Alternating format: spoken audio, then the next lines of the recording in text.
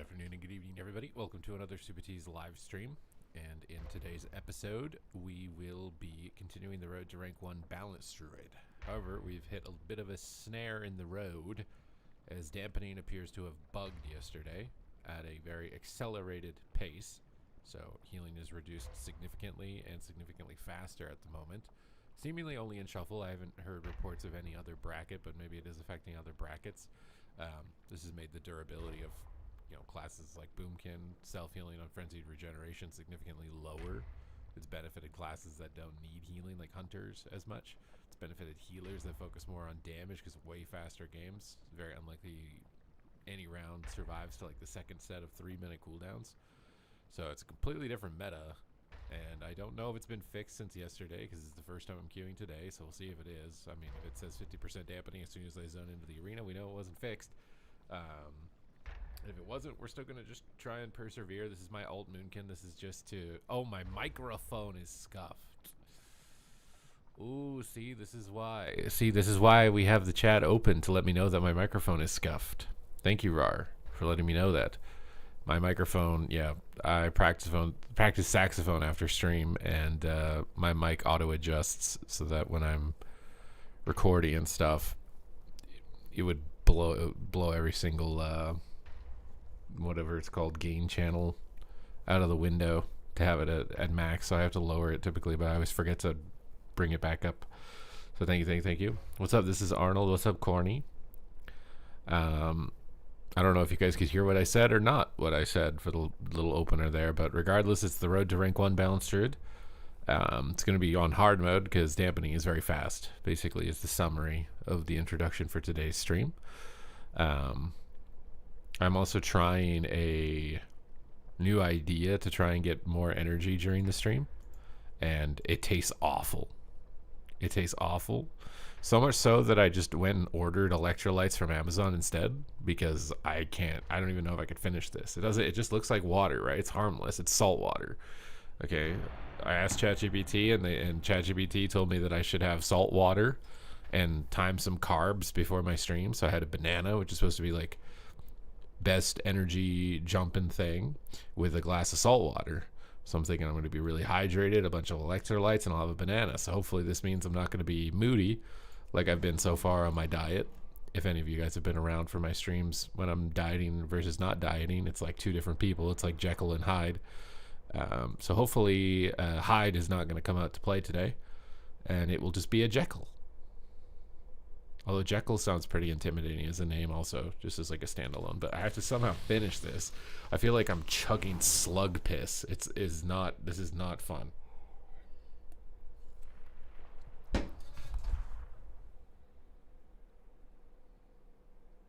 God. All I did was put a spoonful of salt in it. It tastes that bad. Ugh. What's up, Hoinon Stole? Hello, my second most watched streamer. Well, who's your number one, bro? You're just going to leave me hanging?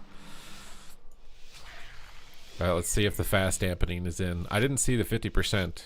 It should have no dampening when the gates open. Nope, there's the 10%. Okay, wait. No, I think 10% is normal. It shouldn't stack for a minute. All right, I think it's fixed. It's not stacking, because it was stacking hella fast before. So... Alright, I think dampening's fixed. We can have a normal day of arenas and try and get our rating back that I lost. Because it's actually unbelievable how much rating I lost yesterday because of this dampening bug.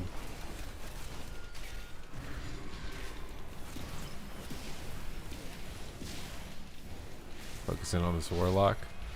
Try and fake kicks here. Use Arcane to bait kicks. I got a Typhoon for his next Chaos Bolt. I'm gonna knock that cast and go for a clone. He fades it. It's good though, he's getting pressured, he can't just freely heal. Just keep pressuring him on the pillar here until eventually we get it, hopefully. Oh, or get one shot. I got Pain Sup too. Try and clone this. This guy is the pro line of sighter, dude. Pure pro. Oh my god, I got that through Searing Glare Pogger. Gripped him out of range, dude. Red's popping cooldowns. Gotta run. Heal up and line the lock. Gotta get back to my shaman though. Knock his ulti. Gonna hold cooldowns here until after the shield, and then we're gonna fire.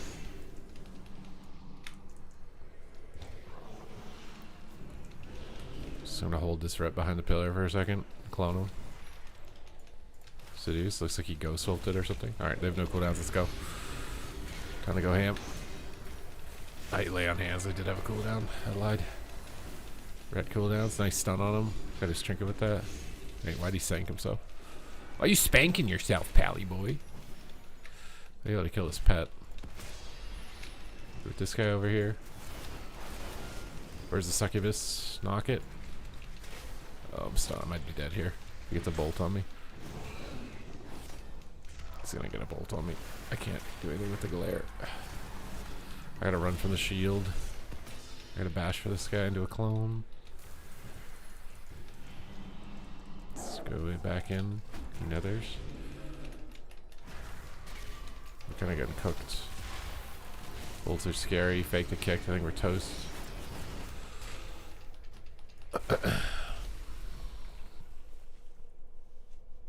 I don't think it's bugged anymore. It's hard for me to know 100%, but I don't think it is. I don't think it is.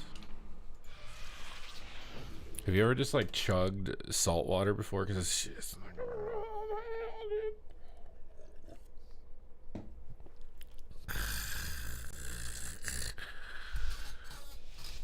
this is not tasty, dude.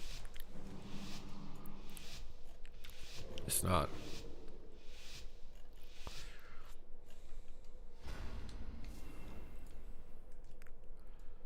What is this?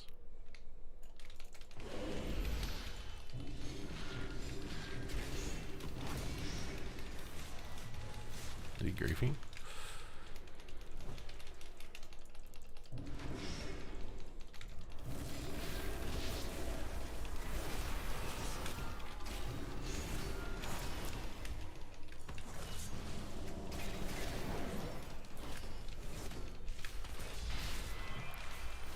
I'm just gonna hit the rep back here. Alright, we got all the kicks down. Do a lot of damage here in a second after his wall. Right here, big pop. Sprint us in. I go shaman here too. If he sees it coming.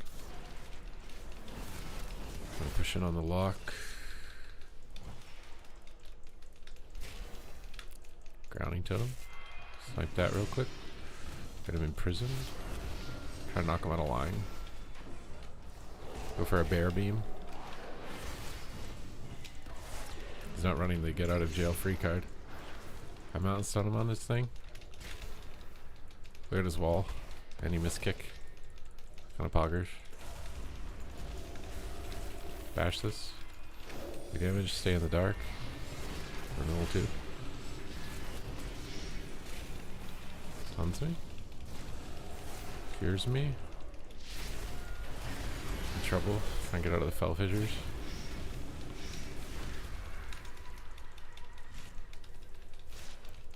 Blinds my cast.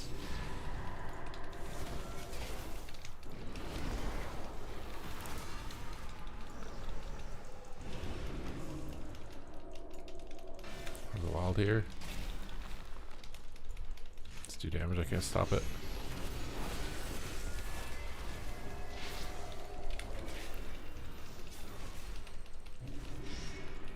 Infernal stun. We have no pain subs.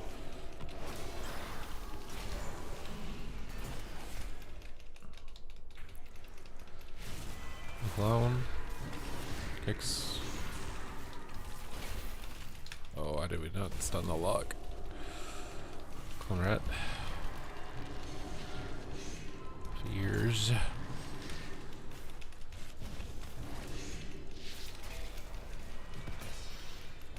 They shear. Might still die though. Lows havoc. Line. Root him. Try and sneak clone. Stuns me back here. Can he solo me? Maybe he can.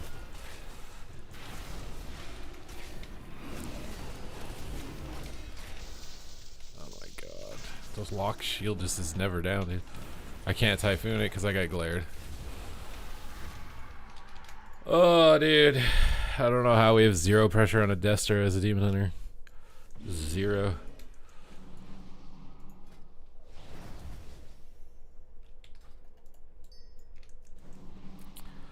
L0 pressure.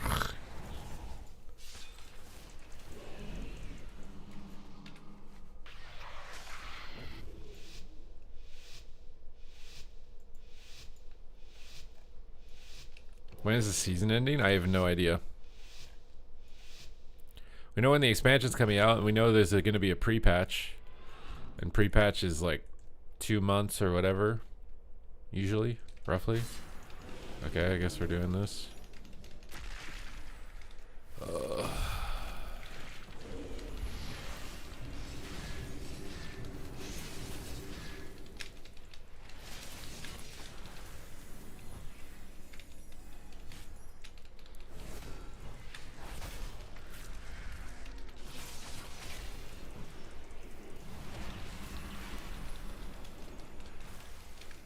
We're just tossing Karn here.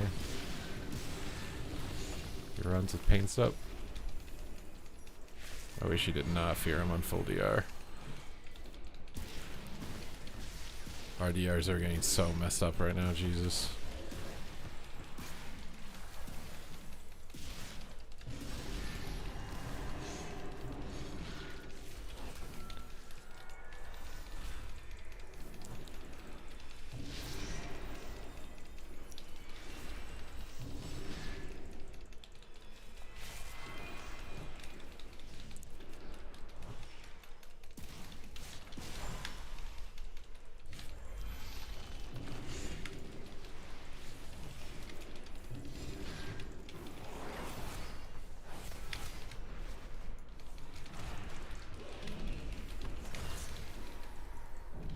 What the priest? Did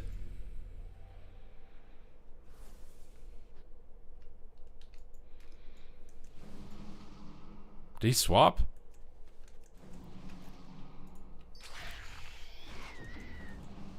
Did he swap? Bro, my brain feels weird on salt water, dude. I don't even know. I feel like I just drank gnarly tasting water and it's worth it, dude. It's not worth it, bro.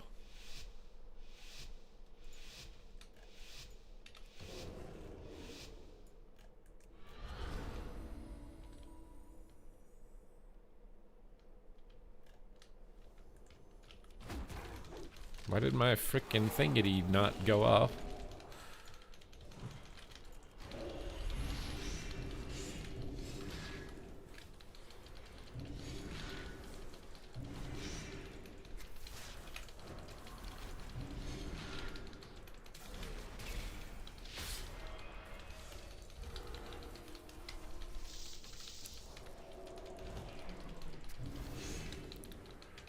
We got every trinket known to man.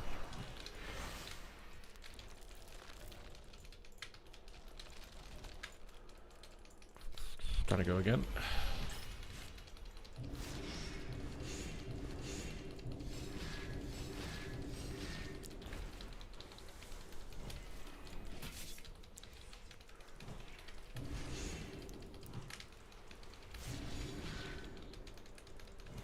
We got a bubble. Got another. Cancels it.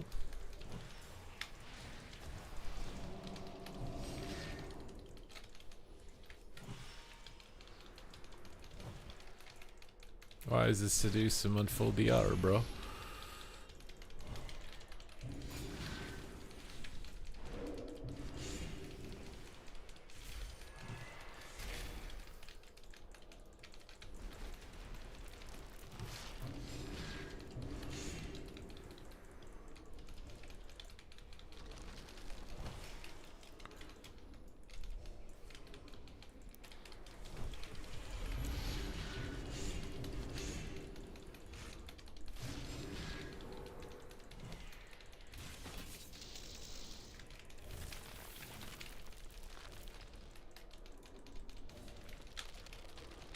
Kill the ground. Clone. Blind me. Oh, Demon Hunter.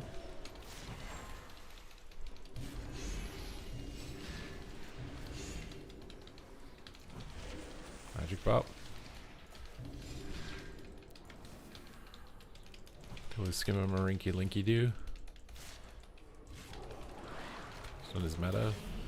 Glaire's annoying. Plus no, because he's playing the healing thing.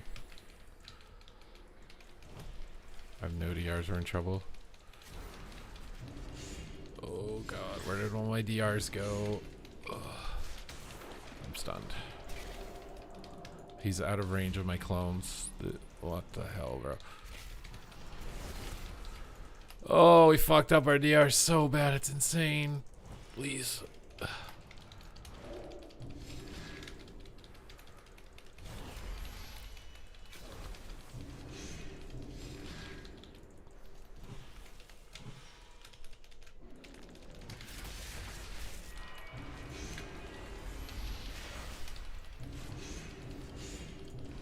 Oh my god, we still won.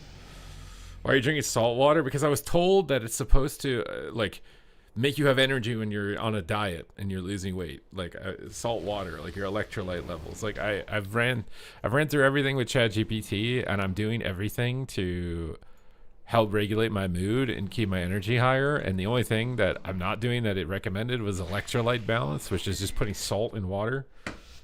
And it's supposed to do something. And I've timed my carbs before the stream, so I had a banana and I'm having salt water in the hopes that I'm gonna be like not as irritable while losing. I feel just as irritable though right now.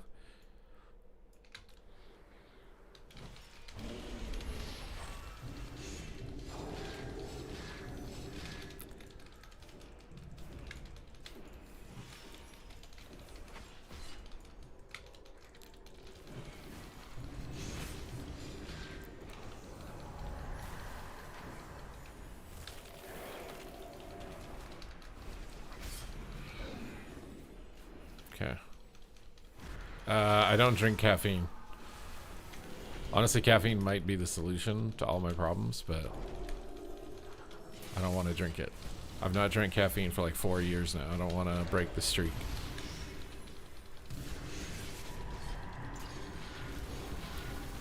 Dark Pack feels so OP, man.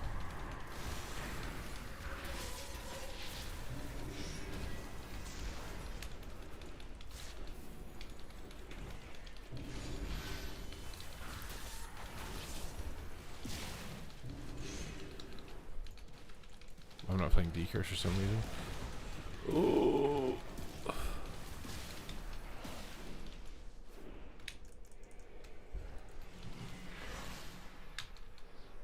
I thought he would run in to get this thing dispelled.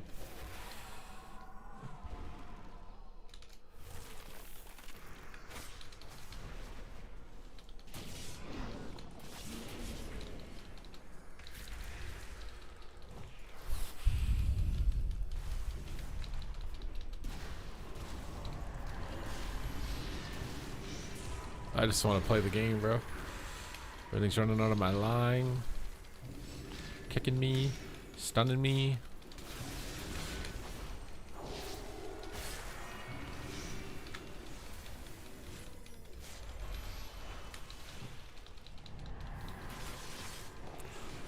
Yikes. Where is it? I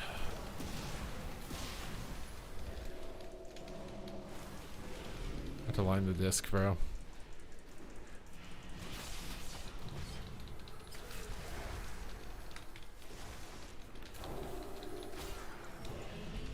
God, please. You fake the kick. Monk a jigga.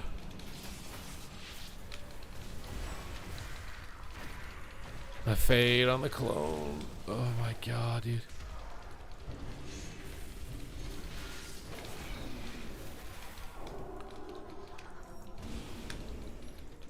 Oh, I love every little micro CC immune bullshit that's in the game, bro. Whee! Try pressing an ability in this game, I dare you, in 2025.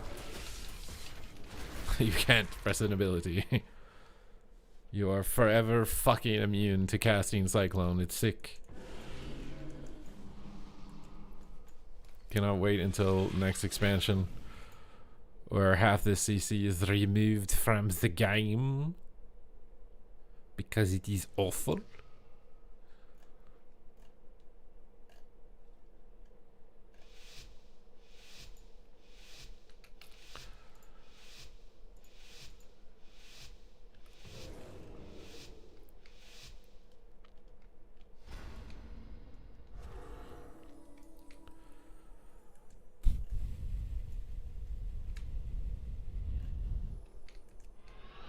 I just want to wait for his shield, bro. I would not be able to.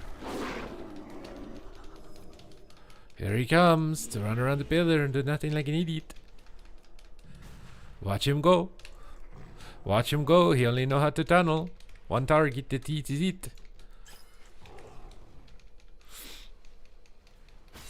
Only know how to attack one guy. Can't attack no other guy.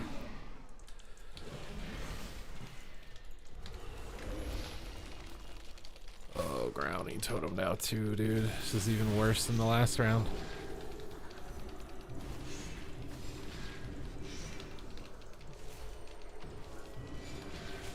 I love it. I'm just feared on his cast, so I can't do anything. Oh, delete the micro piss CCs in the game, bro. We definitely go on Demon Hunter at times. Like in stuns. But I don't know if we go him the whole game. We might be able to kill him with disc priest damage, but I'm not sure. We definitely try like cleaving more. Now we got another walk that way. It's more than we got from the lock. At the same point. Oh god, dude. Yes, put all of your stuns on me. I enjoy this.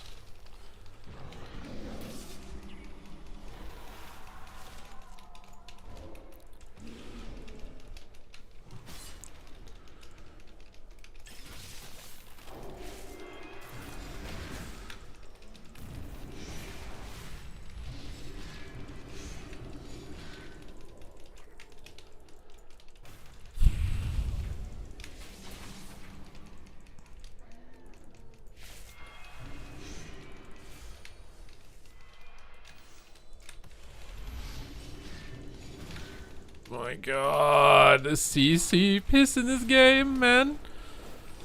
You get a piss, and you get a piss, and you get a piss, CC.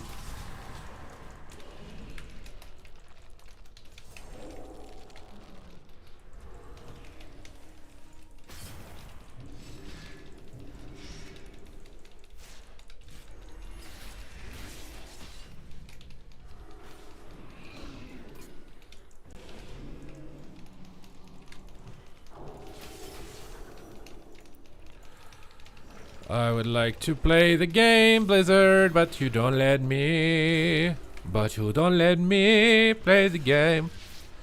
You let me CC and CC again. There's more CCs. You don't know why this CC is on me. We miss kick. And my guy is dead because he's in the middle of the map with no trinket or bubble.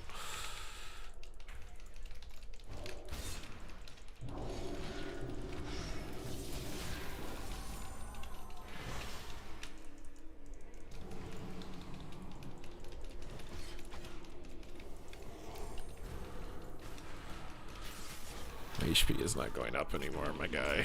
I think we're toast. Unless this Demon Hunter just randomly dies in a second.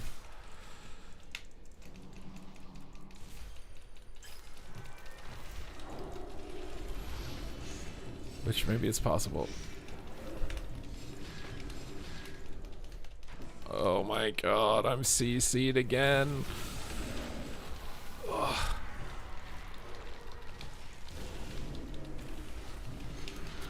Oh, he's just fucking fattening chaos bolts onto my face, bro. Please.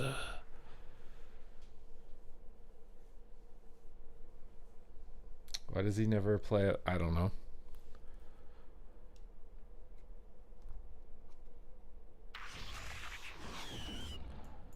The year Zuni, No Lifer, and Talbi played Bleach Bones. You think when Poike, Zeepai, and Walrick would have won BlizzCon if Walrick didn't get disqualified?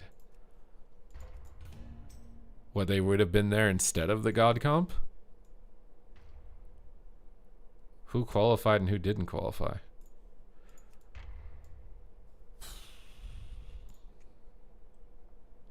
Sick, bro. Nobody cares.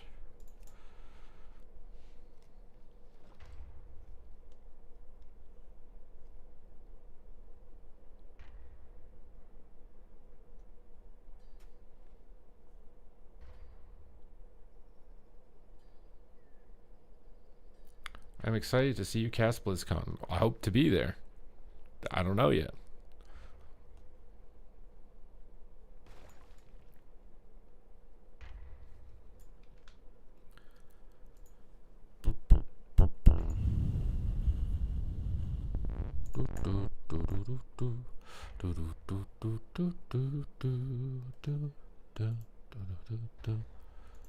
Bro, oh my god, bro. It's like, bro, it went from makeup to like Instagram filters, and now we have like AI generated images of people's face. It's not their face. They literally get AI generating pictures of their face to try and remove imperfections. You casted the Pro Game X tournament? And then Poike beat Bleached Bones. I don't remember that. Bro, that's like 12 years ago. But they fought a different version of Bleached Bones though. They played against this Skish because he was still on the team until he couldn't go because of whatever.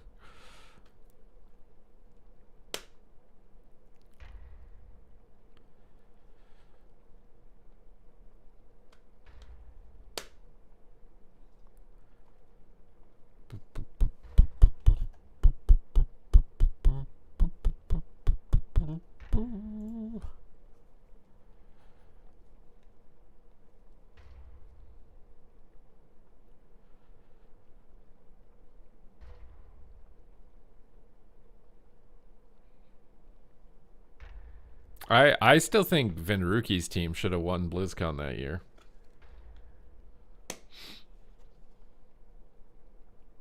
I don't think Windwalker. I think even if you ask them, Ven doesn't think Windwalker Lock Shaman should have lost to LSD2.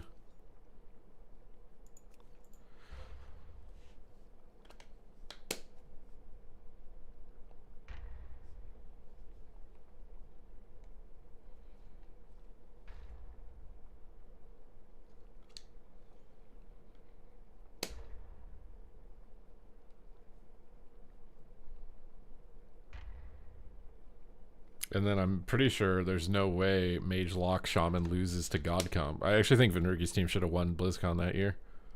They should have beat Lock Shaman Druid with Windwalker Lock Shaman, and they should have beat God Comp with Mage Lock Shaman.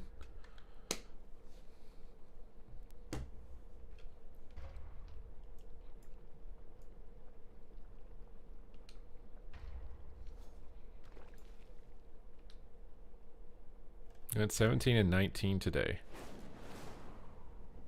You just have to keep going, bro. You just have to keep going. The game is designed to keep you playing.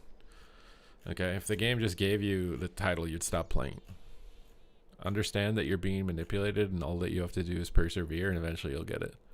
After Blizzard has extracted enough money from your wallet. Once Blizzard has extracted enough money from your wallet, then you'll be allowed to be inflated to the rating to get the reward that you're chasing. Or kill the boss that you want to kill.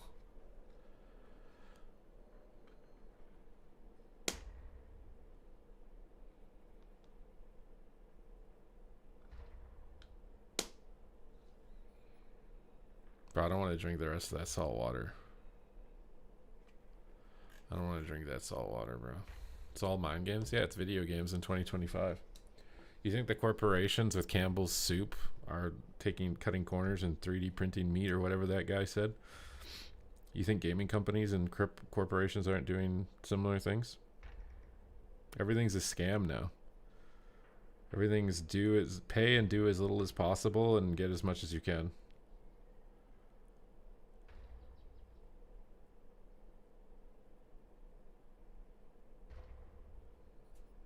Why would you drink salt water? I mean, I put a tablespoon of table salt in a glass of water, and the goal was to energize myself. I don't feel energized. I feel disgusted. I literally don't want to drink the rest of it. It's so awful. It's the worst thing I've tasted in I don't even know how long.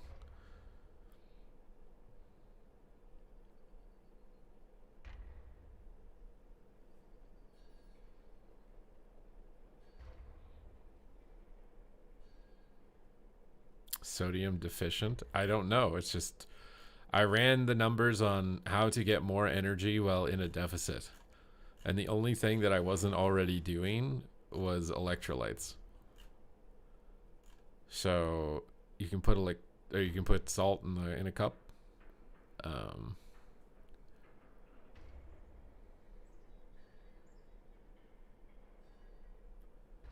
That's what we're gonna try to do.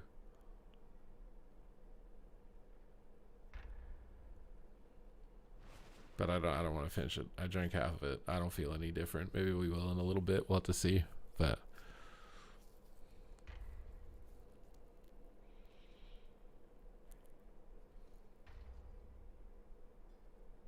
oh my god, I don't want to watch this video. Why am I still watching it? God, I'm closing it.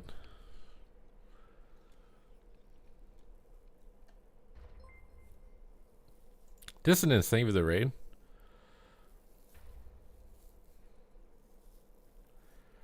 I bought a $150 Garmin, and that thing doesn't even come close to accurate with my heart rate. What the hell is a Garmin? Is that like a smartwatch or something? Do you see more value in spending your time in a single class or spec? I think it's better to master one and understand how it interacts with everything else first. And then that will speed up your ability to play alts. I think it's better to specialize until mastery and then diversify. If you diversify first, you're too diluted. The same logic applies to companies, right? Like, if you're a company trying to sell a crappy version of everything, no one's going to buy anything. But if you specialize and master one and everyone knows you for it and buys it for it, they're going to be more likely to buy other products that you decide to make in the future too. It's just better to specialize first.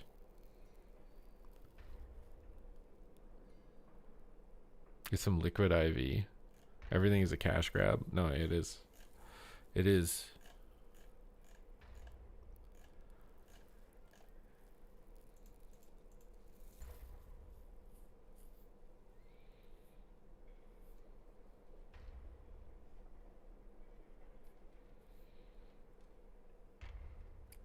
Garmin did with heart rate monitors. I still don't really understand what you're talking about. Like, you don't even need one of those. Just go on the treadmill, and they usually have sensors. Just put your hand on the sensors. Like for my steady state cardio, I try to be somewhere between like 110 and 130. And then if I want like more intense, it's 130 up. It's hard to get my heart rate up now, actually. I literally walk around with a weighted backpack outside too. It's like 25 pounds just to try and burn more calories.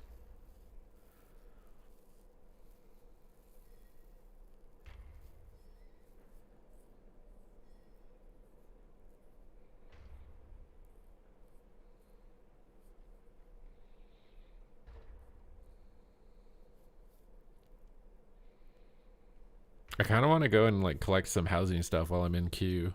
I forgot to download the add-on though. And I was supposed to figure out how to get the thing that lets me play music. I just don't want to get annoyed by it. I just have to not stream on YouTube. But I also don't like not doing that.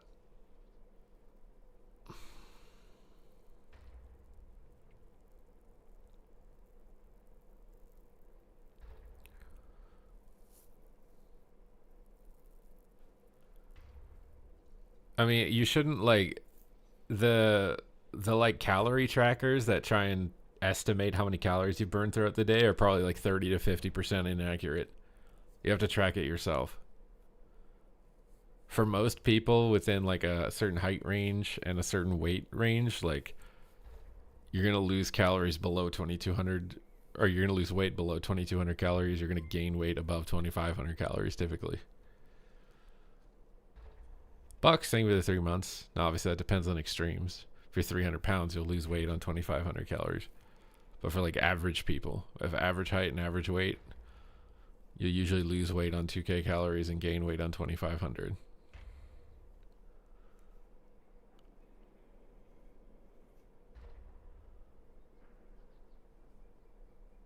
Right now I'm at 1,800 for the day. And I can feel tired, dude. But I have to keep doing this.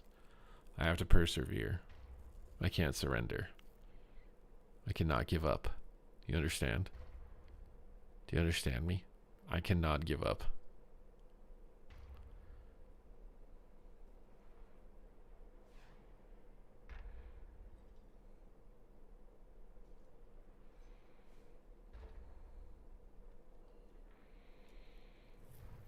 Yeah, I mean, caffeine would probably help. But the other thing too is I stream like later in the afternoon, so, and it's bad to drink caffeine because of the half-life. Maybe I just need to flip my schedule around. But I also don't want to do that either. Like if I did my stream before my workout, I think my stream would go better, but I think my workout would be worse. So that's the debate right now of trading off whether I want my workout to suck or I want my stream to suck. You should just PvP 24/7. I am PvPing right now. What do you mean? This is PvP. You sit in the queue.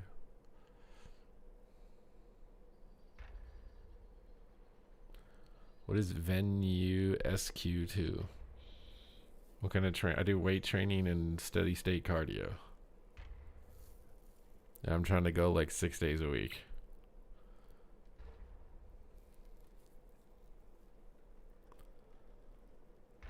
I think the other part that sucks when you start to go in a deficit is that all the glycogen in your muscles gets depleted and you look really small. I hate that. It's like your brain feels deflated, your muscles get deflated, but you haven't lost really any fat. So you're just like, well, bro, you just look and feel like shit. But you have to if you want to get the fat off. I try. I mean, I don't run. I'll do like some pretty intense incline walking, but I don't run.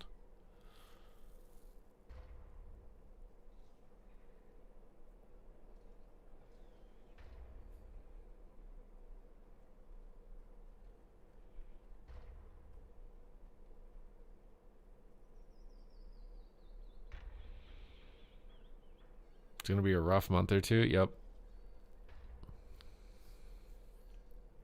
Yep. But now is the time to do it. There's no AWC, so I don't like. Now's the time. Stop it. Thank you for the 8 months. But at the same time, it's actually not the time because December is a really good month for streaming for ad revenue. So in reality, I should postpone my cut until after December and then stream like 12 hours a day. Would you guys prefer that? Should I just stream 12 hours per day and I postpone my cut? Yeah, I mean, I'm sitting in a similar camp right now, Bucks. I don't do 5x5 though.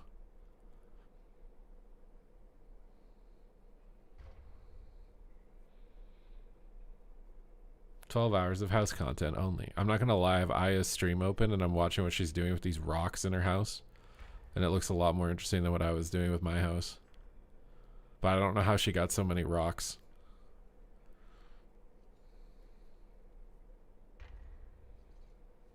I need the add-on that like tells you where all the stuff is that you can get. That's what I need.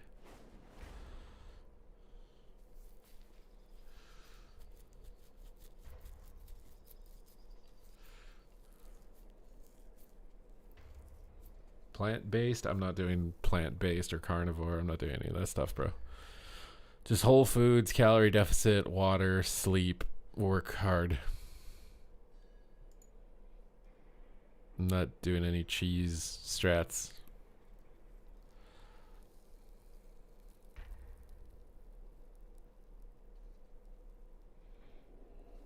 I mean, my set weight is usually like, it gets really hard to lose weight at like 210 pounds. 210 pounds for me is like the giga wall where I'm either just going to be a complete zombie to go lower than that. That's why I've spent so long like bulking. I'm hoping that I've got like 30 pounds of muscle so that if I get down to 210, hopefully not a lot of it is fat. That's mostly muscle. That's my hope. So I can just be lean at 210, but there's no way, dude. There's no way. I have to get down to like 180 probably. And I'll be really tiny. I'm 6 feet.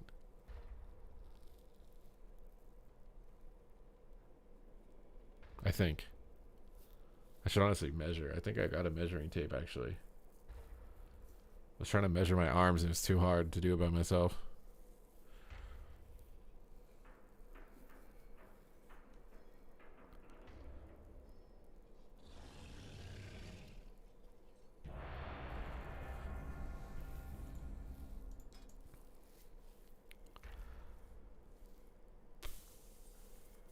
He's not doing any cheese strats. Yep, no cheese strats. No cheese strings. How long can you leave a package of cheese out of the fridge before it goes bad? Because I was making an omelet and accidentally left the bag of cheese. I sealed it, but I left it out for probably like 30 or 40 minutes. Is that fine to go right back into the fridge? Or is that cheese fucked?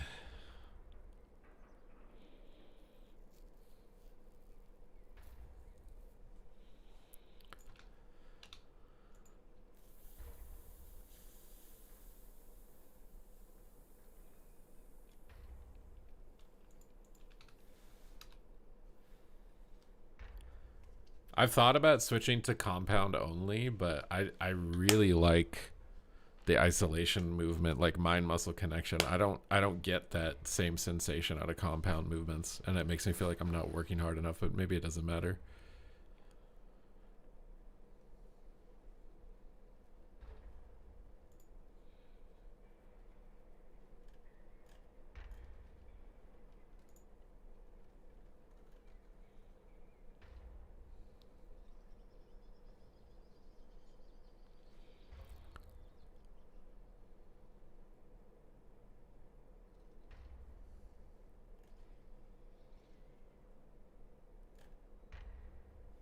They're literally doing class balance changes for the Chinese Titan Forge servers.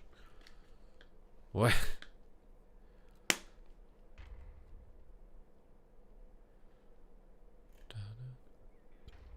I mean, I'm doing compound lifts, so I'm saying I don't want to do only the compound lifts.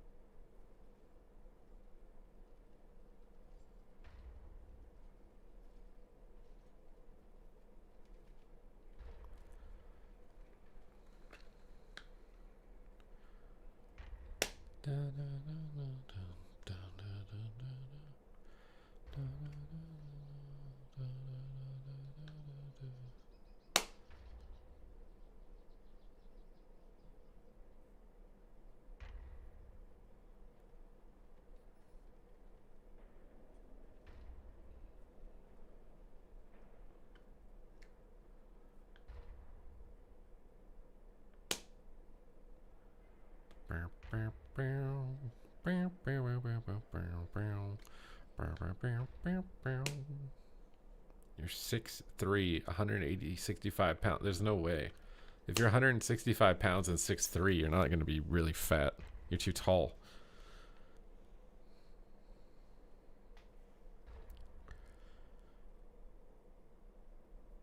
I mean, yeah, I think anything works. As long as you're getting close to failure and progressing in some element, and like anything should technically work. It just takes a shit ton of time. And I'm in the final phase, bro. This is I'm in the final boss of my journey, dude. Like, I have been putting on muscle for a very long time. So this is the final part. The final cut, the final act.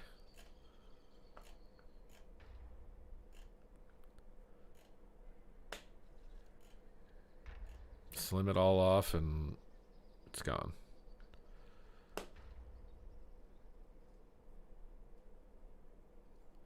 What is this arc called? The final battle. The hardest cut. The final cut.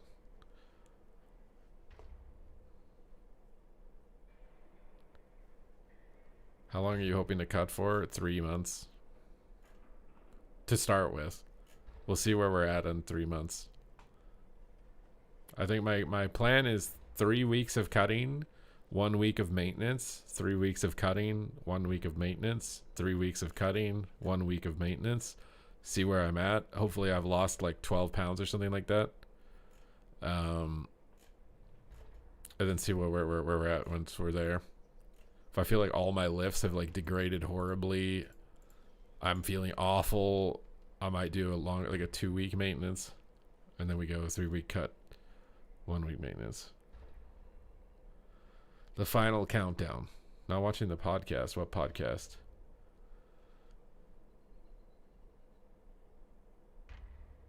Yeah, I mean, you could do a 3 mile run every day, but the thing is, as soon as you miss a day, you gain all the weight.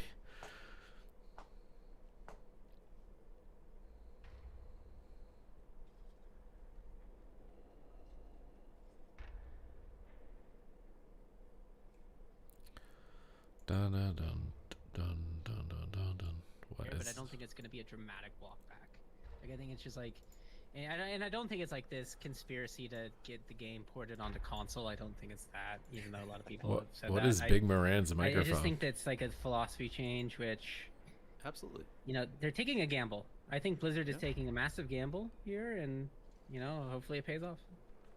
I do respect it. I think even with the talents that they changed in Dragonflight, I wanted to do a podcast with Mez. What we've been doing since Mob, and I think it really paid off. So I like new, innovative Blizzard. I think that's I really rate it. I agree.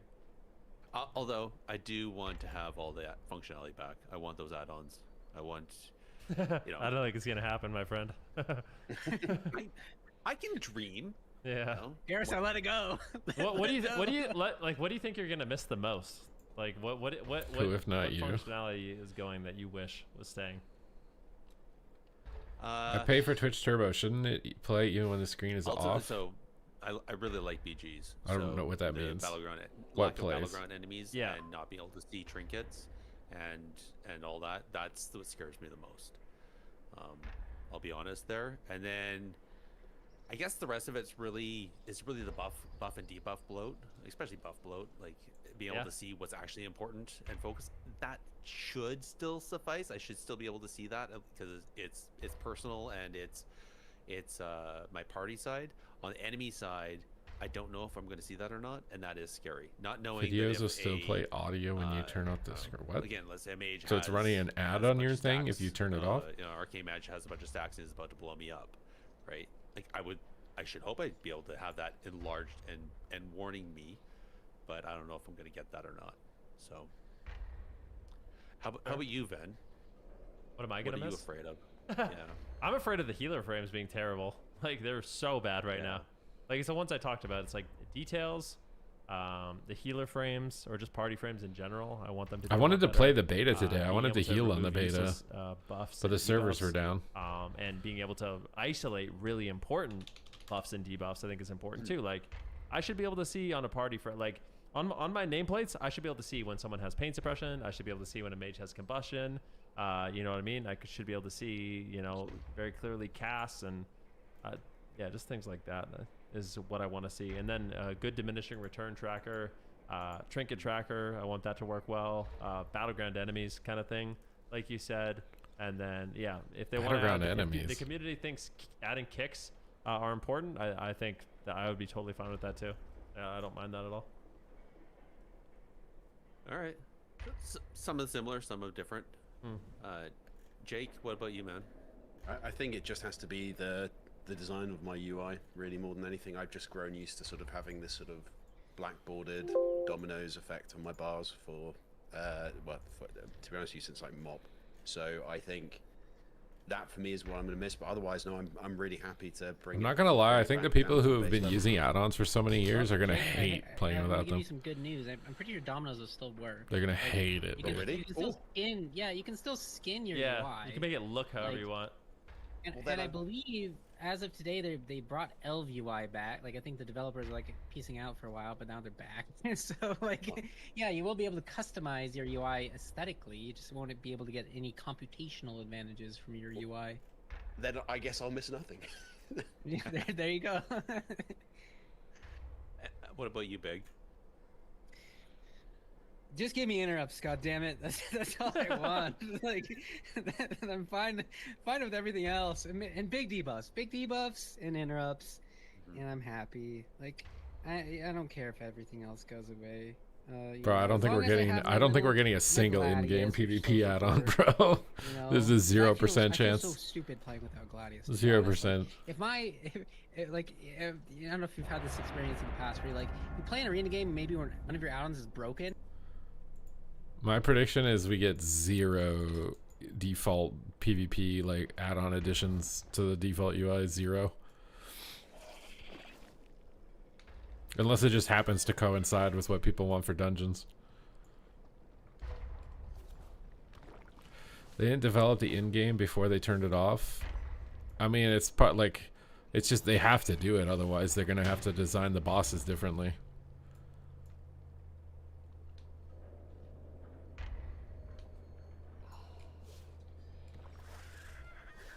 I think people hate PvP because it requires you to think. I think it's a lot of things. I think people don't like the feeling of being dominated because that's, you know, when you lose, it's like someone else is getting satisfaction off of you dying, and that makes them feel embarrassed and insecure. Whereas when you die to the boss, it isn't, you don't feel like this is a boss, it's an NPC.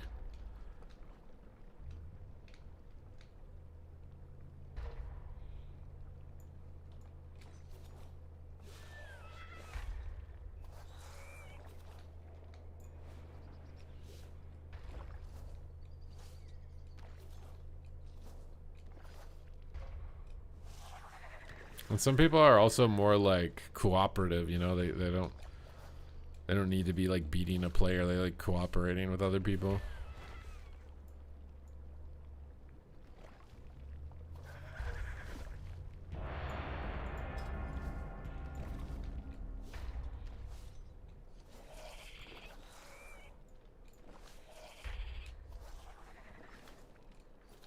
The keys are a bit long right now. The dampening looks like it's fixed though.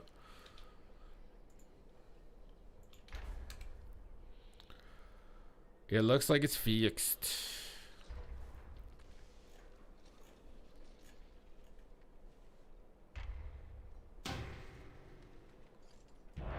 Bro.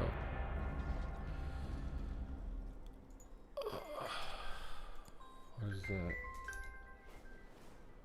I don't know who you are.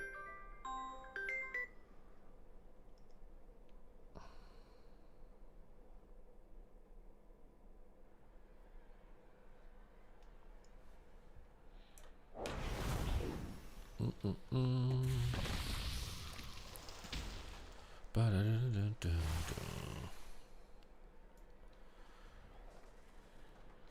Oh, clicking grounding is definitely a skill. Clicking grounding totem is like playing a MOBA, bro. That's why people who use like only Arena 1, 2, 3, they suck. Because they can't click grounding totems for shit. Because they're so used to having their targeting being automatically locked on.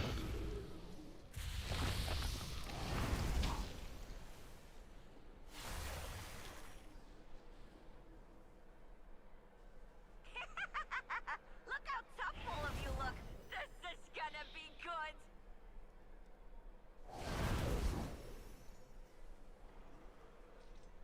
I need water, dude.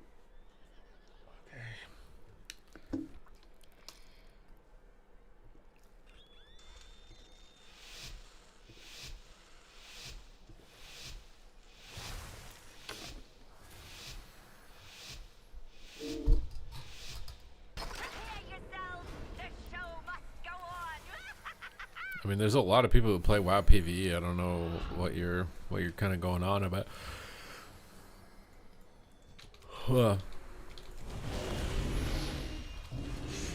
Oh, you keep spoiling all my fun. Ooh, that's gonna hurt, but not for long. What do you think about it being a proto Drake? I mean, it's a little bit different than a proto Drake. I think it's better than the bats, bro. I don't know. I think it's better than the bats. It's definitely not as cool as Dragonflight. Dragonflight was insane. I don't even know how we managed to get those mounts.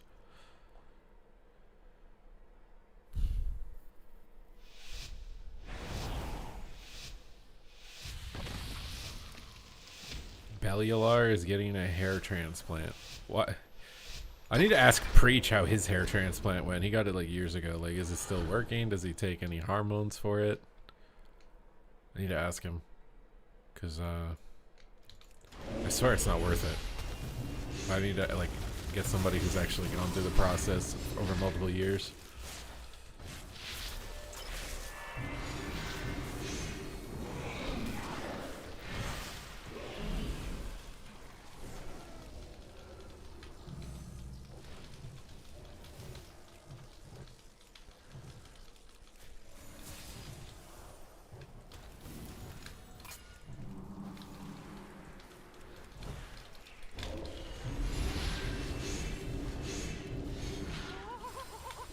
Nice.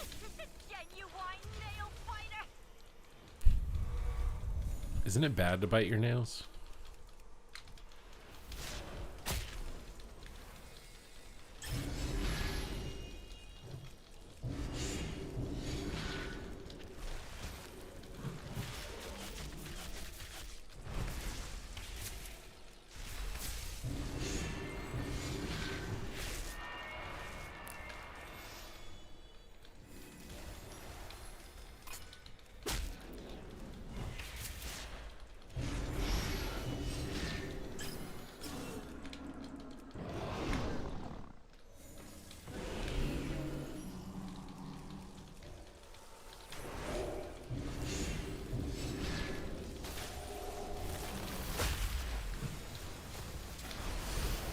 That was a fast shear, my guy.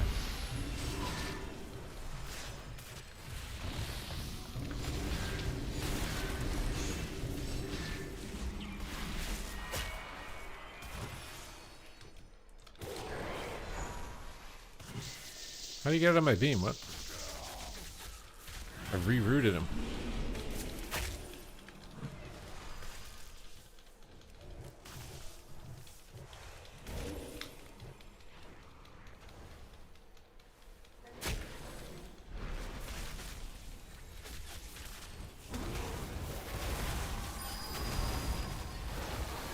I think I might die through everything that he's done.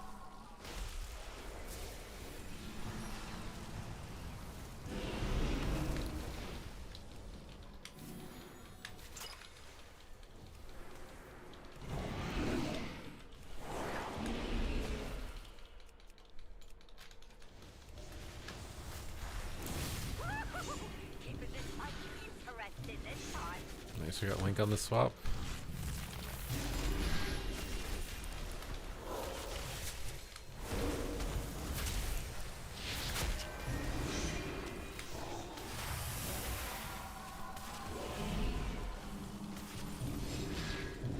Oh, you keep spoiling all my Nice. hurt, but not for long.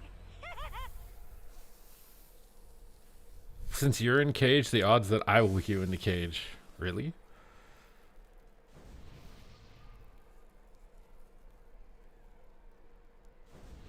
Well, yeah, you have to take like hormone pills to supplement because it's a hormone related deficiency that you lost the hair in the first place. I've yet to see someone get it and it actually looks good and it doesn't just reverse and isn't just annoying. I just like, bro, you're literally going to be out of commission for months also from the surgery. Like, you won't be able to wear a headset, let alone probably exercise or anything. They're literally like taping skin on your head. Like, this is so just. Ugh.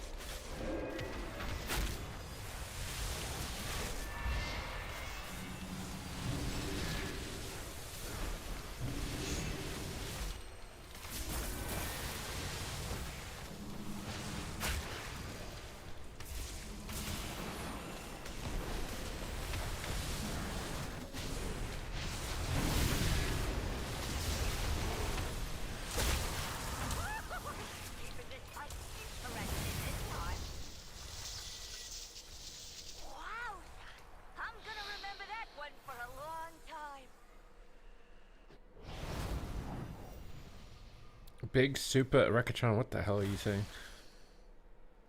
And yeah, I don't know. I was hoping the beta servers would be up. I wanted to be playing beta right now. I wanted to do a healer run because they fixed dampening or whatever, the trinkets.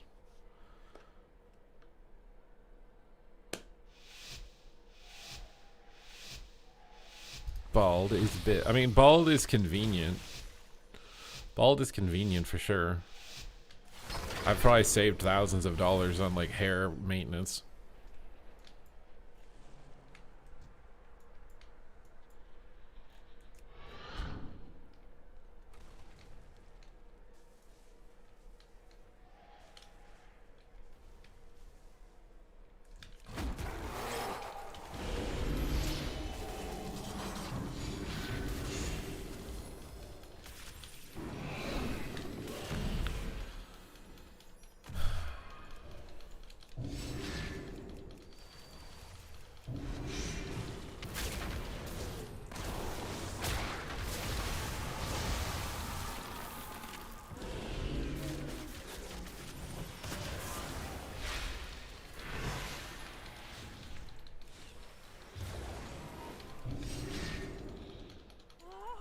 He just walled himself off from his own shaman, dude. You whine nail biter. Ain't no way, bro.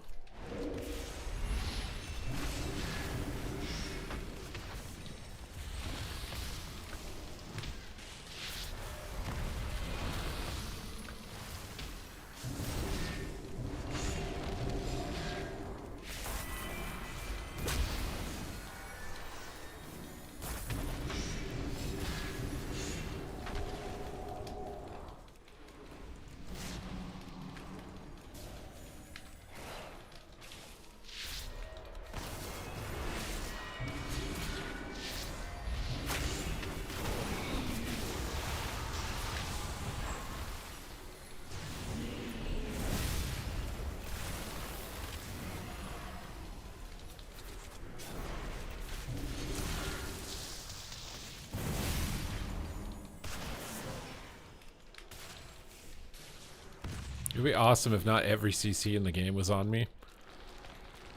It would just be fucking awesome.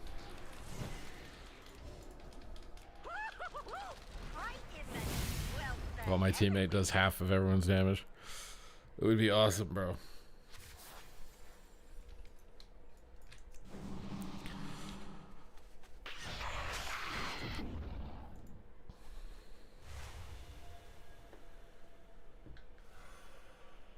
New beta notes? Wait, did they actually? There hasn't been a beta update. I was literally looking.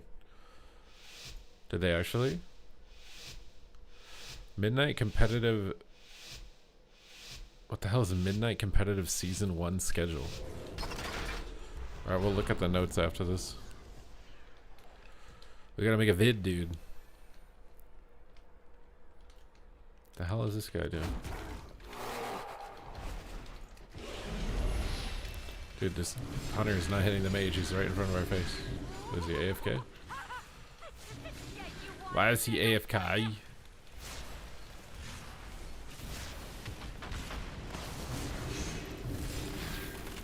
He's tankier when he's AFK, dude.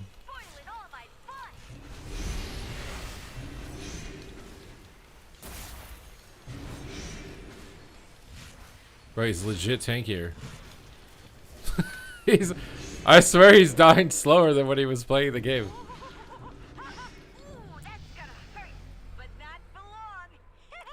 Warriors are getting a gun spec? You're trolling, bro.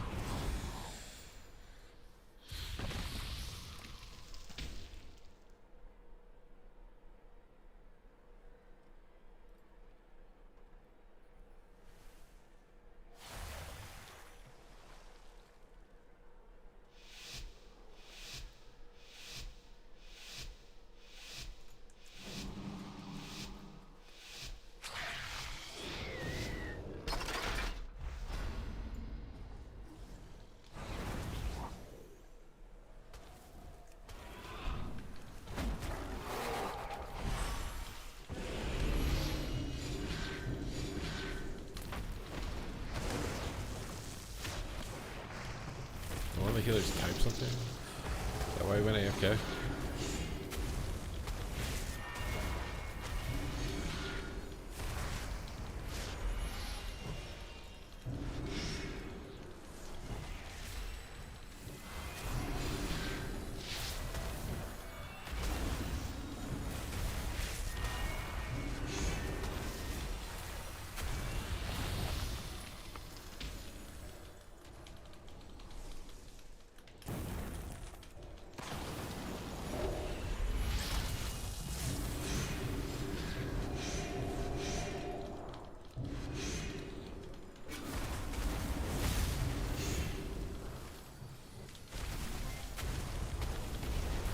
Was that a sub or a dono?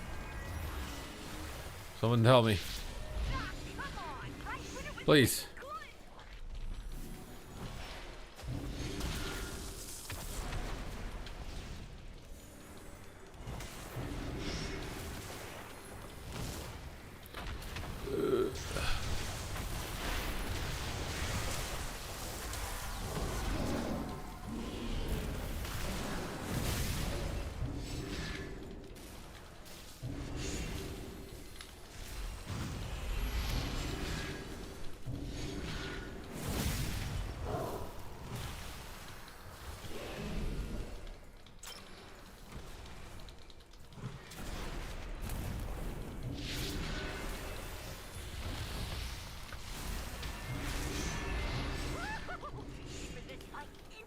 Interested this time.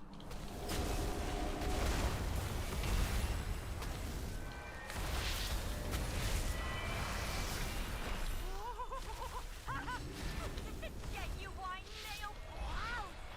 I'm gonna remember that one for a long Progressing in time. battle. Oh my god, Chili Bartom raid. How is Chili Bartom on so late? Thank you for the raid. Oh, it was a raid is what it was. Bro, I'm so fried. I hate losing weight. I hate losing weight. Vivi mod check. Are you trying to check for yourself or for Vivica? You guys said that there's a gun spec for Warrior. Are you guys trolling me? You just call her Vivikins? There's no way you're calling her Vivikins.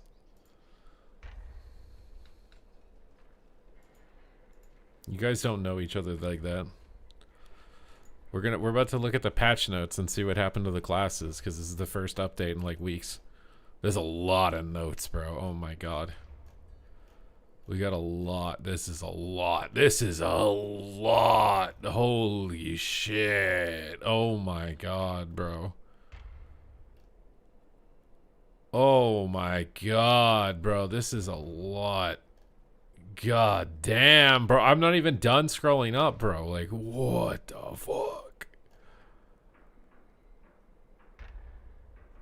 Okay. Alright, well, we're about to film a video, okay? Don't talk to my wife like that. You guys aren't married. I know that you're not. You can't lie to me.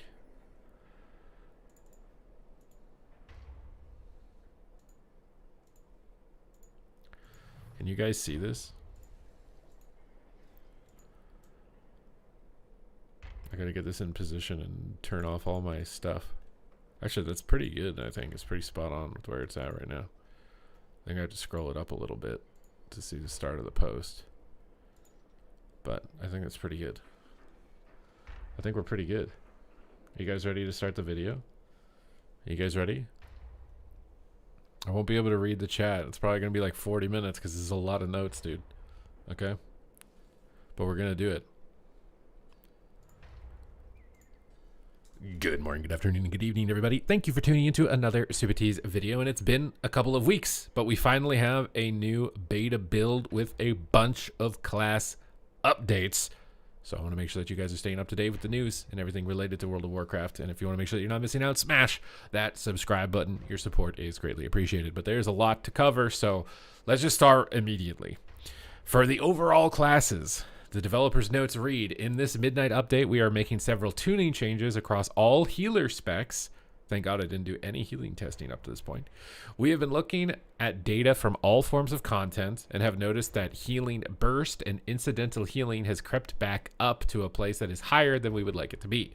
They don't want people's HP going 0 to 100, 100 to 0, which is good because I feel like that's like the most jarring thing in the game. If you're a new person, if you're an observer, whatever, right? It's just like, what the, everything is just like, slow it down. So it's like, you know, going like that. But it's the war that they always have that they've yet to be able to win. So we have made changes to every healer specialization to adjust the output of many of their spells. Many sources of burst healing or incidental and uncontrolled healing have been reduced. But we have also increased the value by several spammable healing spells. We are closely monitoring the situation. We'll continue to adjust healer throughput as Midnight's beta test continues. I think this is good.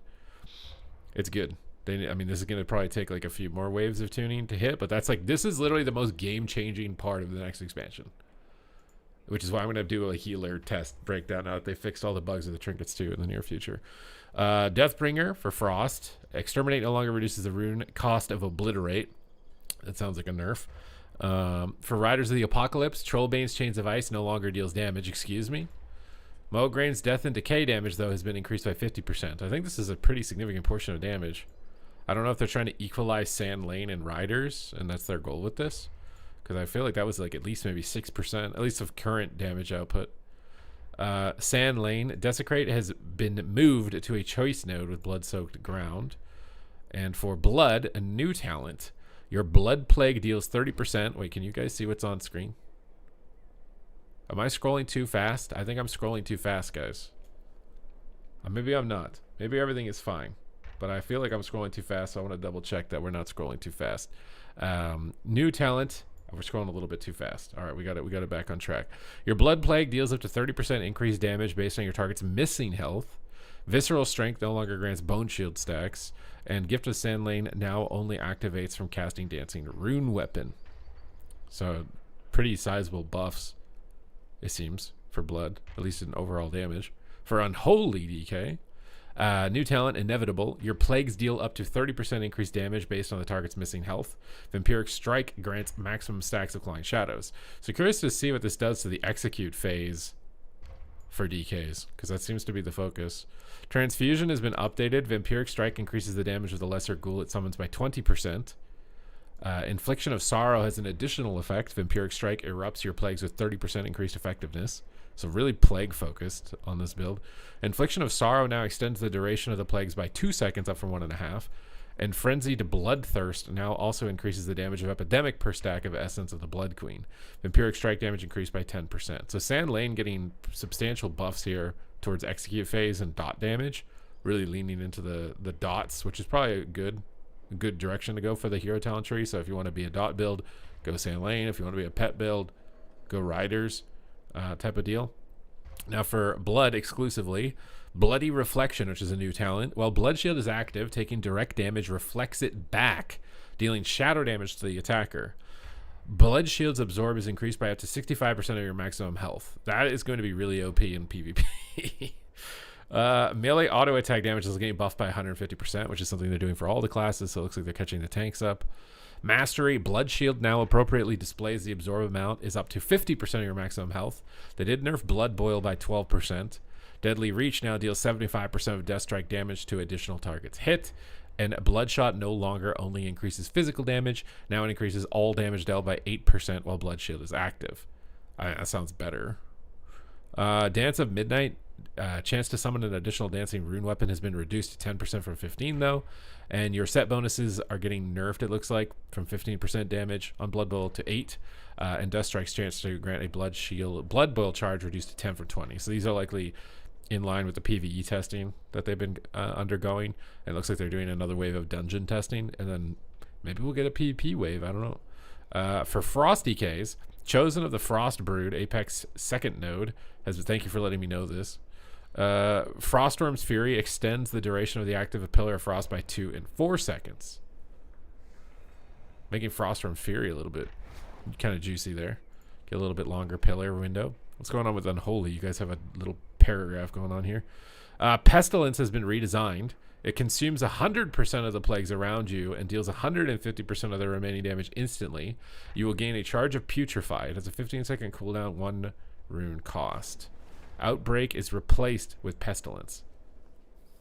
I think before it was like consume a bit of your dots, but not all of it. So now it's like a giga hit. I don't know if I still don't really like that gameplay, but maybe that's better than where it was before at least. Necromancer's Cunning is being updated. Putrefy now summons a Lesser Ghoul to attack instead, and when your Lesser Ghoul expires, they explode in Viscera, dealing what is this? AP shadow damage to enemies. Alright, so you're just getting exploding ghouls. Reanimation has an additional effect. Magus of the Dead, Frostbolts, and Shadowbolts deal 25% more damage. Okay. Harbinger of Doom secondary effect has been updated. When Scourge Strike summons a Lesser Ghoul, the cooldown of your Putrefy is also reduced by 2.5 seconds. Okay. Scourging has been updated. Scourge Strike now erupts your plagues at 50 to 70% effectiveness. Clawing Shadows can now stack up to 2 additional times. I mean, these are good. All disease eruption effects, such as Blight Burst and Pestilence, are now consolidated into 1 damage spell. All Will Serve will now function correctly with Necrotic Coil and Graveyard. Dark Transformation no longer deals damage, though. Raise Abomination Disease Cloud no longer deals damage. Soul Reaper damage got buffed by 100%, so really focusing on the execute window. Pet Ghoul and Lesser Ghoul Sweeping Claws increased by 50. Pet Ghoul and Ghoul Claw damage increased by 50. Just buffs all across the board here. Rapid Variant 100%. Death Coil 25. Epidemic 25. Graveyard 25.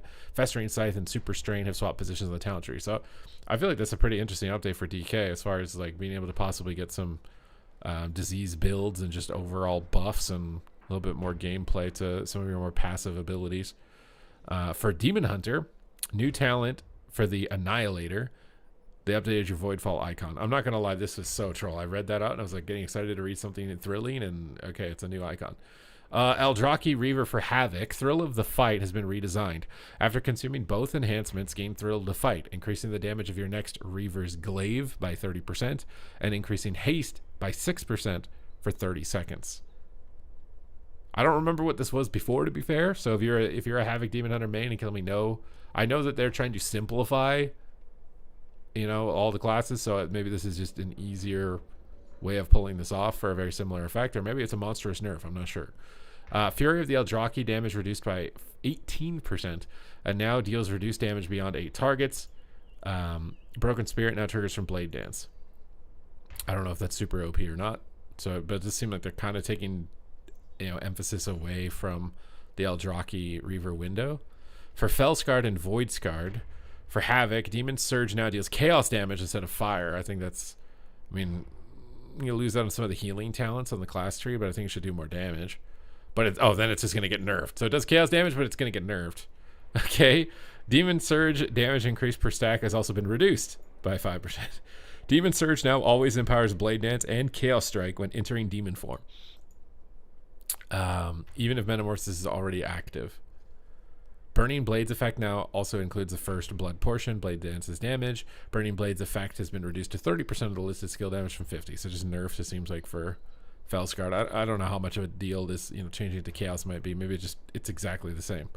Bit hard to tell. Probably something that's gonna have to get played with to know for sure. Devourer, they've updated many talent spells and abilities. Yeah, because they said fell and they were green, so they're just making everything purple. Havoc Demon Hunter. Blind Fury now causes Eye Beam to generate only 30 Fury per second, down from 40. Furious Gaze effect now grants 8% haste, down from 10. And a Fire Inside effect now reduces the cooldown of Immolation Aura by 6 seconds instead of a 30% chance to refund a charge when cast. Netherwalk is just completely deleted. So you lost a stun and you're losing your ice block, but this is all part of their grand disarmament scheme. That's the biggest thing for Demon Hunter. Feels like this is you're getting kicked in the shins on this update a little bit. But at the same time, your self healing is so high at the moment, and you're getting 2 blurs, I think. So you're just trading off not having an immunity for 2 blurs almost in some sense from the current iteration of Demon Hunter. For Druid of the Claw, for Feral, Ursine Potential is increased to Mangle and Swipe damage in bear form is now 50%, down from 300. Twin Claw damage increased by 20. Now they did like a giga buff to, what, is this only for Feral? Do you even use Mangle as Feral? Am I cooked here? I thought they deleted Mangle from the game on Bear, and I didn't know you had Mangle still as Feral. I'm pretty sure you don't. But I guess Swipe was just doing crazy damage or something. Elun's Chosen. The Light of Elune triggers Fury of Elune 20% less frequently. God dang, bro. I'm getting nerfed. Lunar Amplification has been removed. Stellar Command moved to Lunar Amplification. We've removed Amplification and moved Stellar Command. Also means that Lunar Calling will be included in all Elune Chosen builds. It has been a popular choice, and we're making the change it makes to Starfire's role in balanced rotation. Definitionally for Elune's Chosen. Oh, okay. So it's just going to be passively at all times. Loon Nation for Boomkin causes your arcane abilities to reduce the cooldown of Fury of Elune only by 1.5, down from 2. So obviously they were proccing a bunch of Fury of Elunes and getting the cooldown reduction a little bit too much. So I wanted to bring it down. For Keeper of the Grove, potent enchantments have been updated. Orbital Strike damage increased by 30%. The problem is that Orbital Strike competes with 2 Incarns. I just don't... How are you ever going to compete with 2 Incarns, bro? And damage of Stellar Flare it applies increased by 30%. Whirling Stars increases the haste you gain during celestial alignment by an additional 10%. Bounteous Bloom has been updated. Force of Nature summons 4 Trents. Do I need more trees? Why do I need more trees? Moonfire cast by your Trents no longer generates astral power. I will take 1 less tree to get astral power, bro. What is that? I don't want an extra tree running around doing nothing. Harmony of the Grove causes your Force of Nature Trents to increase your spell damage by 4% down from 8. That's because you have 4 of them now. So it's 12, isn't it? Or is it per tree, or is it for all of the trees? I'm not sure. Cenarius Might also only increases your haste by 8 down from 12. Sylvan Beckoning's Dryad Star Surge damage is... Oh my god, they nerfed it. I'm getting nerfed too, bro. I'm getting hit in the shins. Sylvan's Beckoning Dryad Starfall damage is also being reduced to 200% from 300%. They were made in a previous patch, but not included, apparently. Oh, so those were already technically live. Boomkin! Oh my god, we got an essay for Boomkin, finally.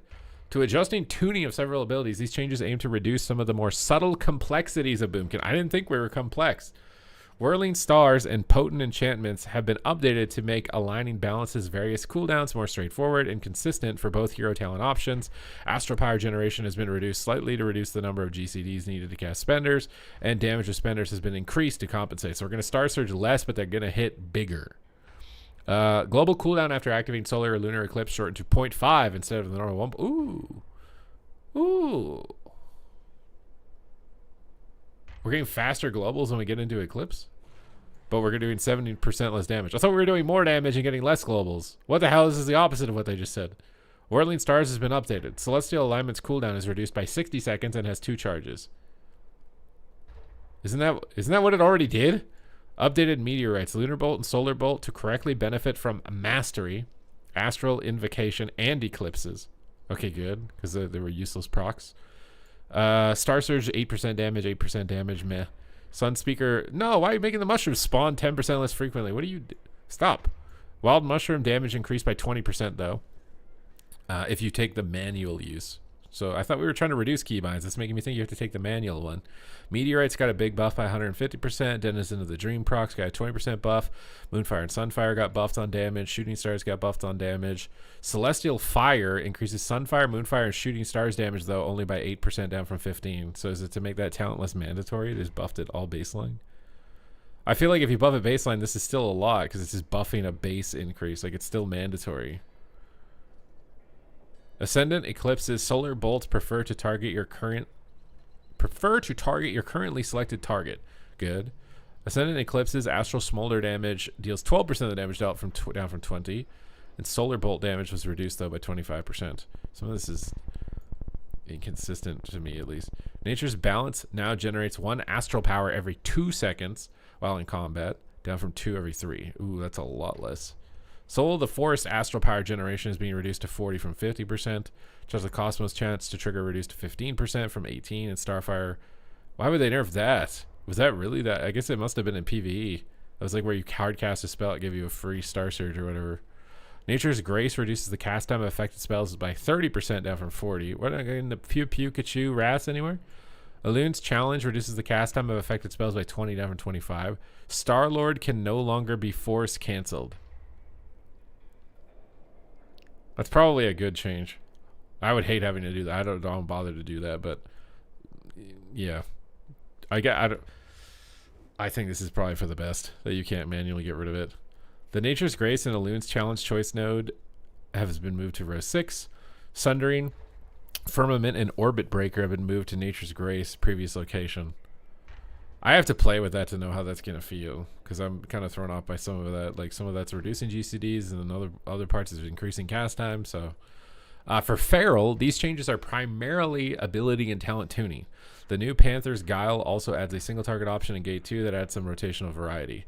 Panther's Guile is being redesigned. When Shred or Moonfire generate combo points, they have a 25% chance to regenerate full combo points. Hello? No, we're not doing that. Shred damage got nerfed by 8%, and Swipe got nerfed by 8%. Moonfire and Lunar Inspiration got buffed by 10. Sudden Ambush also increases the damage dealt by affected attacks by 50%. Focused Frenzy now also increases Feral Frenzy damage by 40%. Your builders got nerfed a tiny bit, and I mean, that's going to be, I feel like it's going to be insane. You're going to just like, you're just going to be proccing Ferocious Bites all the time. It's a 25% chance. That's so high. They buffed melee attack damage for tanks. Yeah, this is the tank auto attack catch up phase. Resto Druids got a 5% healing nerf. This is where they're trying to bring down the burst healing, I think. Everbloom splashes 10% of Life Bloom healing down from 15. Life Treading increases Efflorescence healing by 25 down from 30. And Wild Synthesis increases Grove Guardian's Efflorescence healing by 30 down from 35. Maybe just targeting most of the passive healing, I suppose. Augmentation Evoker. You guys still exist? Personal and pet damage of all spells reduced by 15%. No, you don't. Duplicate no longer increases Ebon Might's self-damage, increased by 100% while it's active. What? Duplicates 100% increased Ebon Might no longer snapshots, and Midnight Season 1 2-set bonus extends Ebon Might by 0.25. You're just getting nerfed, it looks like. A lot less personal damage. I think they still want you guys to suck. Devastation. Animosity's effect now diminishes by 25% per empower spell cast during Dragon Rage. I don't know what it was before that. It sounds significant, though. For Preservation Evoker, as a part of a broader pass or at reducing some cooldown-based healing, we are reducing Preservation's healing capabilities with Merithra's Blessing and Temporal Anomaly. Life Force Bender was also significantly overperforming as a talent, and it's being redesigned as something that is easier to evaluate as a player. Life Force Bender is now red spells deal 20% more damage than healing. Previously, it was Flame and Fire Breath increased by 1 to 2% of your maximum health. Yeah, I mean, I like simple math equations, not one that, yeah. I guess maybe if there were talents that increased your HP, it would, theoretically increase your damage that you could consider. Like, I don't know how many people were actually doing that. I think Windwalker used to have something like that with Fort Brew, increase the damage of some of their abilities or something like that because it was percent health based. Merithra's Blessings reverses 1% of the damage taken down from 2. And Merithra's Blessings primary target, so they're just nerfing Merithra's Blessings, it looks like. Fixing an issue with Consume Flame, was double dipping on the healing modifiers. Temporal Anomaly Absorption now falls off more sharply when healing more than 6 targets. Living Flame healing increased by 28%. Verdant Embrace increased by 15%. So trying to take healing out of passives and cooldowns and put it into your direct abilities. I think that's good. The game has way too many passives, way too many cooldowns. I think that's good. I don't know if this is enough to achieve what they're trying to do, but I think it's the right direction, right? Like we're moving in the right direction. It's probably going to take more updates though to get to the destination. For Hunter, for Beast Mastery, for Dark Ranger, the Bell Toll's pet damage increased by 6% up from 3. Through the Eyes, Black Arrow damage increased by 20% up from 10. Oh my god, BM Hunter got buffed. Oh god. Pack Leader, Wyvern's Gaze no longer increases the damage bonus of Wyvern's Cry. Fury of the Wyvern no longer increases. Is it Wyvern or Wyvern? Let me know in the comments down below. No longer increases the damage of Wyvern's Cry. I'm just going to switch it every time I say it. Wyvern's Cry no longer gets bonuses. Initial stacks when applied was granting a starting point of 15 stacks. Wyvern's Cry now stacks to a maximum of 10 down from 25. Pack Mentality now increases the damage of Kill Command by 50% down from 100. So Pack Leader I think got nerfed. Beastmaster has been performing stronger than intended between several bug fixes and adjustments below. We are hoping to bring their damage into a better spot relative to other DPS play. Hey, you guys are overperforming in PvE too, is what this looks like. That's what this looks like. Most of these changes are around the Wyvern's Cry buff from the Pack Leader hero talents, which is both a large percentage damage increase and has relatively high uptime. So we're reducing the effectiveness of the buff, and they're also nerfing Kill Command by 15%. So yeah, I was kind of right about BM Hunter being the best class in my short without even doing any extensive PvE testing. For Mage, for Frostfire Bolt get a 30% nerf. My god, you're getting nerfed. You lost all your spells and now you're getting nerfed, Fire Mages. This tuning change was applied via a hot fix in the previous beta build. Oh wait, what? That was already live? What? That was already live? That ability hits so hard. Dual Casting Adept has been updated. Now increases Shatter damage instead of Ice Lance damage. And Shatter is like... Wait, how is Shatter going to work for Fire Mages? They don't have Shatter. Does this need to be under Frostfire Frost? I'm not sure. Rhymecaster has been updated. It now increases Frostbolt and Glacial Spike damage by 10 to 20%, down from 15 to 30. Actually nerfing you guys. Heat Sink has been updated. It now increases flurry damage by 20 down from 30. Frostfire Bolt cast time is being reduced though from 2 to 1.75. Hey, if you're gonna spam Fireball a game as a Fire Mage, it can be slightly faster. For Spell Slinger, oh my god. Splinter Storm used many effects, damaged instances, and auras to deliver what was ultimately a simple and very passive effect. We are moving Augury Bounds effects to Splinter Storm since the significant boost in Splinter generation and the throughput impact feels more capstone worthy. Augury Abounds has been redesigned to provide a new source of Splinter generation that retains the bursty feel of Splinter Storm, and the clear casting / brain freeze proc chance to increase is being added as a passive effect on Archmage's Wrath. Our goal with these changes is to eliminate very fringe optimization potential around tracking Splinter Storm, while also reducing the number of auras and damage events that Spellslinger introduced. So just complexity reductions. Splinter's sorcery is being updated. Splinters no longer apply a damage over time effect. Augury Abounds has been redesigned. Conjuring a Splinter has a 15% chance to conjure an additional Splinter. Archmage's Wrath now additionally increases the chance for you to gain clear casting or brain freeze. Splinter Storm has been redesigned. Arcane Surge conjures 8 Splinters. While Arcane Surge is active, your chance to conjure an additional Splinter is increased by 100%. I don't like them putting so much emphasis on Arcane Surge. And then for Ray of Frost, each time it deals each time it damages one or more enemies, it conjures 1 Splinter for 10 seconds, and after casting Ray of Frost, your chance to conjure the Splinters is increased. I don't know how much I like this, but the emphasis on that cooldown window. Splinters will now prefer targeting enemy. I mean, they could just like remove Splinters and just say Ray does more damage, Arcane Surge does more damage. It'd be the same thing with less procs and weird passive things. Polished Focus reverted to previous functionality. I'm not sure what that is for Frost, if that's a big deal or not. Overflowing energy is being updated. It now grants 20% increased Fireball critical strike chance per stack up from 10. You're only going to be able to press Fireball, but it's going to crit a lot. Arcane Mage Mana Adept has been updated. It now grants 2% of your maximum mana from 1.5. Overpowered Missiles is being updated. It now additionally causes Arcane Missiles to grant maximum stacks of Arcane Salvo. Charged Missiles has been updated. The damage bonus is reduced in half. Arcane Blast is game up by 20. Arcane Pulse is game up by 20. Arcane Surge 20. Arcane Orb 20. Arcane Missiles 20. Arcane Barrage 40. Okay. I mean, this is your juice patch, I guess. I'm going to make an Arcane Mage and see how this feels mechanically, because obviously like they continue to be viable, but I'm worried about the mechanics. Fire Mage! This is the big one. Like, this is the one where hopefully they've cooked something. Meteor is still underperforming, so we are giving it a bump up in damage and further increasing its single target priority target effectiveness.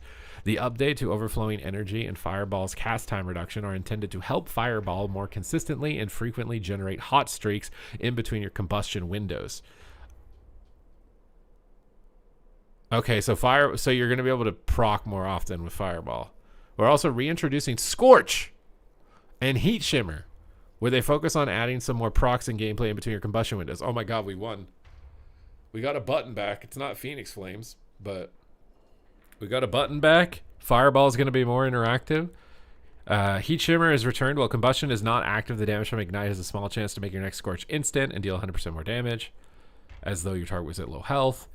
Deep Impact has been updated. It now causes Meteor to deal 75% increased damage to the closest, up from 50. Scald has been updated. Fireball will always critically strike enemies below 30%. When Fireball or Scorch damage an enemy below 30, Fireball deals 50% increased damage, and Scorch deals 250% increased damage. Burnout's been updated. It now deals 75% of Ignite's remaining damage, up from 50. Meteor damage increased by 30. Meteor ground effect duration reduced to 4 from 8, though. Damage increased proportionately. Oh, it's going to do more damage faster. Fireball cast time reduced to 1.75. Kindling is now 1-point talent. It grants 60-second cooldown. Ooh, that's a lot of efficiency. Scorch has returned and is now available below Ignition. Inflame's position has changed in the talent tree. From the Ashes and Field of Burn have switched places on the talent tree. Scorch's passive has been removed. Firestarter no longer a choice node with Scorch passive and available in the Gate 1 below Pyroblast. The following talents have been removed: Mark of the Firelord and Pyromastery. So Fire might be saved. This is a good direction, good step for you, I think. Frost Mage. We're continuing to iterate on Frost's AoE and Cleave gameplay alongside a significant update to Frost's capstone talents. We've received a lot of feedback that target swapping and debuff tracking can feel overwhelming in AoE, so we're taking a bigger swing at focusing Frost's freezing and shattering gameplay to your primary target.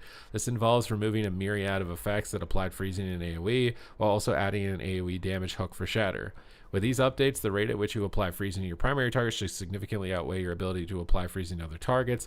A new iteration on Fractured Frost will intelligently shatter nearby freezing enemies, bringing target swapping and debuff stacking requirement down significantly. That's kind of like the wound popping, right? Or you pop wounds on a target with cleave pop them on the off targets. They're probably just adding that mechanic in if I had to guess. We're retaining a few ways to add freezing in AoE, but we'll monitor the impact it has on gameplay and make adjustments as necessary. New passive Winter's End. When an enemy affected by freezing dies, it explodes, dealing frost damage to a nearby enemy for each stack of freezing it had. See, that's such a good way of like if you're a dot class, that target dies, just boom. You know, that like it's a better way than like manually stripping your dot off the target, you know, before the target does.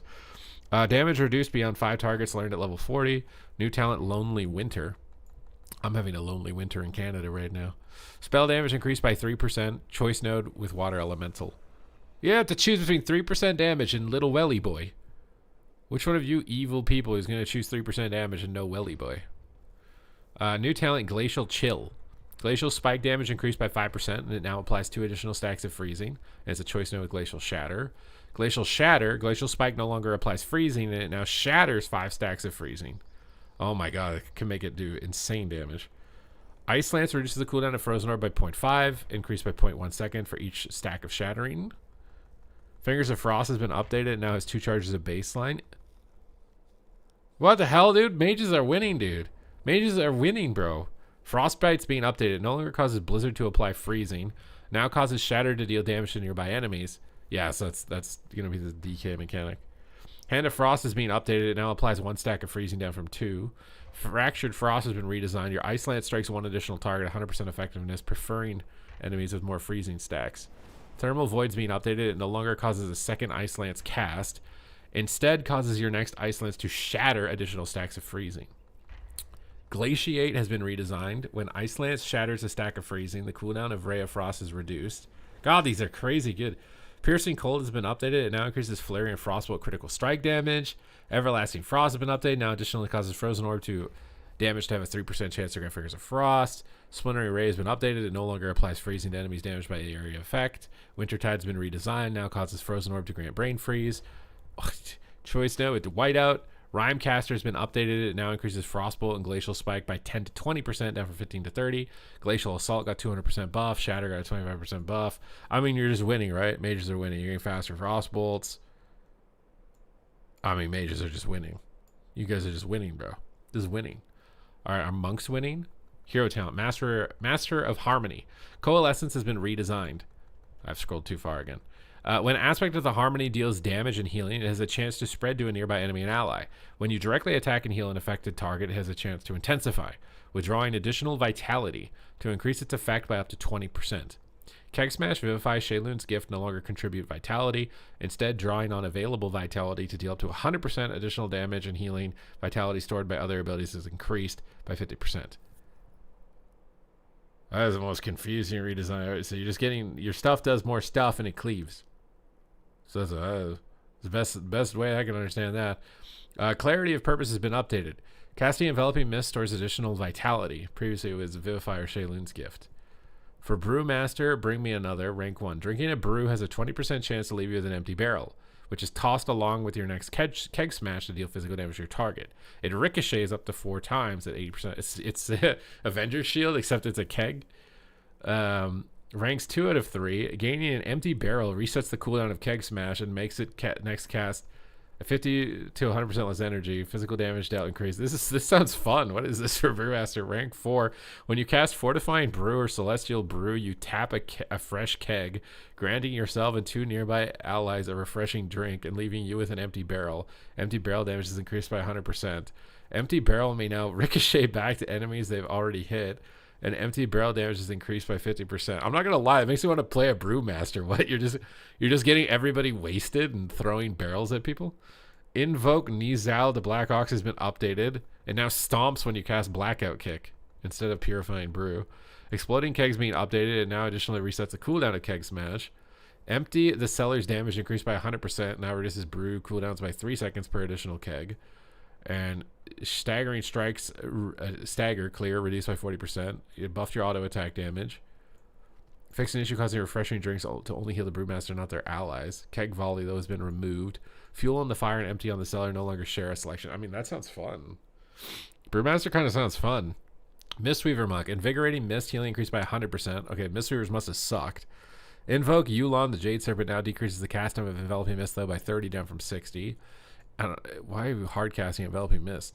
Emperor's Favor now increases Shayloon's gift healing by 20 down from 150. Okay, never mind. Maybe you didn't suck. Maybe you're getting nerfed. You were too good. Silent Sanctuary no longer triggers while at full health. Strength of the Black Ox no longer scales based on the monk's health. Fix an issue that caused Misty Coalescence to not remove dead party members from its healing increase. And Unison has been removed. Windwalker Slicing Winds got a 50% nerf. God dang. Hurricane's Vault now increases the slicing wind damage by 40% from 100%. God damn, they don't like slicing winds, bro. Celestial Conduit healing also got reduced by 80%. Windwalkers, you got kneecapped right now. Holy Paladin Veneration now triggers from Judgment and grants an Absorb Shield for 15% of the damage. It was previously 30%. Judgment's cooldown has been reduced by 22%. Significant. Holy Shock's cooldown is now 6 seconds down from 7.5. This is very significant. Beacon of Light now transfers 10% of healing down from 20 though. Fixing issues, so nerfing the passive healing but giving you more active abilities.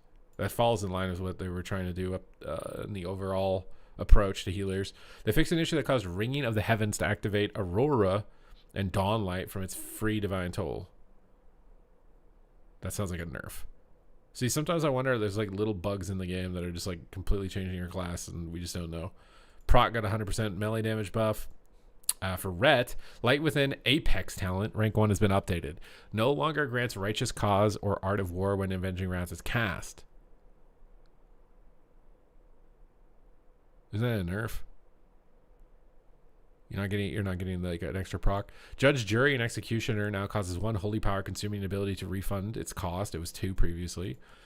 Divine Resonance now grants the additional holy power instantly rather than waiting on the cast of the additional judgment. Okay, so you're not going to have to like time your holy power in between these random hammers going. A little easier to play if it wasn't already easy. For Shadow, for Archon, Mindflay Insanity now generates 8 Insanity over Restoration down from 12, and Halo only generates 5 down from 10. For Void Weaver, Void Infusion grants 50% additional Atonement healing down from 100%. Void Infusions now function with both Penance and Void Blast and requires Entropic Rift to be active. These are pretty substantial nerfs. For Shadow, Void Infusion now causes Void Blast to generate 2 additional Insanity down from 6.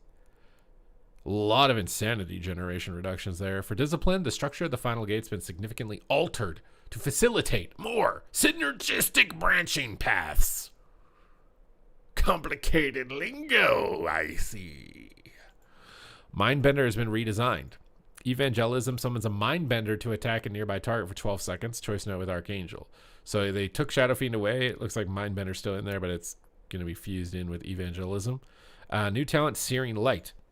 Your Penance bolts sear the enemy, dealing 30% of the damage over 8 seconds. So you're getting a dot. New talent, Death's Torment. Shadow Word Death deals damage 2 additional times at 15% effectiveness. Does that mean it's going to break CC 2 additional times? I don't know. Expiation consumes 1 second of Shadow Word Pain per talent point, down from 3. Effectiveness increased to 300% from 200%. Okay. Greater Smite increases the damage of Smite by 15% down from 20. Plea is now learned at level 80. It's no longer a talent. Greater Smite increases Smite damage by 20% down from 25.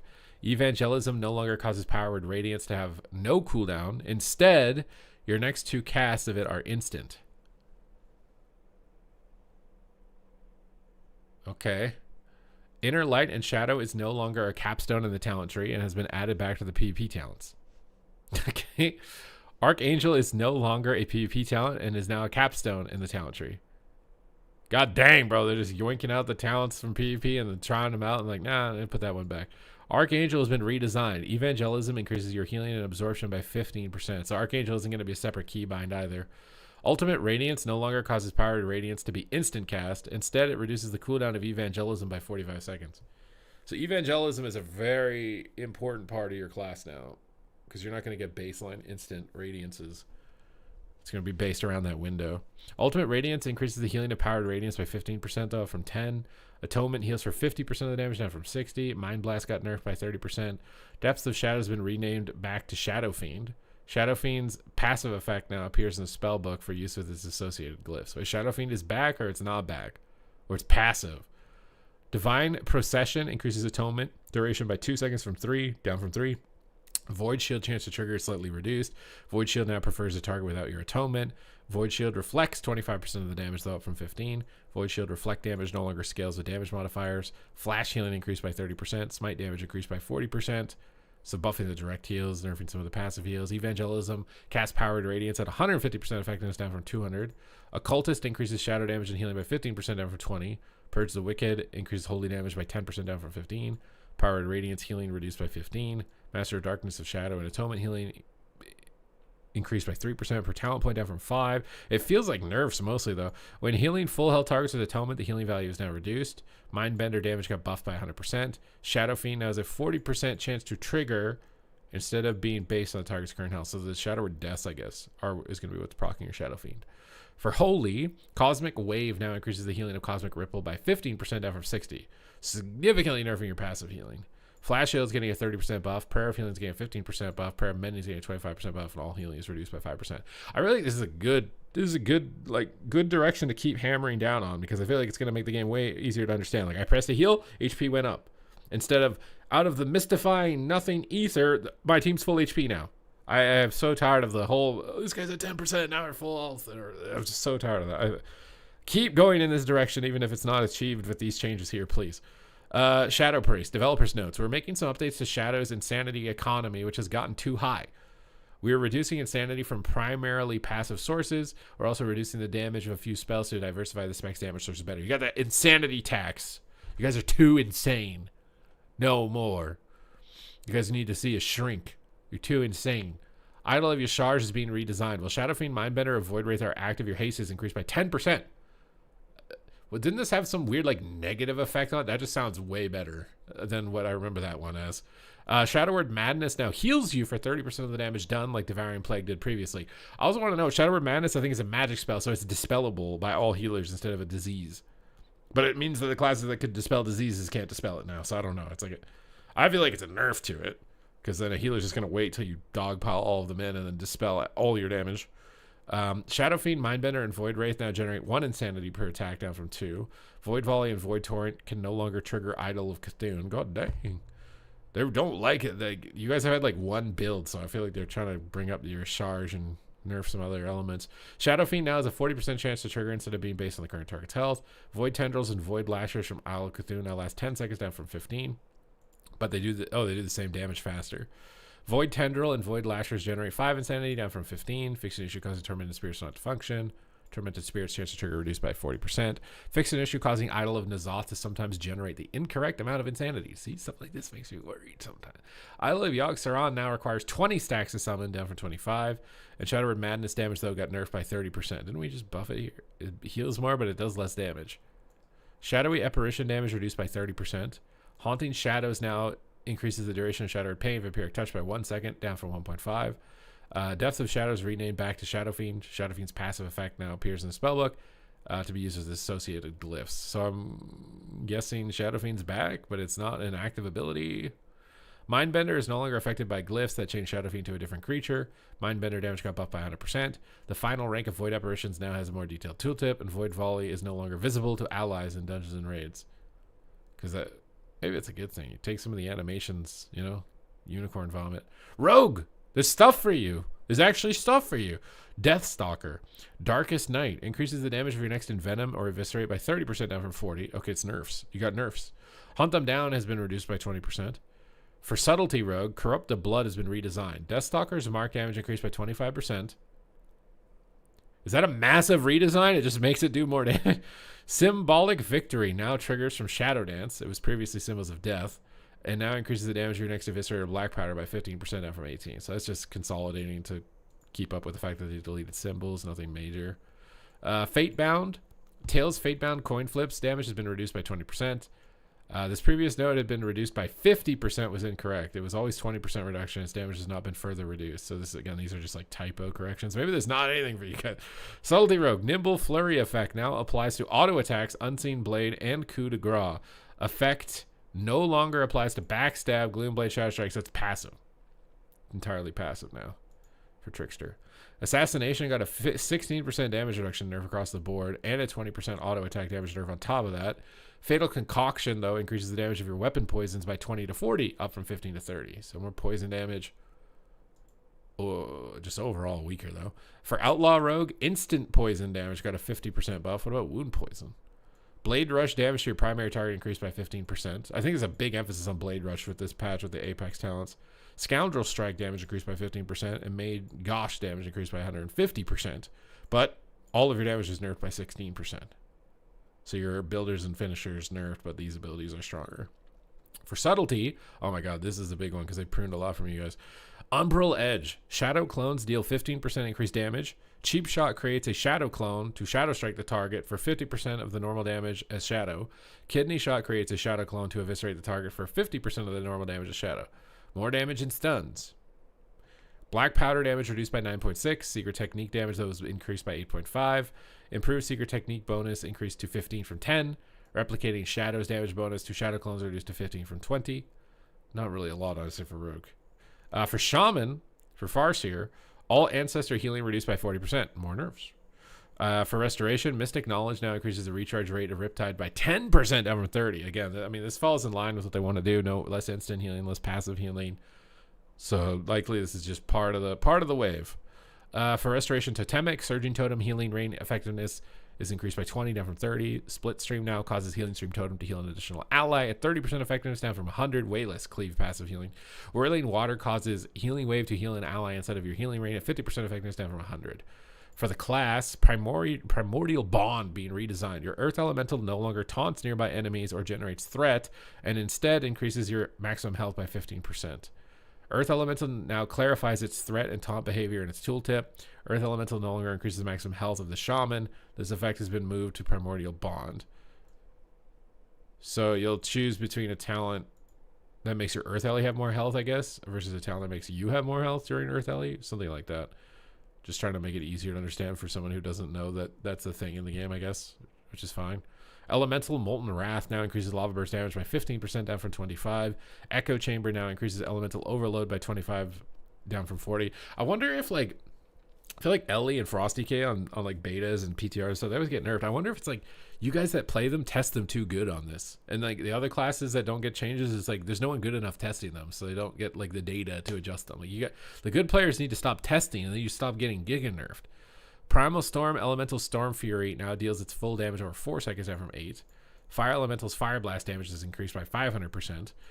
Oh my god, and its Immolate damage by 500%, and its Meteor damage by 300%. They're buffing your elementals by a lot. Storm Elemental, Wind Gust 100%, Call Lightning 100%, Storm Fury 100%, fixing an issue causing a Fury of the Storms to not summon a Primal Elemental. Primal Elemental is now only grants direct control over your Primal Fire Ellie. Previously it was all 3. We're changing this to prevent summoning a Primal Elemental from dismissing your currently active Primal Elemental.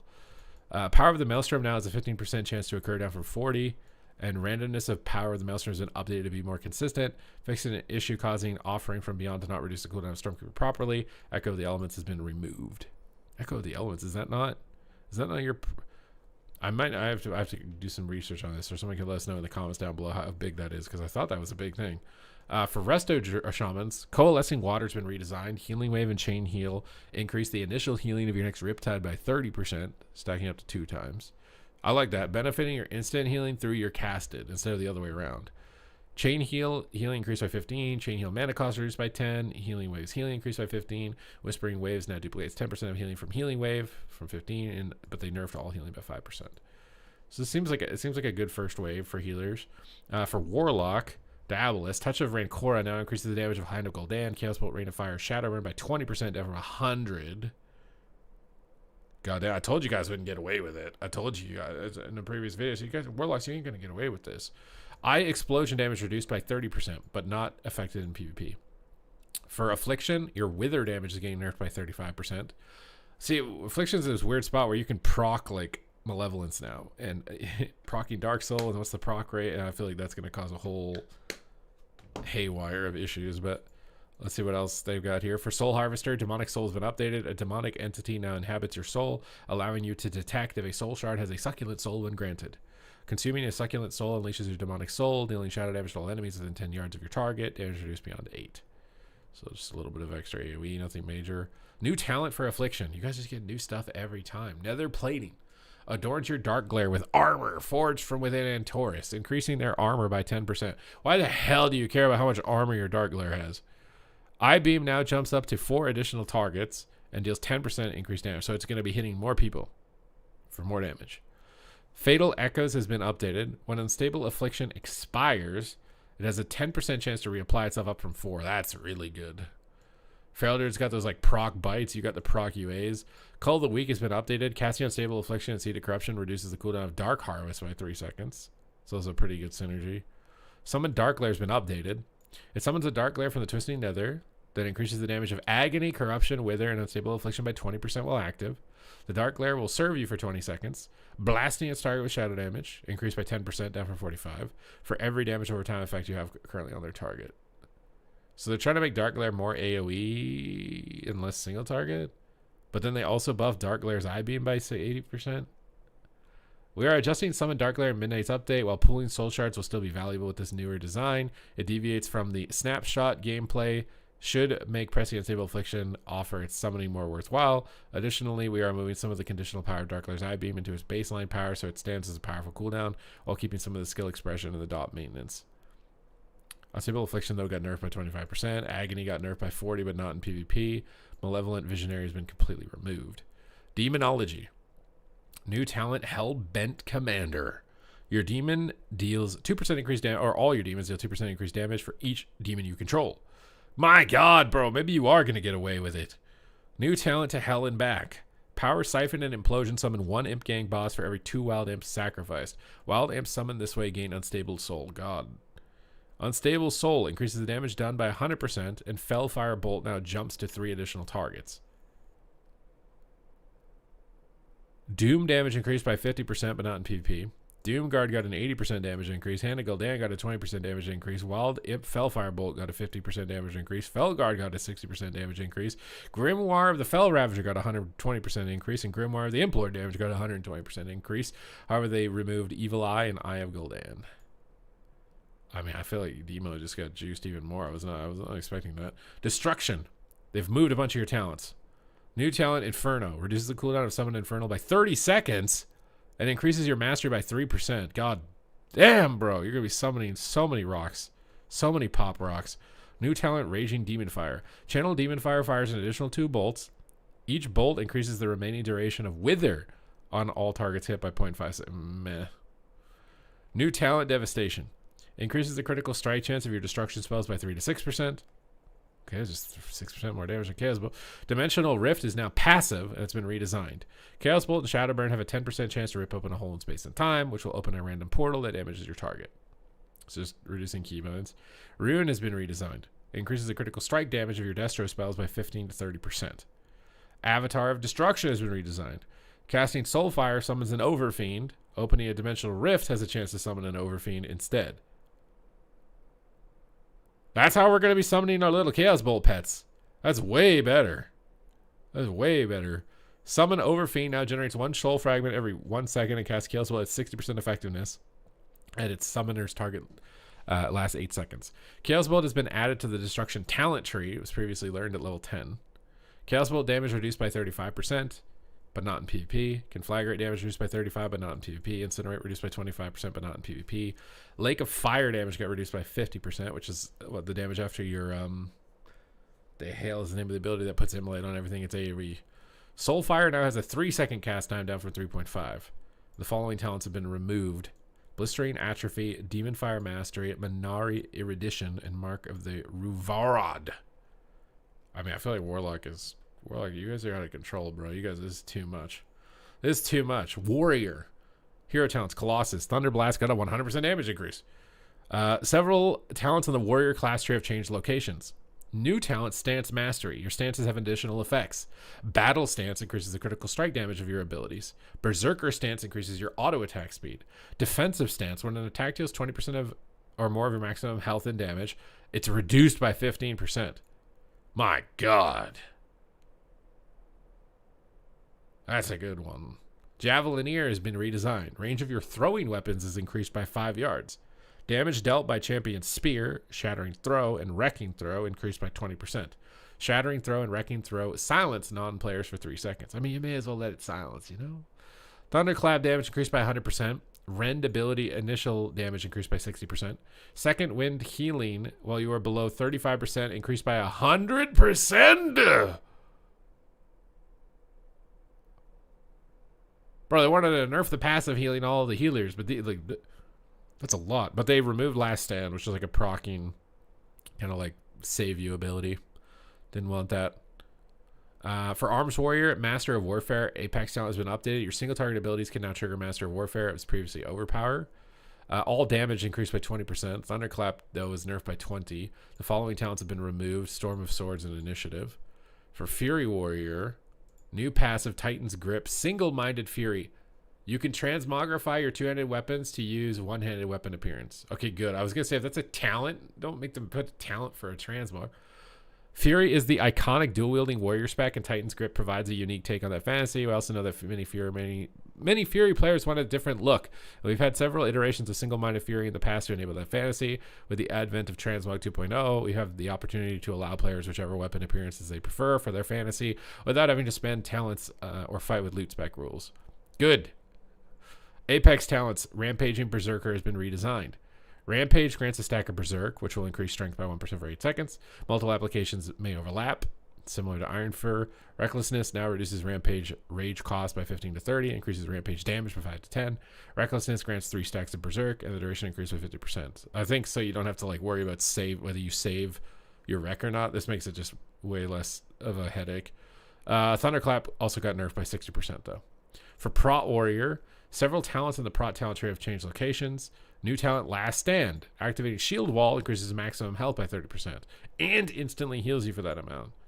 So instead of being able to stagger them, it's just going to be a big cooldown that you get. They buffed your auto attack damage, of course, like all the other tanks by 100%. Everything by 100%. Shield Slam 100%. Revenge 100%. Devastator 100%. Devastate 100%. Phalanx 100%. Shield Charge 100%. Talva's Nails 100%. Were they just looking at it? It's like, yeah, nah, just double it. Devastating Focus increases the damage dealt by Revenge by 30 up from 20. And I Can Do This All Day has been removed. For PvP, oh my god, PvP changes. Scouring Flame now dispels 2 effects no matter what Empower rank is used. Oh, so if it's fully charged, it's not going to do 4. It's only going to be 2 always. I kind of don't like that. I thought it was cool to try and get it at max. Fire Ignition Burst PvP talent no longer causes Heat Shimmer to cast instantly. For Discipline, Dark Archangel now triggers from Evangelism, probably because they took Archangel and made it off of Evangelism, so this is their way of reducing a keybind for disc. So nothing really major. For user interface and accessibility, major defensive buffs will now appear as a large icon on the center of the raid frames, so you'll be able to see if your allies use the defensive. That's good. Added the ability to set a custom color for raid frame health bars instead of default green or class colors. You can pick what color you want the frames to be. Added a new bleed dispel indicator similar to, no, I don't like that one. It makes the frame look purple. And added ambient sounds for the Heronir scene on the character select screen. Okay. The dungeon filters in the pre-made group finder is now a fly-up menu to accommodate long lists of dungeons.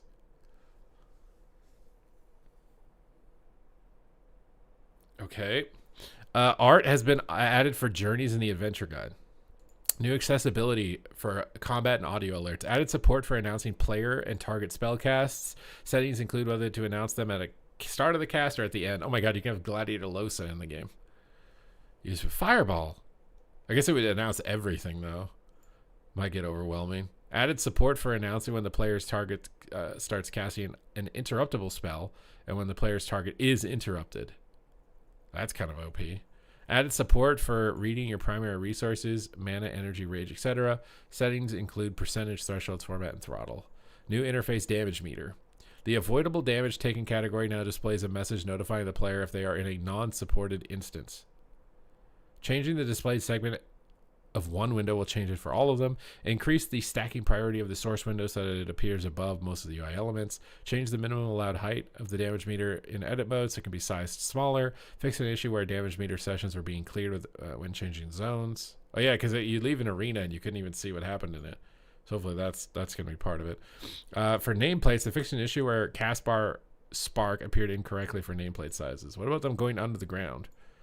Add-on interface removed restrictions on player secondary resources, combo points, cheat, etc. So add-ons can create custom displays.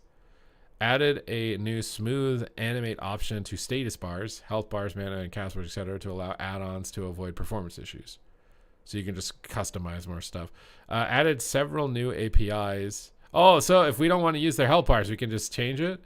Added several new APIs requested by add-on developers to allow them to display auras and cooldown swipes more easily during combat. I don't know what that's going to mean. Loosened restrictions on API that is used by add-ons to compare units to each other. To check if the player has a particular enemy targeted or focused or has their mouse over them. I don't know what that's going to... Fixed various issues add-ons were experiencing when showing tooltips in combat. Big update. Some very clear winners, some clear losers. Going to be very important to test these changes because they're taking serious risk with the direction of a lot of things. Seems like if you're a warrior or a warlock, you're having fun, or now mage apparently as well.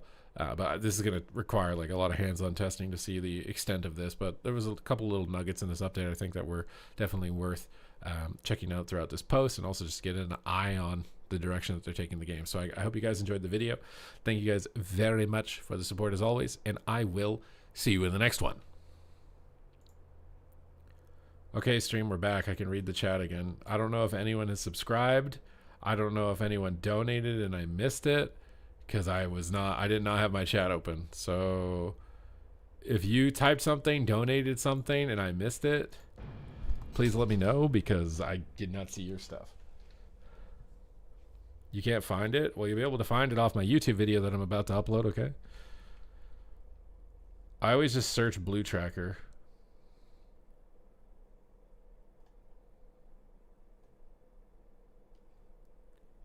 Wait, what did Rekatron type oh my god no way to? I'm trying to scroll up to see what I missed from you guys. What did I miss from you guys? PvE is always yoinking our talents. True. Very true. I mean, I feel like that was a pretty good update overall. I'm not upset. I don't think I'm upset about that update. I don't know if it's enough to achieve what they want to achieve. Can I give you the link? God damn, bro. God damn, bro.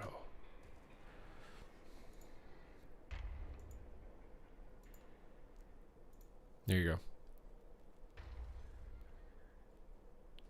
Every hit is, I think it's just 15% damage reduction to every hit that does more than 25%. Yeah, so Chaos Bolt or something will do 15% less. Now, I don't know how many abilities will be capable of dealing 25% of your health. I don't know.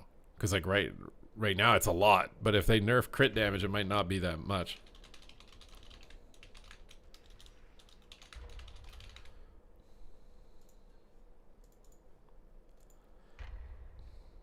You're upset about disc? Yeah, the healers are, I don't know. I need to test them because I haven't played any healer. So I don't know what it's like. I don't know if they feel totally scuffed. Now that they fixed the game, I'm going to be testing healers. Big wave of healer tests. Still 0.100% heal on Vivify. I can't believe they buffed second wind by 100%. That seems ridiculous. Read my stuff. Bro, how long ago did you type it? Did they add anything so we can, when we can see someone's using something like disperse? Yeah, they added like a UI on the frame. You'll see that they're in a disperse. I don't know if that was already there or not, though. But you won't be able to see if they have disperse available. You'll only be able to see if they've activated it. Good morning, good afternoon, and good evening, everybody. Thank you for tuning into another Supatees video. And God damn, bro, this is like an hour-long video. Okay, let's export this. This is literally going to take up half the memory on my computer. Oh my god. Midnight beta class changes. Export. Replace. Export. It's gonna take 20 minutes to export it, bro. It's an hour-long video. I've never uploaded an hour-long video. There's no, you know, the first comment on the video is gonna be, why doesn't he put timestamps? And I'm just gonna be like, bro, why doesn't AI just put the timestamps? I've seen that AI can literally summarize my video. So like, why can't AI just do it? Just AI, just there you go. Like, no one wants to put timestamps on a video, bro. Ain't nobody got time for the timestamps, okay? Ain't nobody got time. I don't remember how long I spent talking on everything. I didn't script it. It's YOLO'd. It's freeballed. It's free willied, bro. I have no idea. Just let me live my life. I don't have an editor. No, I do everything myself. I record, I edit, I upload, I come up with thumbnails. I do everything myself. I'm a one-man show. You're watching a one-man show. The advantage of that is I get to take everything. And honestly, I kind of like it because it keeps my skills up in different aspects also. Like, sure, like, it's maybe not the most optimal for performance. Like, an editor would probably be better than me. But I don't even know how true that is, depending on how much money or whatever they'd want to be making.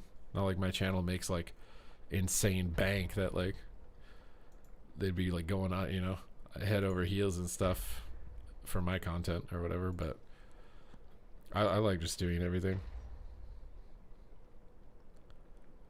What's up, Billy? Hello, hello. I'm doing great. I got a great workout.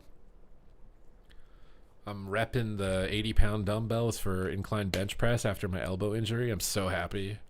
I'm so happy. I had to take like all dumbbell work out of my rotation after I injured my elbow. I can actually do it now with no pain. It's so nice. So nice. We just got massive beta changes, so there's something new to check out when the beta build comes up. They fixed the dampening bug on retail. Export your house and import it to develop it while in queue.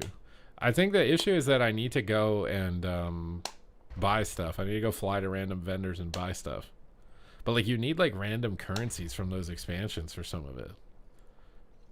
Like, you need like Dalaran resource crates or something for the Dalaran stuff. I need to get a bunch of rocks. I think the coolest thing I've seen from people's designs is like rocks and trees, and they like stuff it in the house and they make like ramps out of it, and it makes the room look so insane. It's like you have a fish tank, you know, like that's your room. It's a fish tank, and then you can put rocks in it and make it look cool.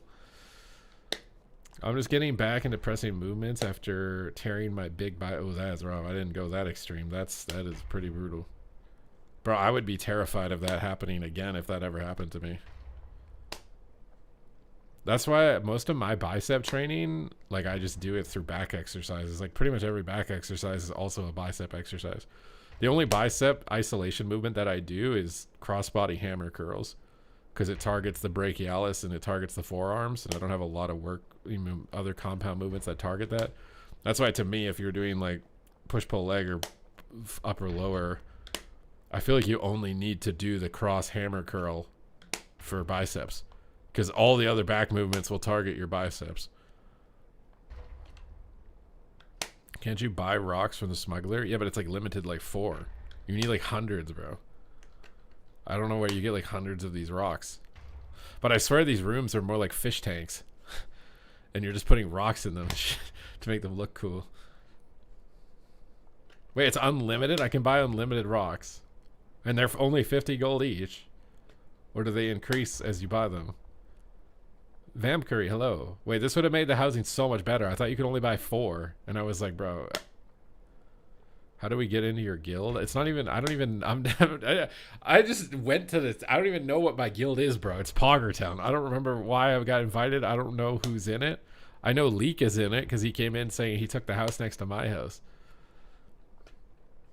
We had 40 to 50 of them when I did the cave project. Yeah, okay, so I need to go buy the rocks, because the rocks are the coolest thing. The forestry and the rocks are the coolest elements of the player housing. I'm going to invite you to the house and show you the... It's in the main city, isn't it? No? I need to get food right now. God damn, how long is this video going to take to export? It's literally 20 minutes. I've never had a video take 20 minutes to export. This is actually insane. Actually straight insane. Everybody's doing their like Spotify listen stuff. Any of you guys do that? I swear I listened to one song on repeat and that's it.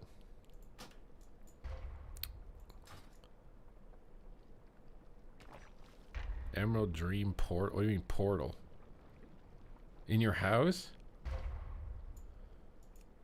Do I need to...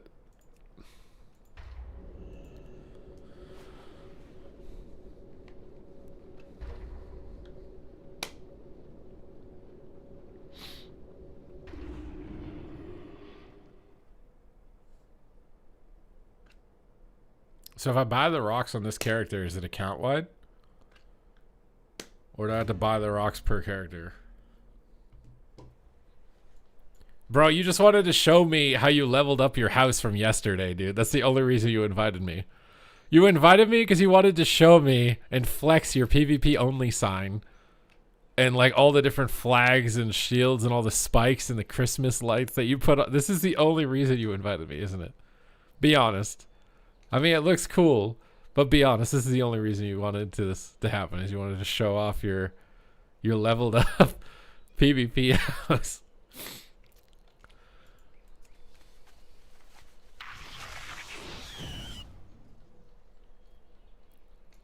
Are we going to the vendors now? Where did you go? Whose house is this like, are you in like a public thing?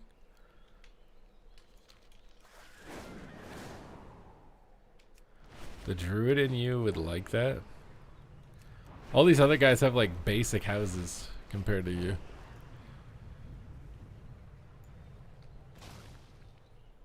The 5 FPS plot. No, it's my computer's gonna take a crap right now because it's exporting a video. Make a dream portal in your house. Wait, oh, so he's like gonna manually overlay trees and stuff to make it look like a portal?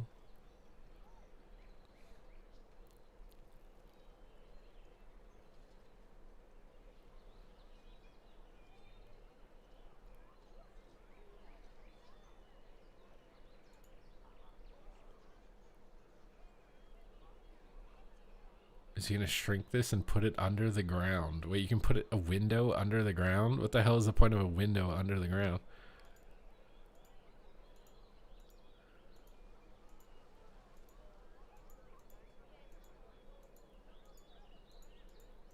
I mean, this is pretty cool, yeah.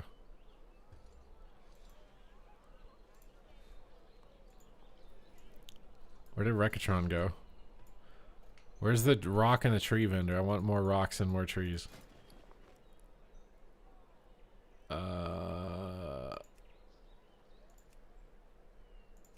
This is not rocks.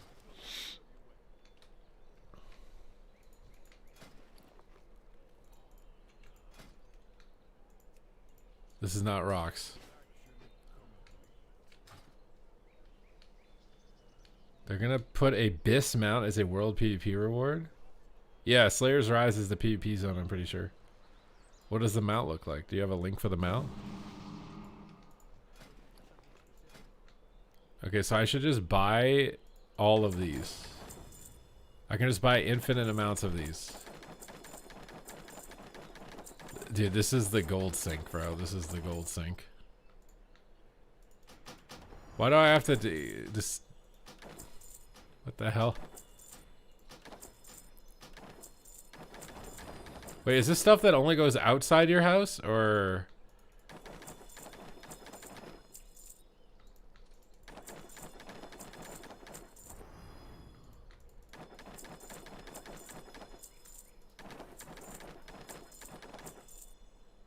Where were the trees that like bent in like that?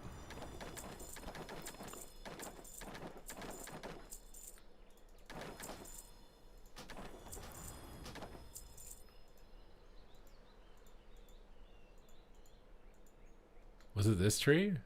A young chestnut tree. I hate this. Like, why can't we just have infinite of these? Wait, why are these rocks like going into my bag?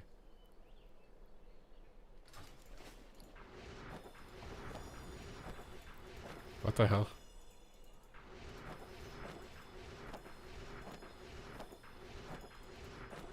Let me show you 3 more vendors. Do you have like a passenger mount?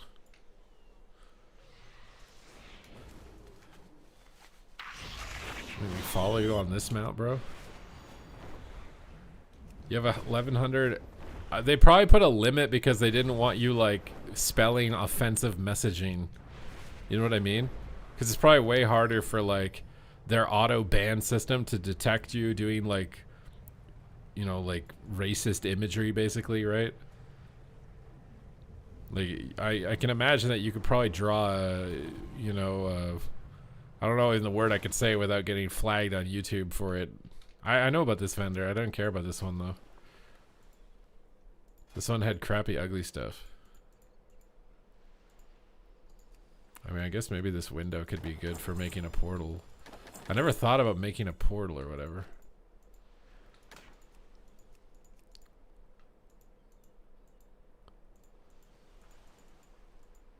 The skull lady. Oh, there's 2. Oh, there's trees. And cactus. And palm trees. And rocks. We need rocks. Rocks are the most OP item. Give me all your rocks. I want it on the rocks. Yes, rocks. I want more rocks. I like rocks.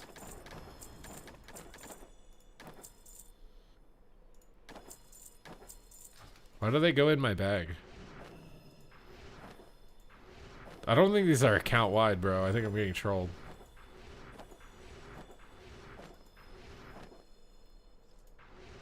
They nerfed the dampening bug or whatever. Is there something in the cave? I didn't go in here. Ain't no way you're gonna put a cave and there's nothing, bro.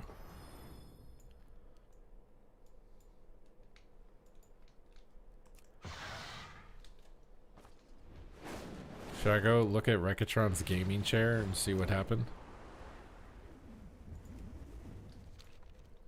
Wait, did no one take this plot? Wait, this is my favorite plot. No one took it? Oh, they just didn't build anything. Wait, is this a house? I'm literally just like looking at other people's houses now. It's a very basic house, dude.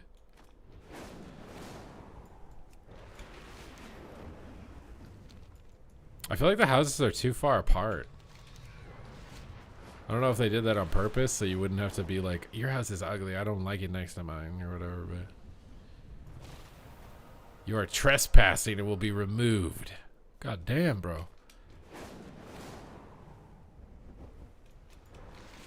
Bro, this thing looks sick, bro. I want to make a windmill house. This looks insane, dude.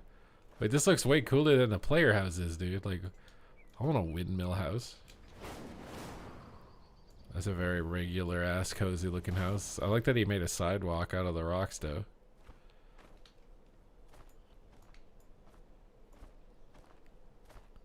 This frame rate, yes, it's because I'm exporting a video, okay? I'm gonna be right back while my video is exporting here really quick, and then we're in a queue, so hopefully it doesn't pop, but I'll be right back.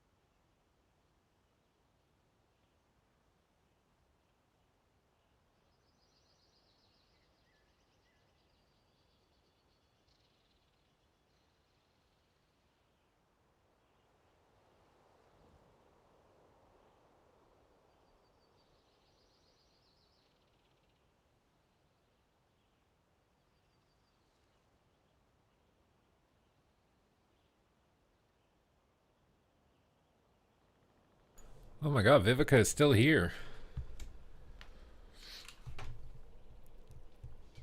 You're alt tabbed. Wait, you're trying to join our neighborhood, Vivica? Is that what it? You want to be one of the homies? I don't know whose neighborhood this is. I feel like I'm intruding. God damn, bro. Nobody wants me looking at their house, dude. Like, does this sign mean that they have no trespassing or something? This guy just put a blood elf pool. He's having a pool party. I can't because I'm EU. It's time to move, okay? Player housing in EU sucks.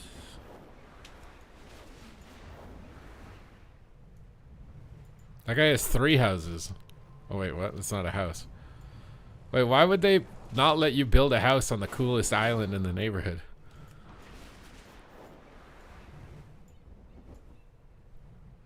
This guy's got like a fence, bro. Ooh, look at this guy. This guy put some effort in. This is what we call effort right here, dude. Look at this. He's like a blacksmith house with a garden entrance, dude. Can I go in his house without asking? Aw. He's the best house that I've seen so far in the neighborhood. This guy doesn't want me here. Why can I not just like look at the outside of the, oh my god, this guy's house is insane. He has a giant laser cannon on the back of his house. How did it, dude, this neighborhood has literally self-defense for the shoreline. How did this guy turn his house into a laser cannon, bro? What?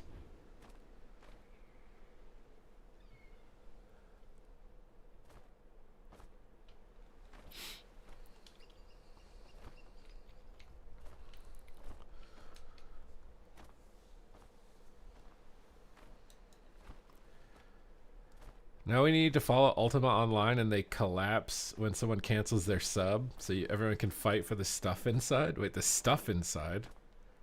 What do you mean the stuff inside? You think that's a gnome dildo? A gnomish dildo?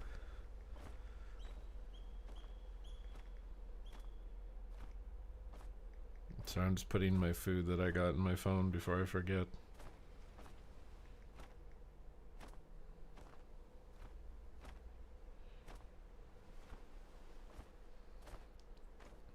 Read the second mount. Oh, is this the PvP zone mount? My video is almost done exporting. They gave you a bat.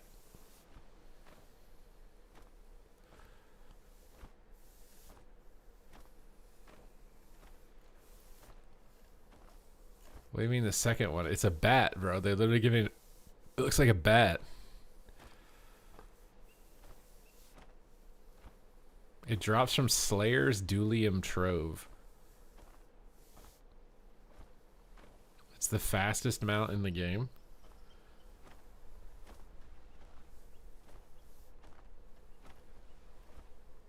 It's literally just a bat with a different head.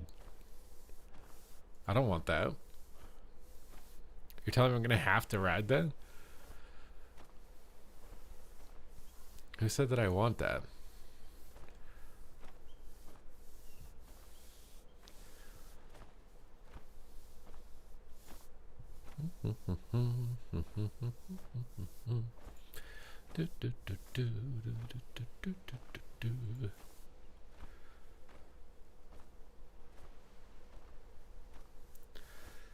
Class that's like RuneScape where you go to prison in J for wait, how would you go to prison in RuneScape? I don't remember going to prison in RuneScape. How did that happen?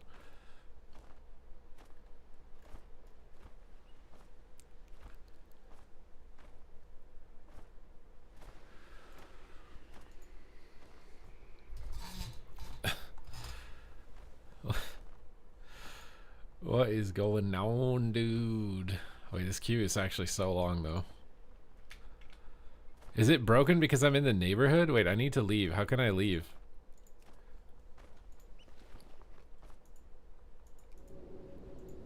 I start taking queues when you're in the neighborhood are glitched. And they like perma-stun you.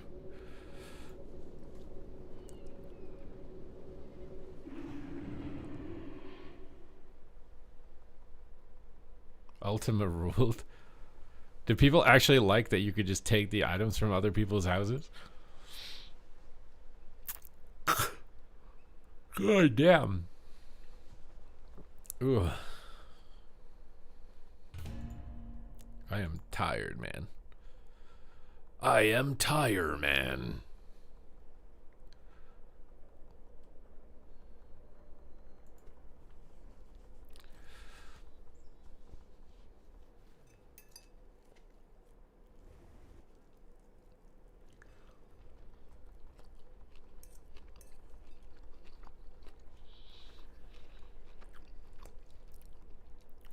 Rogues should be able to break into people's houses. And it's like part of the housing system to like level up your security. To have like traps and stuff for rogues.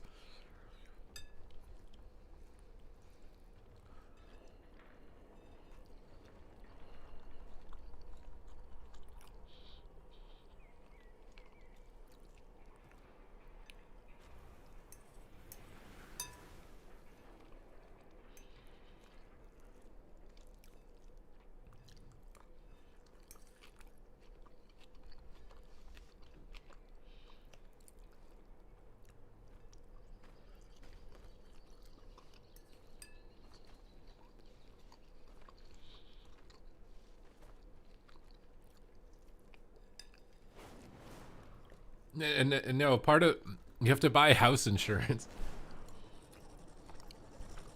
and depending on how many break-and-enters there are in your area, your insurance is a higher premium.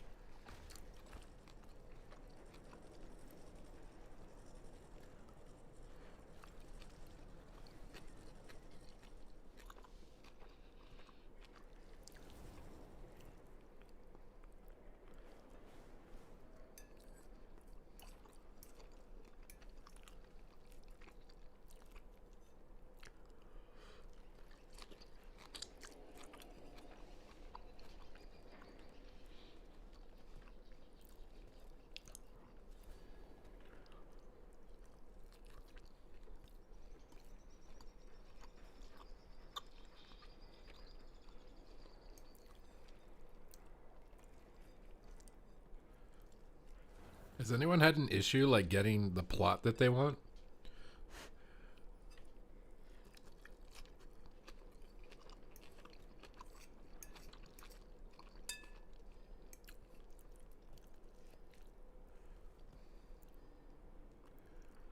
You have to directly buy your house insurance from Blizzard.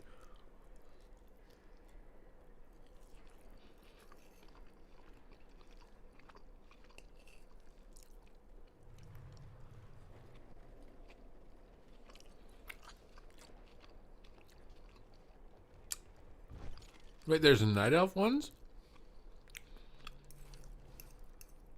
Where are the night elf ones?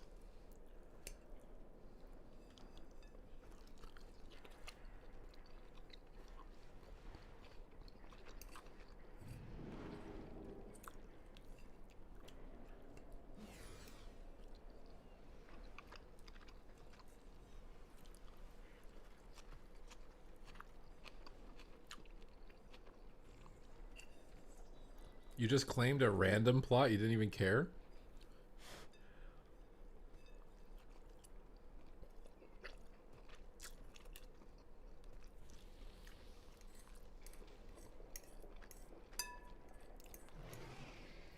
Southeast is like Duskwood and Undead.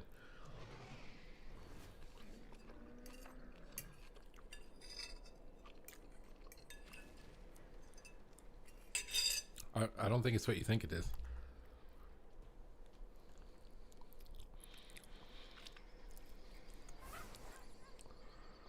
Everyone's abandoning the Horde house. Dude, the Horde ones do suck. The Horde ones do suck, bro. They were better off picking a Blood Elf neighborhood to start off for the Horde than a Durotar one. It honestly would have made sense too, considering we're going to Silvermoon City. It literally would have made sense for them to just base the neighborhood for Horde in Silver Moon aesthetic. Because we're going there anyways. Do you think that the Horde housing neighborhoods are just going to just have zero population? They paid so much money to develop and design them, and there's just going to be zero people in them?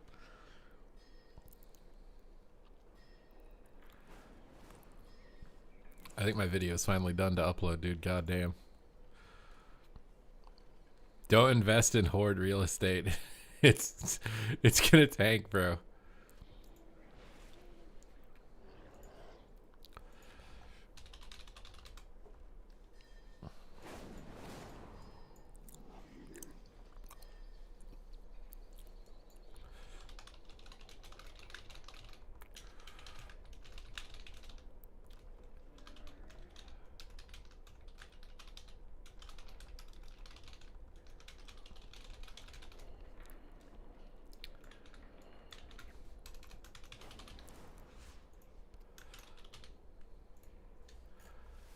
Okay, now I gotta get tags. I gotta get this YouTube thing all ready to go. Oh, the queue pop right when I'm doing this, dude. Ooh.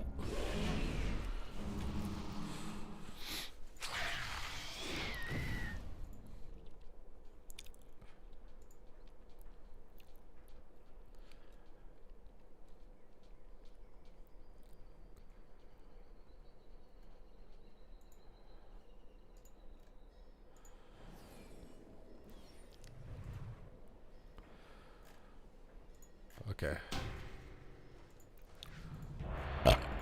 My God, dude.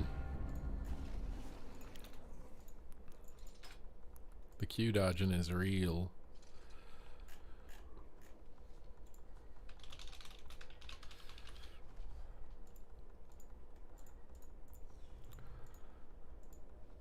Yeah, whoops. You have no idea what this means? Wait, what means?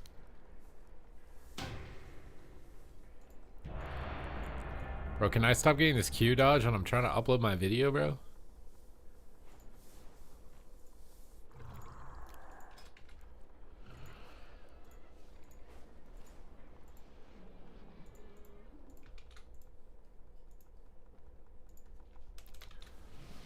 Oh, I actually got in the game.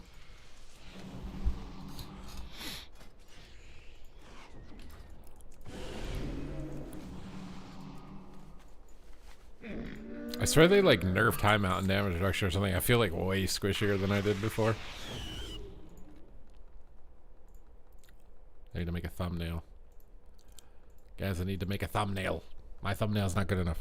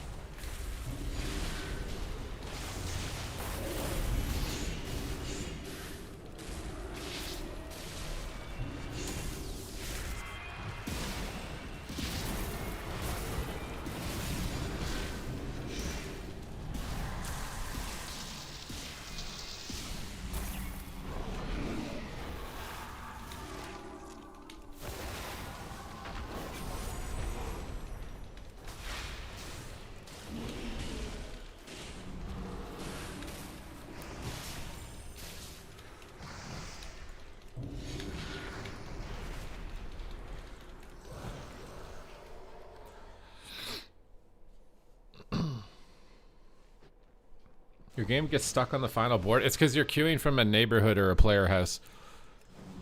You have to not queue from the neighborhood or the player house.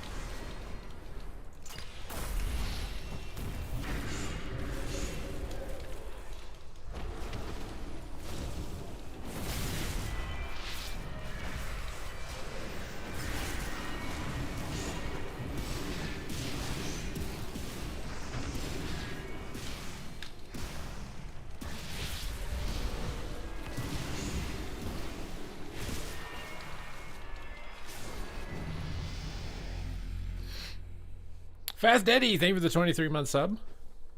What's up, Mike Howes? Hello, hello.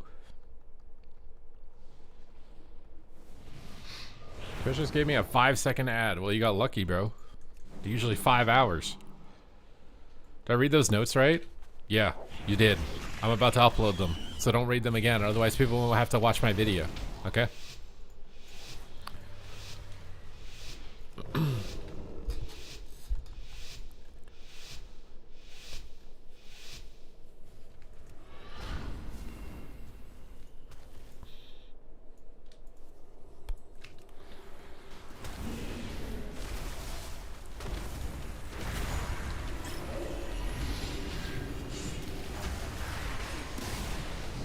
Oh, I just triggered an infernal stun, bro. I'm sad.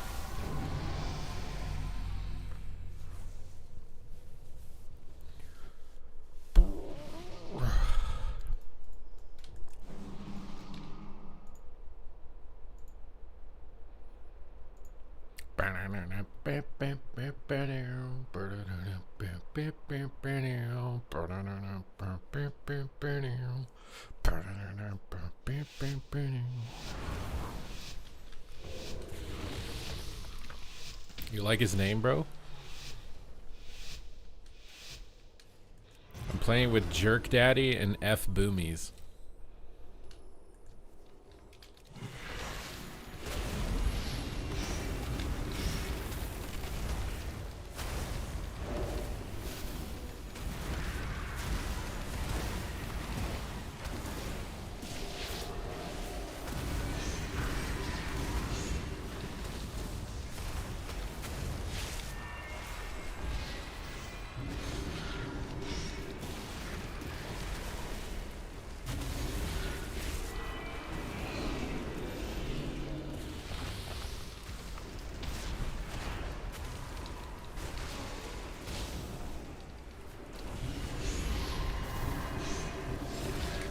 Woo! We're cooking. What's cooking, good looking? Y'all ready to have a good one?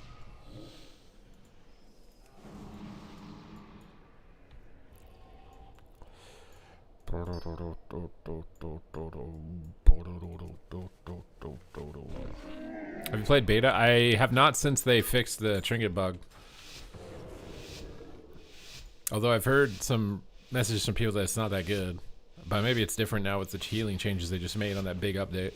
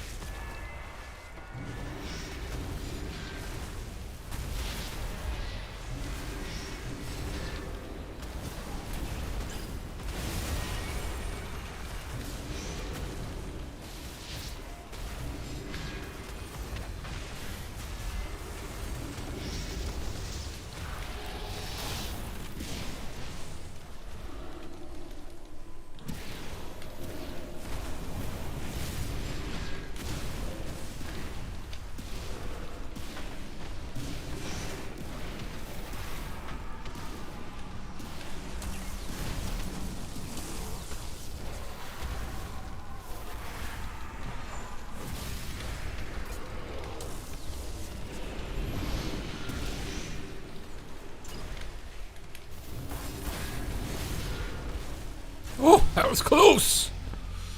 Yeah, the Radiance, I mean, it kind of depends on if they're going to do that with every healer.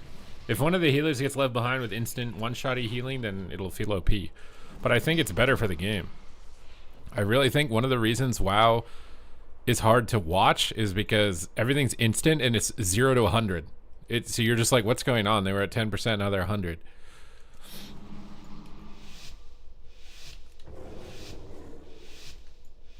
The only affordable housing in Canada. I mean, the housing market's going to crash soon, unless they allow foreign buyers again.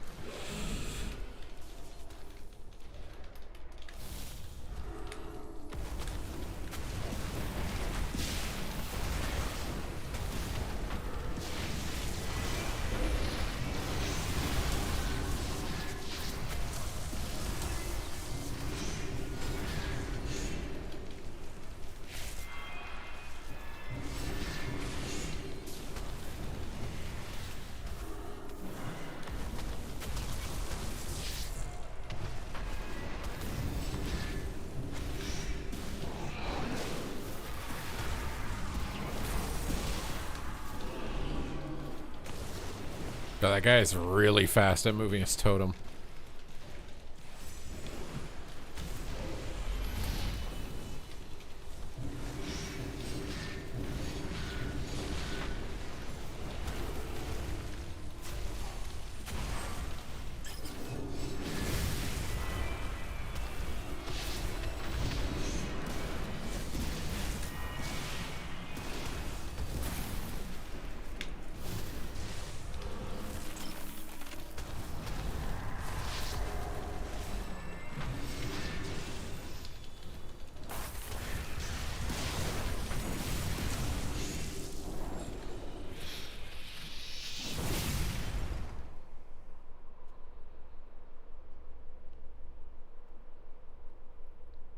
You got a 15 million black arrow. No, you didn't. You really think so? I think if they don't allow foreign buyers, yeah. It depends on how long the people who bought the houses for overinflated prices can hold them. Like how long they can hold them until they need the money. If they're all owned by like corporations, maybe it'll take a long time. If they're owned by older seniors that need to tap into that money for retirement, then they'll be pressured to sell. So it depends on who owns them.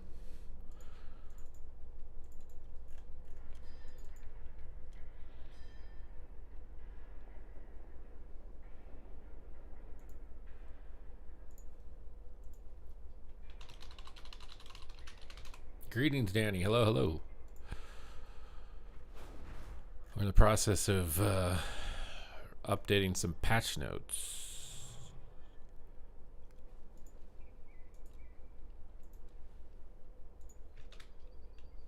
Why can't I save that image?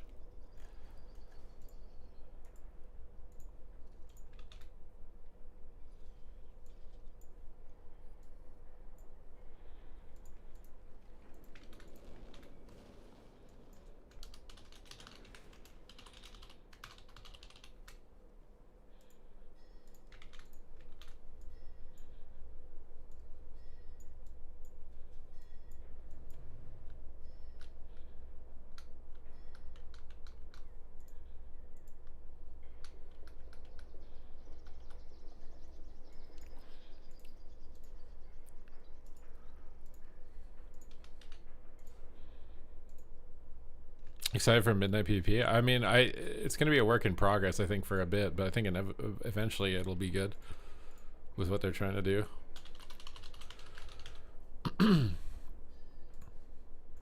I don't think it'll be very good right now. It'll take a bit. My whole computer's like crashing right now or something. I don't know what's going on. I'm trying to upload a YouTube video that's an hour long.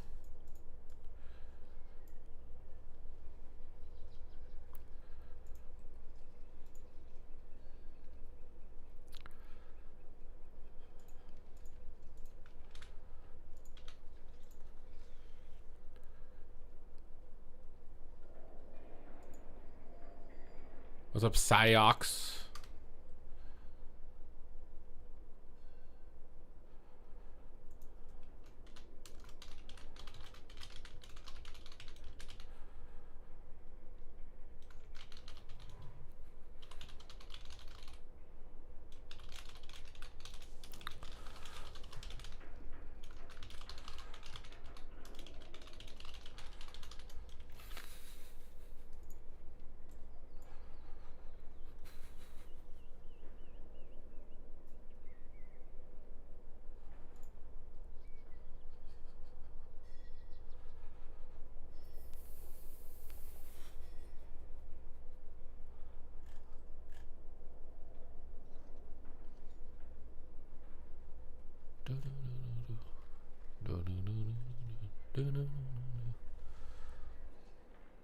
Can you please link the notes? Exclamation point YouTube.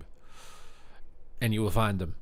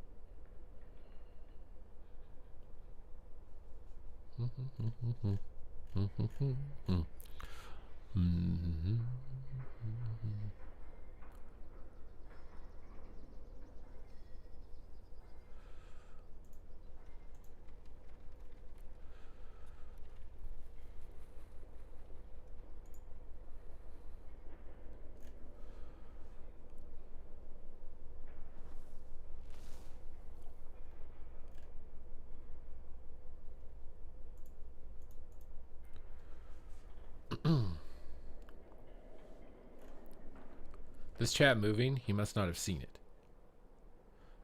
When you guys are getting Gladwins, I faced you twice. You farmed precog on me pretty easy. Any advice for not getting faked? I tried kicking 99 a couple times and you still got me. I mean, it's random, bro, right? Like, it's like a mind game. Some people have patterns that you can identify. Like, they might fake their interrupt really fast, or they might only fake their interrupt really late, and then they might realize that you're on to them in their pattern, so they 180 their pattern to the other pattern. It's like playing rock, paper, scissors a little bit. Like, you got to be like in their head. Another way also is like assessing the pressure of the cast. Like, how important is my Cyclone, for example, right now, right? Like, is your team at full health with cooldowns up? The Cyclone I'm casting is not that high pressure. Or do you have someone on my team really low and they're going to die, and if I get the clone, you will not be able to kill the target? That's a high pressure clone. That's one where I'm more likely to go long, right? Like, you got to guess whether the person's going to go long on the cast or not. So at the start of a game, when someone's fake casting clones, nothing's really happening, so they're probably going to fake. But in a situation where the only thing that's going to keep their team alive is a clone, they're probably going to go long. So if you know they're going to go long, you can kick like earlier and midway into the cast. If you know that they're just going to fake early, you just don't kick. So if pressure is low, the Boomkin doesn't need the clones, like it's not going to win or lose the game for them, then you're probably just getting faked. It's also, when Boomies have Incarn, they get more haste, so it's harder to kick during Incarn. You got to be careful of that. Like, Boomy pops Incarn, it's better to fast kick, because their clone is so fast, they'll probably try to be greedy and get through the whole cast. But if they don't have Incarn, the clone speed is slow. And if the clone speed is slow, then you probably don't want to kick fast. You got a lot of time to kick it. There's no reason to rush. That would be my breakdown for like interrupts. For Boomy, at least. The mind games change a bit depending on the spec, but does that make sense? What classes look fun to play in PvP? I think it's a lot of them now after this most recent update. I'm kind of concerned about the healers. That's why I'm going to do like a healer wave test next time the beta is up. I'll go on, which hopefully will be tomorrow because it wasn't on today. Yeah, and test some healers out, see how they feel, because they're doing a lot with healers.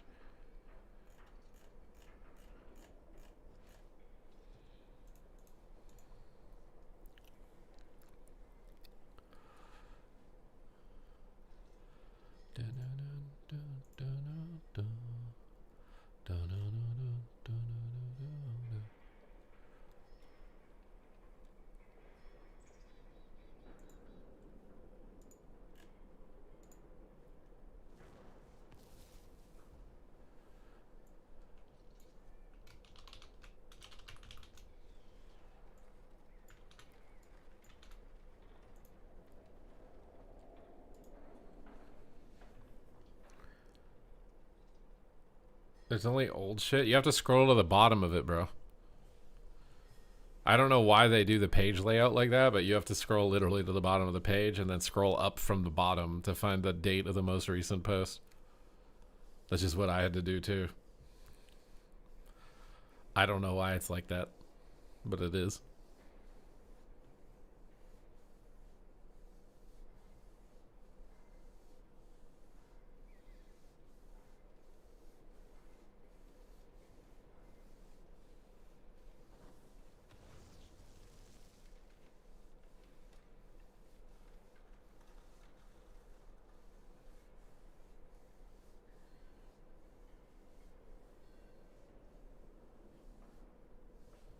That's what you got to do, bro. You gonna do it or what?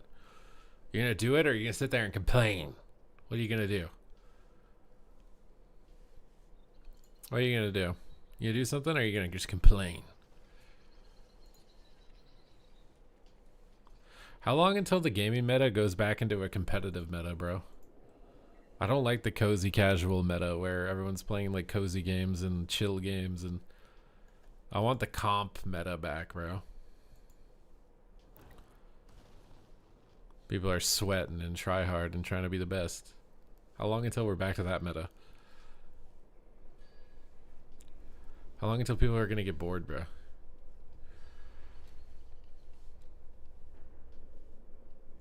$20.49, bro. I might not even be alive in 2049. Don't say that. Sounds like you should go watch. Is sports entering a new meta? Sports has kind of fallen off for a bit. People didn't care about sports. Are you sure? Are you sure?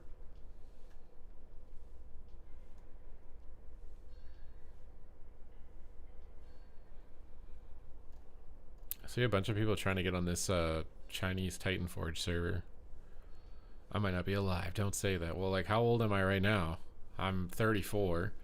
So that's 25 years away. I'll be like 60, bro.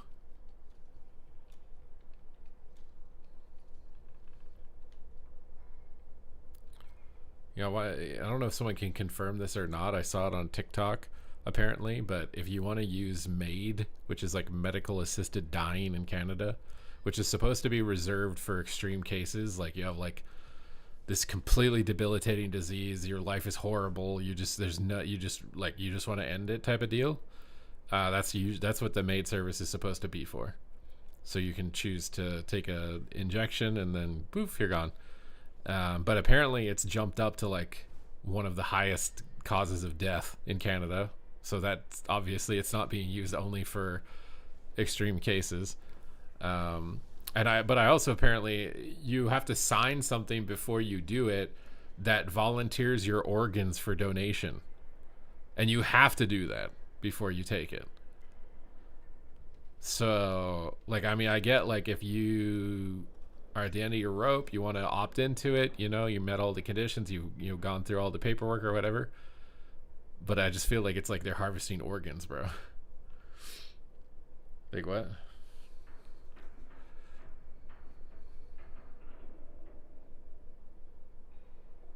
We are young AF.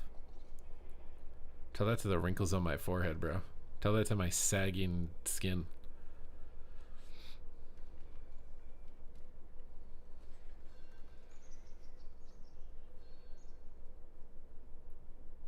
Canada is weird right now, bro. And again, I don't know if that's true or not 100%. I need to go look and confirm it. But if I confirm it, I'm literally sketched out by my country. 2024, 17,000 deaths. 2023 is 15,000 deaths. 13,000. So it's increased every year is what it looks like. It's increasing every year. Mind you, our population is also increasing significantly. So like average deaths per person, like we immigrated like 1 million people in a year or something. So like maybe it's not. Maybe the rate is actually about the same.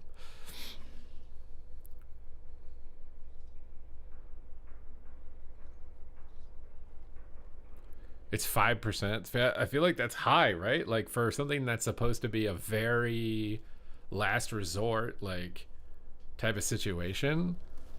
I feel like I want to know the age demographic that's using it also, because I feel like it's probably mostly seniors that didn't like save for retirement. Because I can only imagine being a senior with no family and no retirement, how horrible it must be.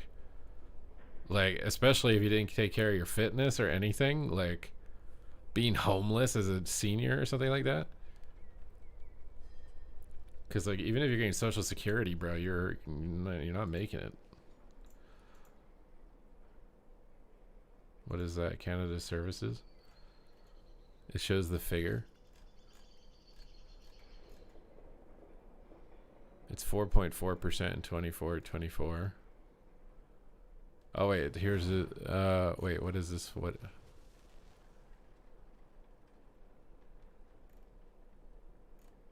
Where do you see the number for the age?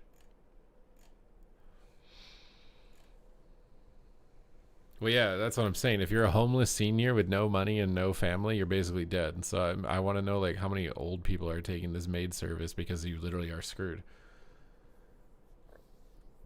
That's why the people who say like you live for today, you don't know if tomorrow is guaranteed. It's like, bro, if you get to 60 and you're broke, you are fucked. You have no idea how bad you are fucked. And you might be 60 and be like, you don't want to die. And if you are broke at 60, no family, you are fucked. It's over, dude.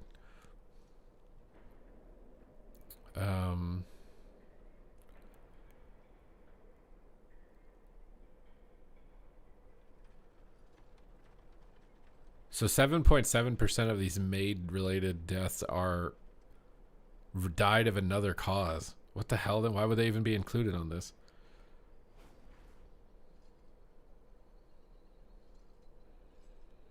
%53 are over 75. Yeah, that's what I wanted to know. I want to know, like, because the thing is like, why would you want to harvest organs from old people? I mean, I don't know like how good their organs would be, but I can imagine a lot of the old people probably didn't treat their organs very well. What did I return to? We're talking about the medical assisted dying program in Canada. So over half of the people are over 75. So I'm kind of right. The people over 75 are probably broke, bad health, and it's like they might have no family, and it's horrible. So you just want to end it, would be my guess.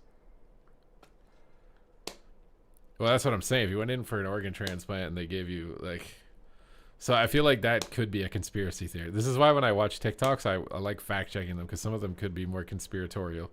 That guy was making it seem like the maid services were the government harvesting organs. But if over 50% of the people are over the age of 75, they're not harvesting their organs, bro. I think just Canada is set up to be miserable for people who are poor and old. Is the issue. It's like, oh, we already used you for everything that we can, so get out of here. We don't care. That's how the society treats you, basically.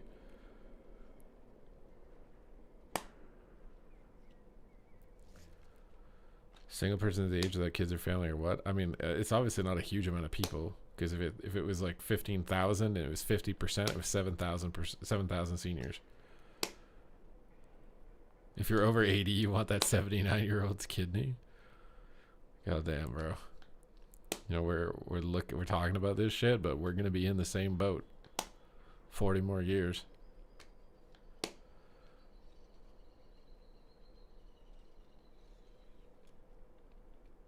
If you have someone that dies, you can either pay to bury them or get paid and sell them as a medical cadaver.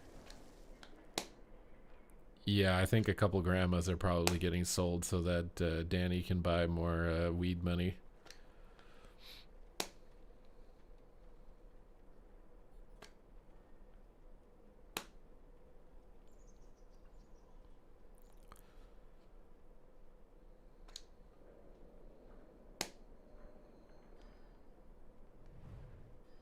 It's just like in the USA. I think it was my grandpa on my dad's side. He paid to have him cremated. And then we went and did something secret with the ashes that I can't tell you.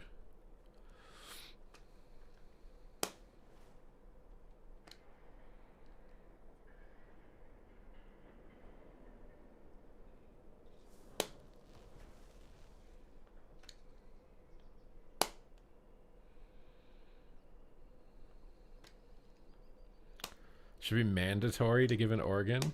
Yeah, but what if you're like religious or something, you know? Really, I don't know.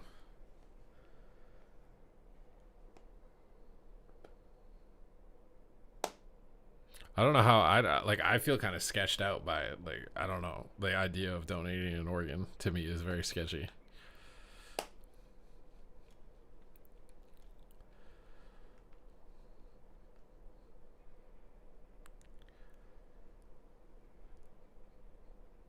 Oh, you get put on the bottom of the list if you need one. I don't even know if I would want one. Just like, God, dude, the idea of someone else's like, oh God, dude, like that just sounds so awful. God damn, bro, you're literally like a patchwork in WoW. Ugh. I was playing Boomkin Warrior Holy Palion 3s, but I wouldn't recommend it.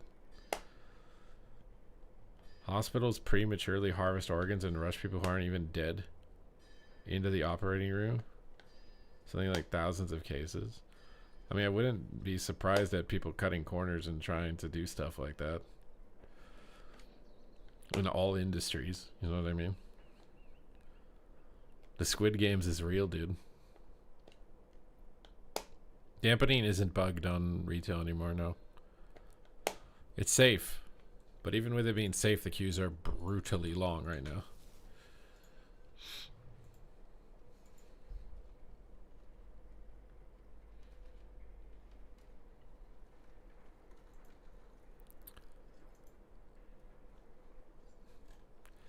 So you're kind of incentivized to destroy your organs so that if you're ever in the hospital, they're not incentivized to just not take care of you, to take your organs.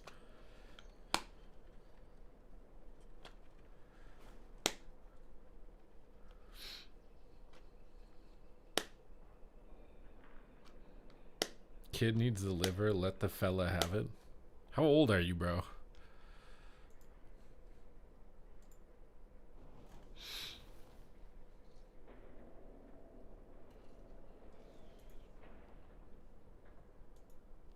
You're overthinking it? That's kind of what I do. It's kind of my thing.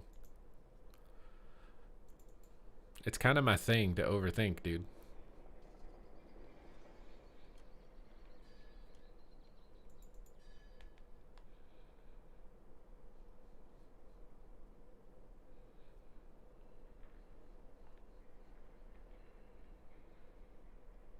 Is being in your 30s actually old?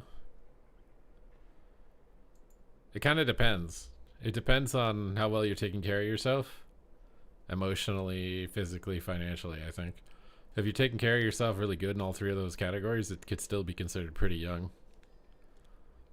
I'll tell you one thing that's like slowed down my evening a lot is practicing a new instrument. So like for the most part, I just play my tenor sax every day. But I started playing my alto saxophone. And the alto saxophone is slightly different. Like with your mouth and your embouchure and everything like that, it's slightly different, and it's making my brain work differently. And when I practice on it, it feels way slower than when I practice on the tenor. And it's because I'm so good at the tenor. It doesn't take me long to learn something. But on the alto, it takes me longer to get like a note in tune, and it's making my brain work harder. And I always get like, it's like, you know, like how you get a pump in your bicep? My brain gets that feeling. So I'm trying to do that more to slow down the day. You got hit with a high cholesterol. How high does your cholesterol have to be to get a warning for that? Because I didn't think cholesterol was like all bad. Wait, did I link my video in my Discord? I can't remember. Crap, I did not.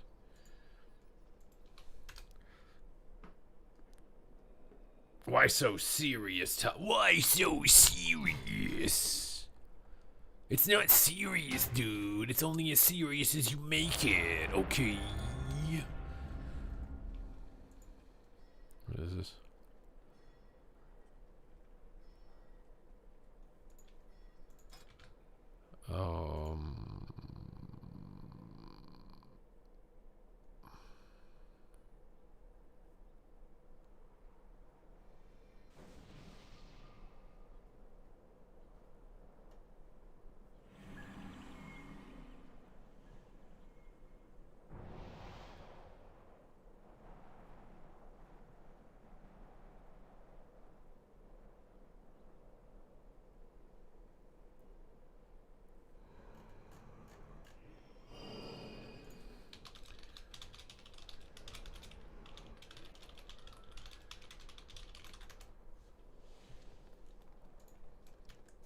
Wait, what's going on with this? People are not in the game.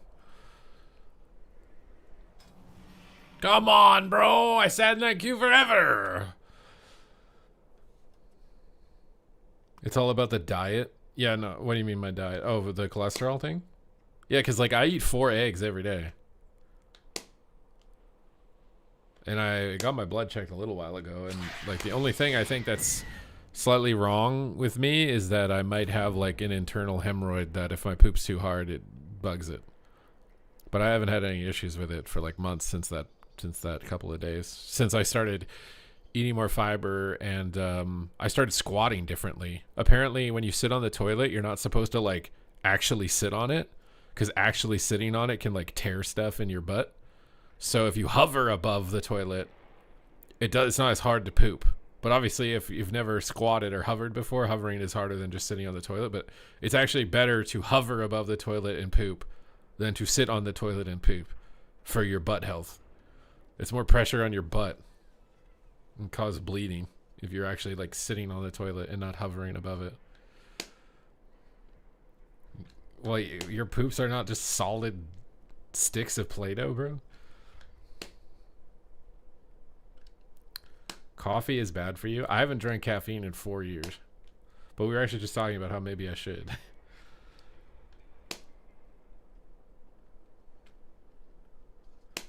Ew, I learned something new. That's a good thing to know, by the way.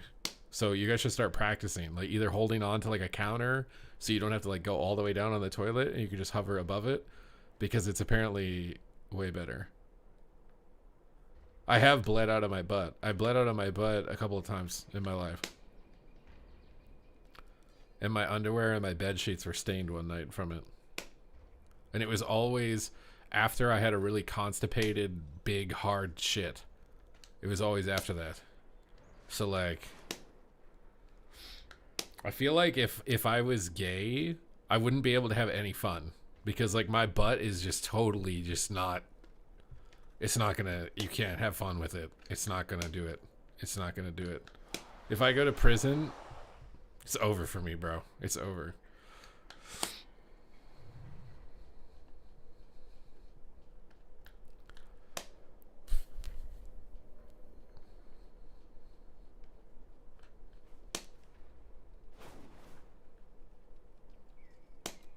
Yeah, Shuffle yesterday was bugged, but today it's good.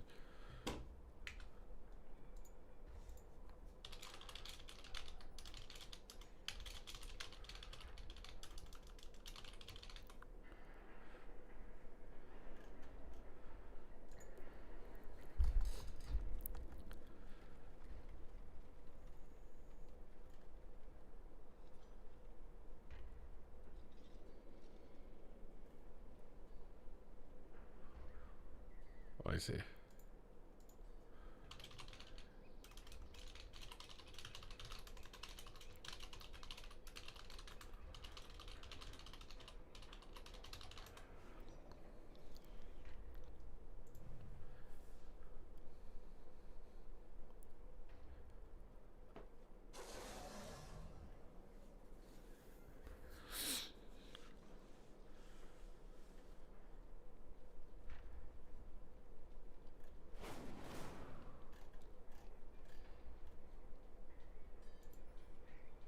Well, I just got an update about AWC that's got me pretty excited, but I probably can't share it with you. But it's got me at least a lot more positive.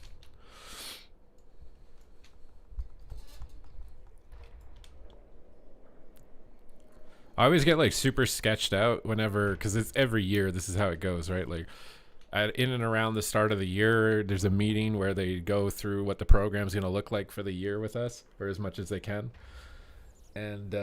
And then the program ends for that year, and then you don't hear anything until that meeting again. So it's like a couple of months where you don't hear anything, and it's always super anxiety racking, right? Because I've been doing it for 10 years, right? And it's anxiety racking because of what they did to Heroes of the Storm. Like, I don't want to get hots to bro.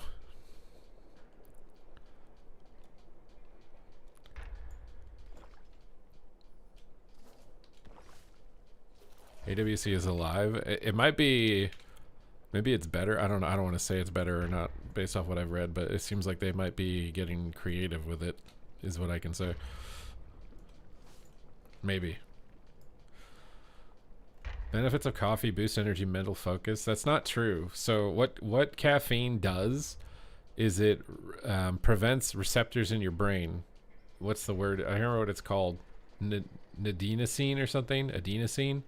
You have receptors in your brain that something connects to, and when it connects, it tells you that you're tired. So what caffeine does is it puts a blocker So the thing that goes in your brain to tell you that you're tired gets blocked. So you're tired, but you don't know that you're tired. So it doesn't give you energy. It gives you the illusion of no exhaustion. And that's why it can be dangerous. Because if you push yourself too far, you are actually tired. But it blocks that sensor. And then depending on the time of day that you drink it, you won't get tired enough to go to sleep. And your sleep is like the most important thing to your health. So if it negatively impacts your sleep, it's really bad. And for me, it was really negatively impacting my sleep. So I stopped taking it.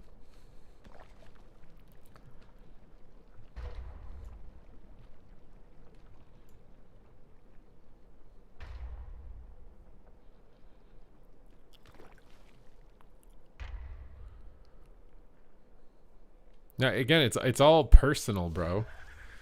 If your response to caffeine is fine, then go ahead. I'm telling you from my experience that it was increasing my anxiety or ruining my sleep. So even if it got me an extra rep at the gym, it wouldn't matter because my sleep was destroyed. If you can sleep well after drinking caffeine, then your body is... The other thing, too, is that your body gets used to it. Your baseline goes up. So that's the other issue, is that it can be like if you're okay drinking like 1 cup of coffee, I'm sure you're totally fine. But if you need to be having 3 monsters just to feel like you're alive, you're going to have a problem.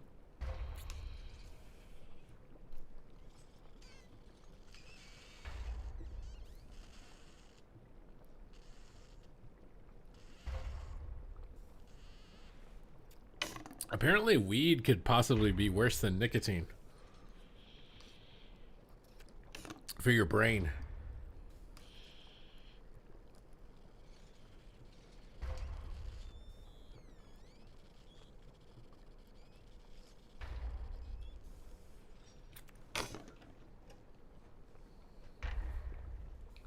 Bro, I'm in my 30s, man. I'm trying to maximize my nutrition, my poops, my sleep. Like, I have to min-max this stuff, okay? Because like I gotta compete with all the youngins nowadays.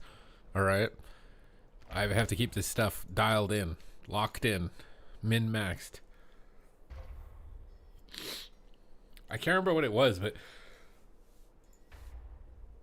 some long-term study on weed or something is actually really bad for your brain. I can't remember if it's like higher cause of dementia or something, but can negatively impact cholesterol. Cholesterol? What are you even talking about, bro?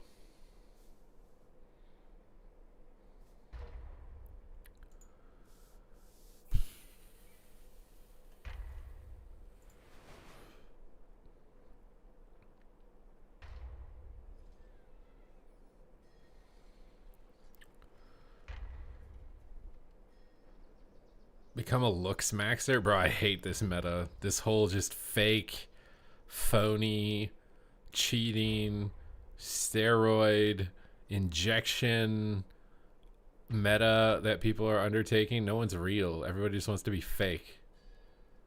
It's so dumb. It's so dumb.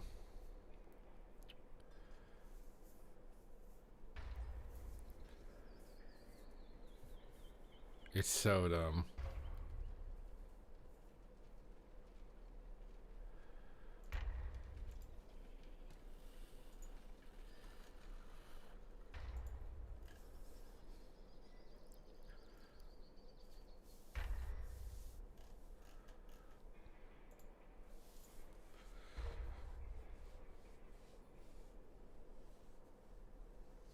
Like those women who makes videos themselves with no teeth looking like a horse, they put on makeup. Dude, I mean, that's like the analog version of it.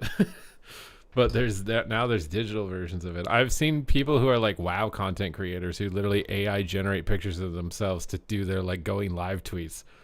And they change how their face looks because they think it makes it looks more attractive, and they're gonna clickbait like gooners harder by doing it. It's like, dude.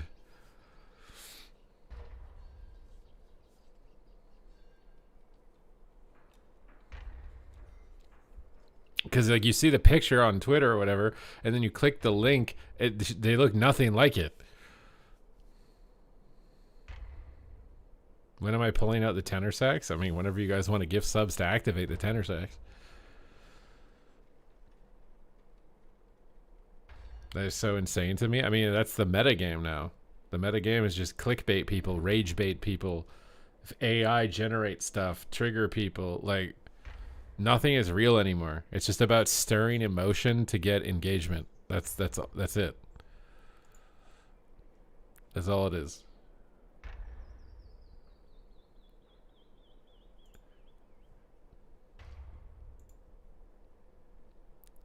How many subs? I mean, we could do 5. My saxophone is like $5,000, bro. I still haven't paid it off.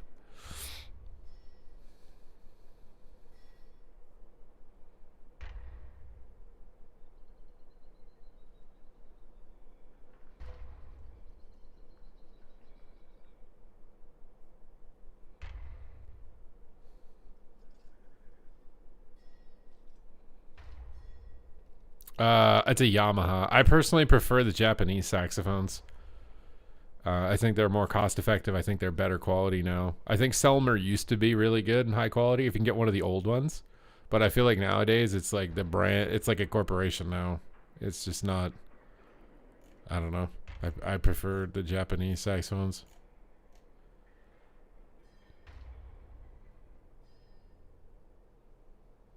Maybe it's changed though, because I got it over a decade ago.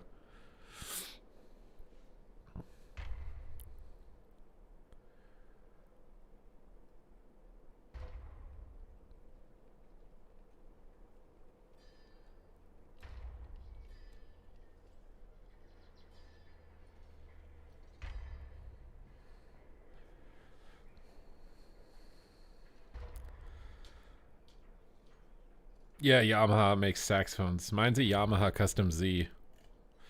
Is mine. That's my favorite. I do kind of want to get a new mouthpiece though.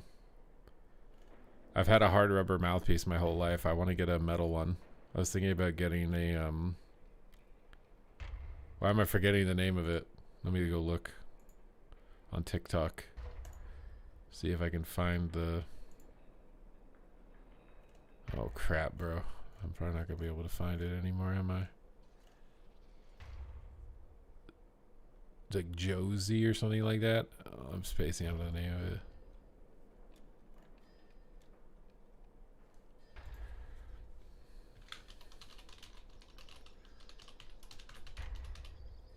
Jody Jazz. But the thing is it's like $800. It's like $1,000. But I would very much so like it.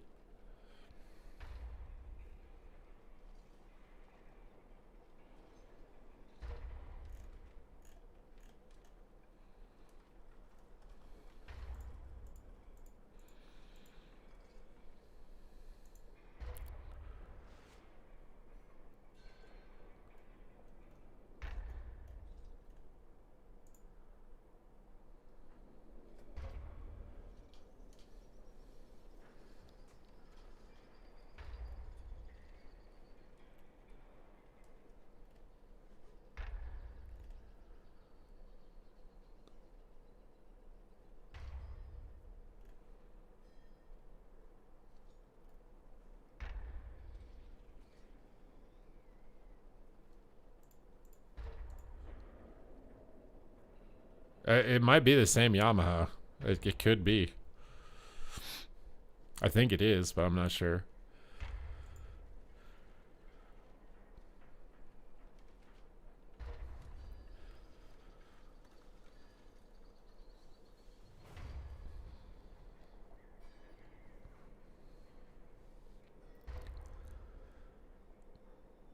It is the same. Like Yanagisawa is also pretty good.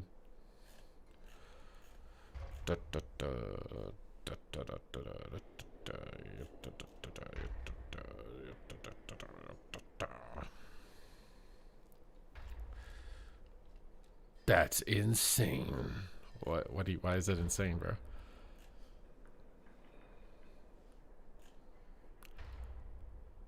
company can make multiple products, bro. I mean, how many products does Nvidia make now?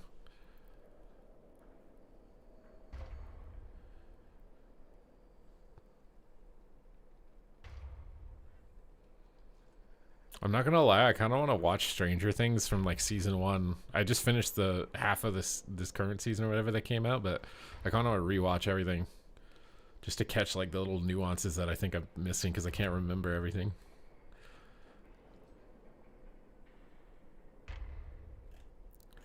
I will say thank God for Stranger Things and Demon Slayer, dude. Jeez.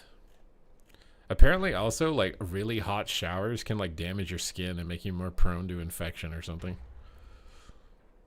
But I live in Canada, bro. I'm not taking a freezing cold shower. Like, speaking of cold, it's freaking cold out of nowhere, bro. It's like, how is there so much cold coming in the house right now? I want to get like a blanket. What's Demon Slayer? It's an anime. I'm just talking about like video entertainment. I've been watching Wednesday from like Addams Family. It's been okay. He's been okay.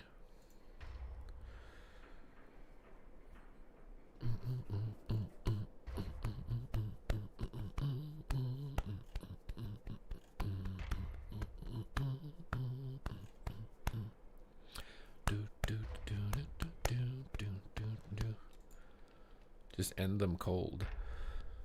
No, I don't think that's how that works, bro. The hot water wipes away like a membrane on your skin. So switching to the cold, the membrane's already gone. When you start doing cold plunges, bro, I'm not doing that. Bro, my cold plunge is going outside, okay? It's freezing outside. I get doing a cold plunge if you live in California and it's just hot all the time. Like, I get it. But if you live in Canada, yeah, I'm not doing a cold plunge in the middle of winter. It's literally freezing right now. I literally feel like my wall got knocked down and I can feel the wind coming and hitting me directly behind my back. I also put some stuff over top of the front of my house where some paint was peeling away. And the wood is completely rotted. I'm actually kind of worried. Like I tried pushing, I was taping some plastic on top of it to protect it from moisture. And like if you put any pressure on it, I was like pretty sure that I could literally put my hand through the wall of my house with how rotted the wood was. Yeah, I mean the pipes can freeze. All you have to do is leave the hot water dripping a little bit.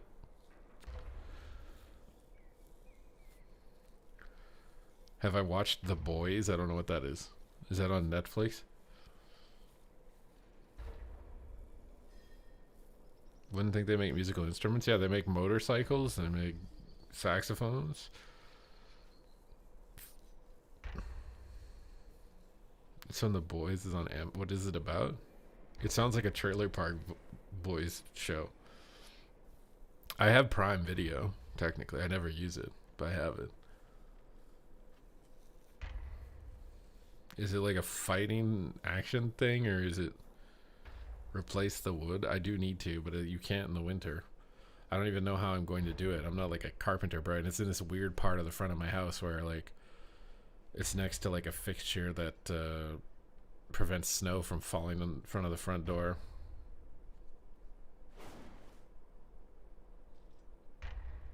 You think an external repair is easy? You think it's easy to take like a piece of wood off the front of my house and just put a new piece of wood on it?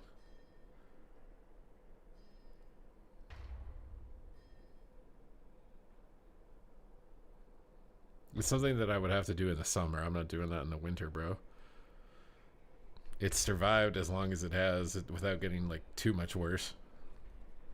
I just put some plastic in front of it so hopefully block the snow or wind from touching it. So hopefully it'll hold up. But like the cold air I'm feeling is from behind me, which I like has different siding on this side of my house. For all I know, the wood on this side's rotted too, and they just covered it up with this siding, right? This house is like 100 years old. I actually don't know. You think external repair is easy? I saw your video on the PvP house. Can I show you mine?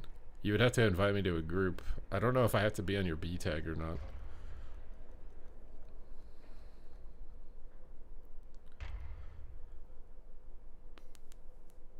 This is retail where I think Midnight is still down. Actually, is someone on the beta right now or can tell me if the beta is still down? I would guess that it's still down since they're shipping a new build.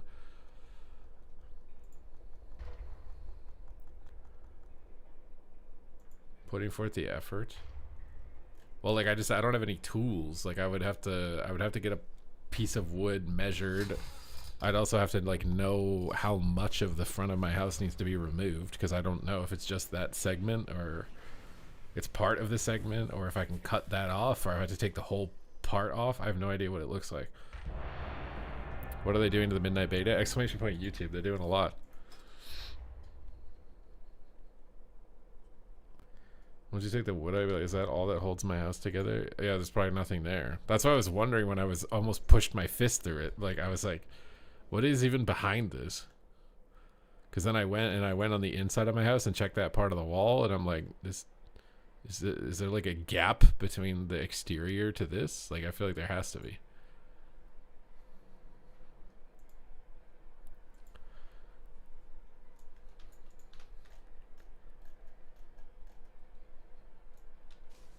I believe in you. I just don't. I'd have to look up like what tools I need, like.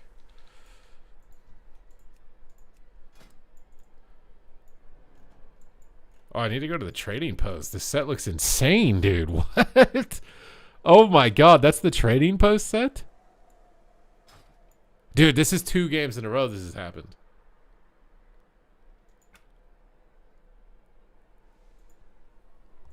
There's a gap with insulation.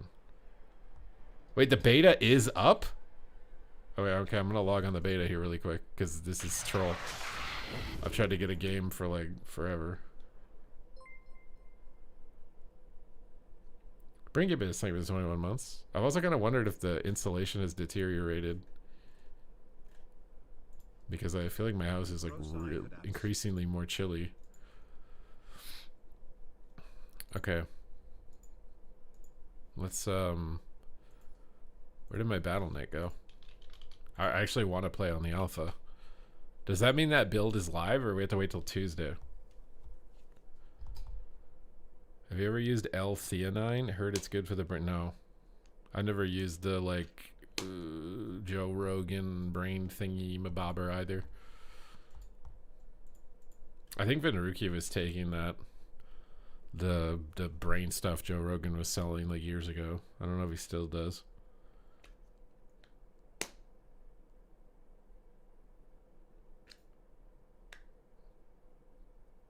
What is sounds like an old board and bat on or soft mount?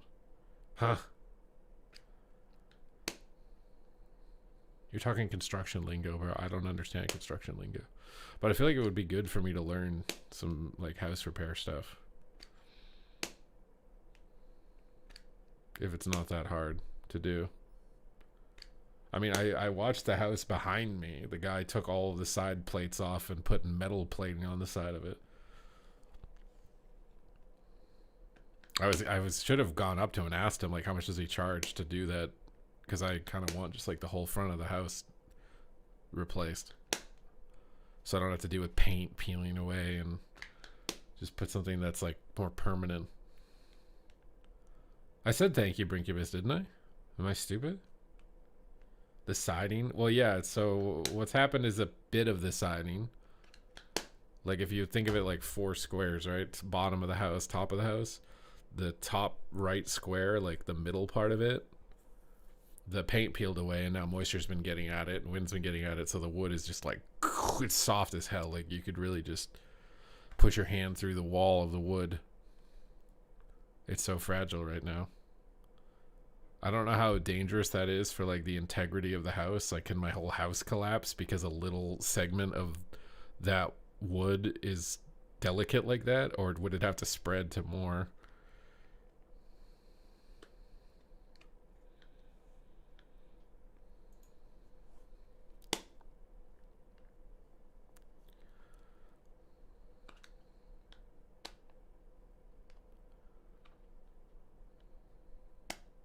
No, creatine has been proven to be good for your brain.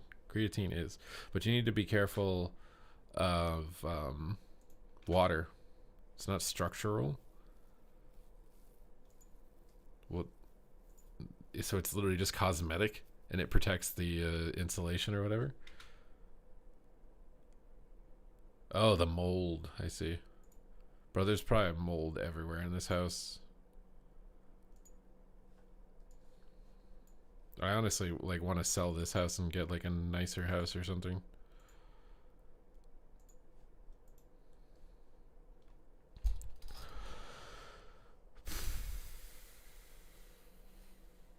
But I've touched the wall in the other areas near it, and it's like pretty solid. Like it's obvious that it's contained to this one area where the paint has been peeled up. What's up with creatine and water? You put creatine in water. What do you mean? What do you mean, what's up with it? Should I try disc? I kind of want to do Resto Shaman. Should I do Resto Shaman?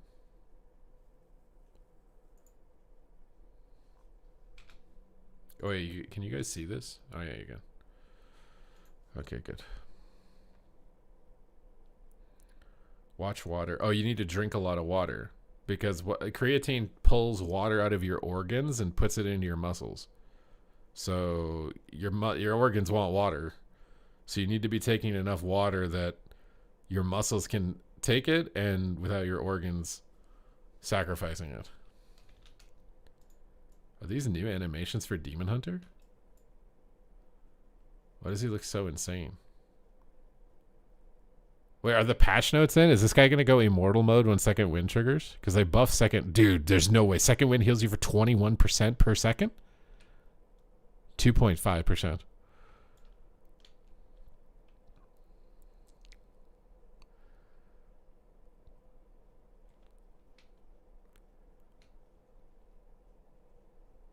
The longer you leave it,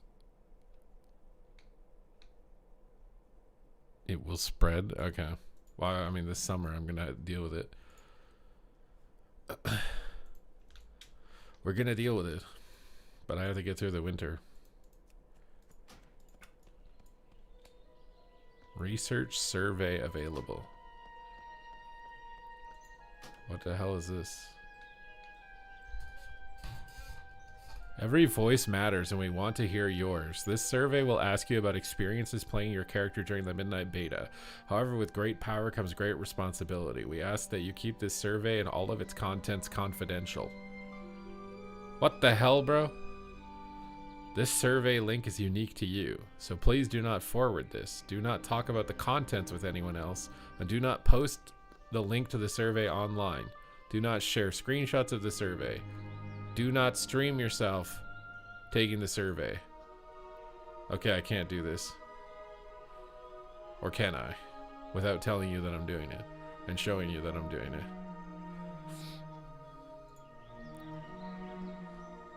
That thing is long AF with the survey?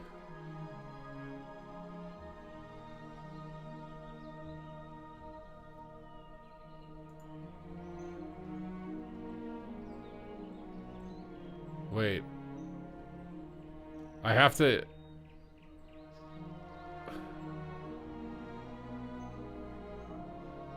God damn it, it's gonna take a long time to finish. I can't...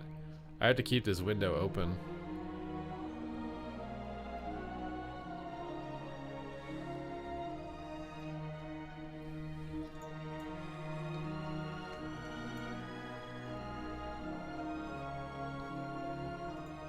I mean, I feel like I give my feedback on YouTube videos all the time. It doesn't look like it's really much different.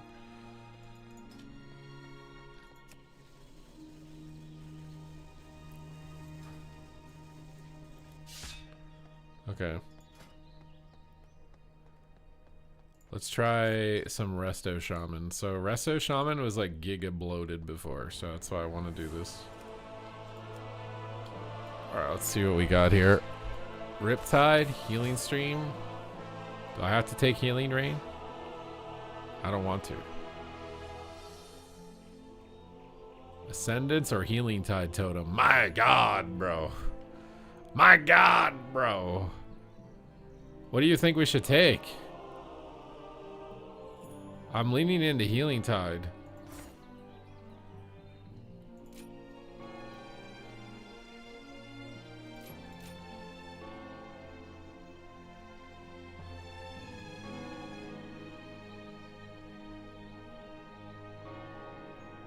You think it's Ascendance?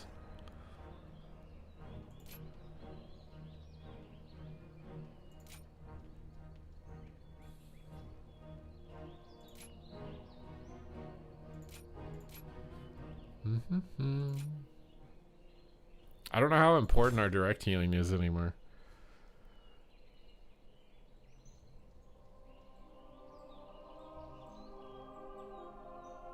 You think it's the best healer?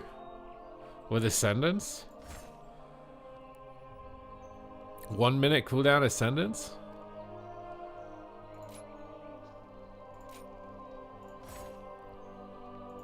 Or should healing?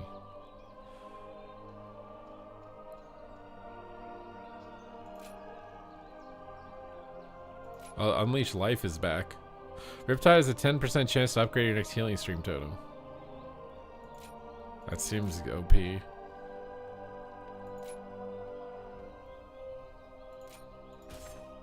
still have Spirit Link totem. Still have proc Ascendances.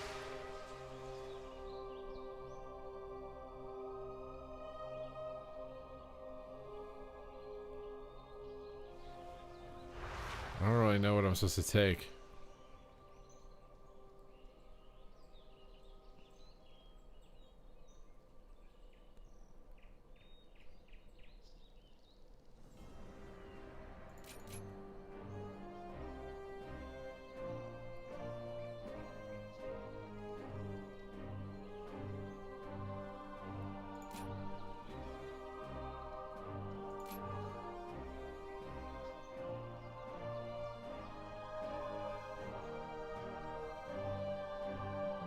Whispering? What's whispering? You need whispering waves? I'm not gonna be able to get it, I don't think.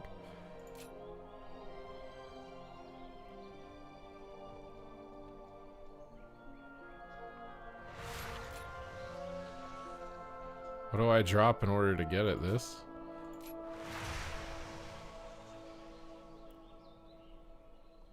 Okay, what about this? I just want more ancestors.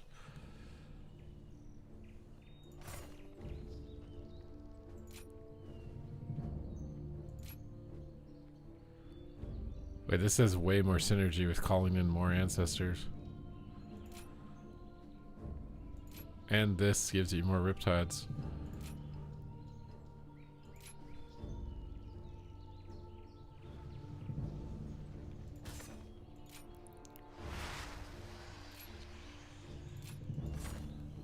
I think that seems pretty good. Oh, you have to take Lava Burst? You don't just get Lava Burst baseline? Wait, why is Healing Stream Totem over here and over here? Oh, you just get a charge of it.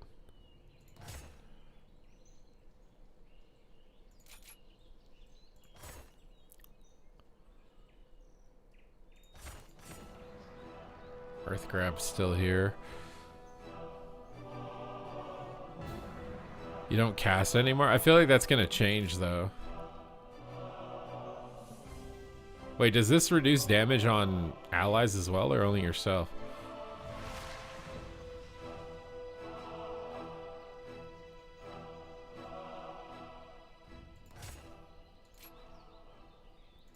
I kinda don't like where Frost Shock's located.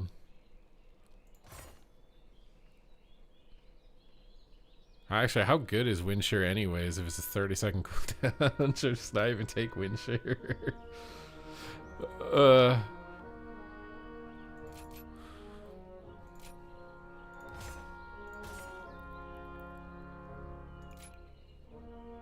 you just spend 2 talent points now to get the damage reduction though.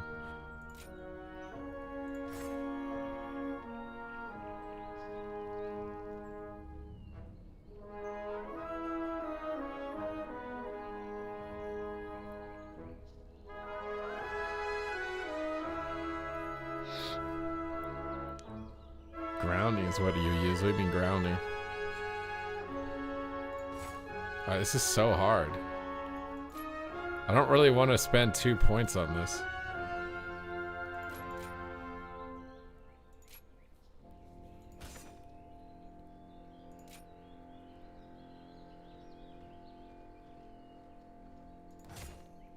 I need an S, dude.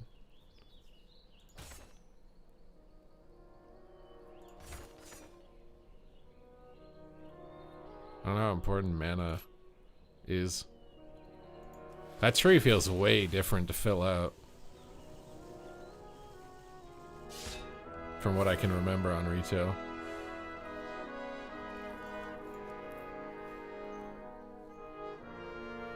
What the hell? Nature Swiftness now also affects Hex. Wait, can I get that as Ellie? Or Enhance?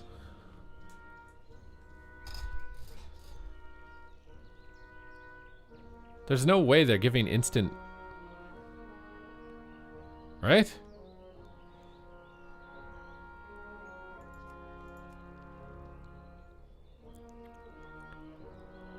It would be so hard to get it, but like, I swear that's insanely OP.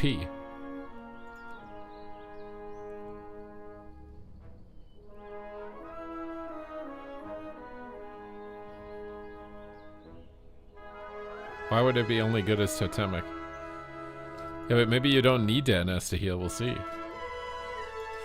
We'll see. We'll see, senor. You might not need to.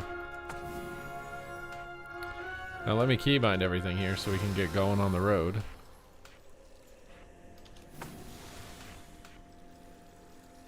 Now I don't really remember where everything was.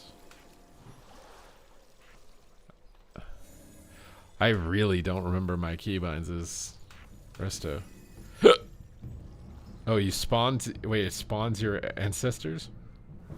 Wait, can you get NS Hex as Ellie though? Because that would be insane. Or as Enhance even. But I don't remember what the hell I keybound a lot of this stuff to.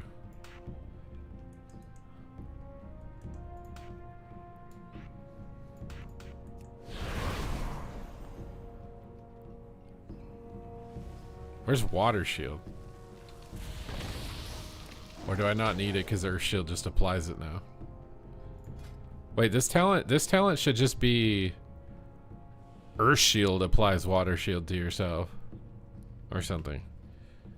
Why is it only the one direction?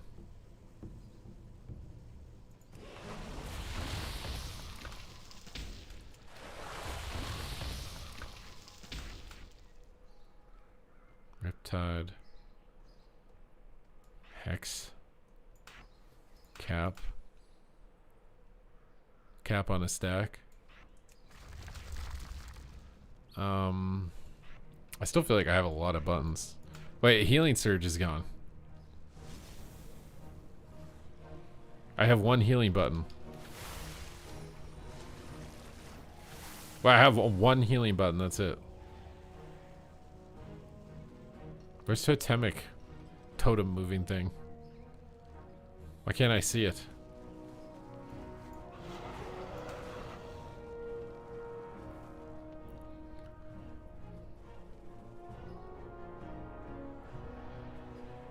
You could run the Earth Shield ability where you get healing for each charge of ES as eaten, and you could spam Water Shield. Oh, it's a free Earth Shield?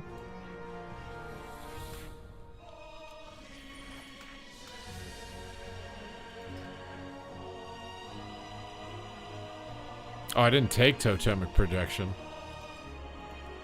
I guess we won't do that then. I still feel like Resto Shaman has a lot of keybinds. I kind of want to just go in with the wrong stats just to get in there, you know? I'll just see, like, how bad is haste? Oh, I have mastery, actually, on most of it.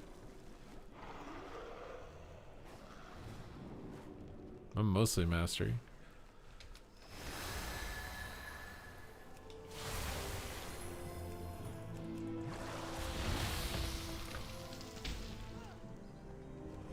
Enhances a dumpster fire and it feels bad.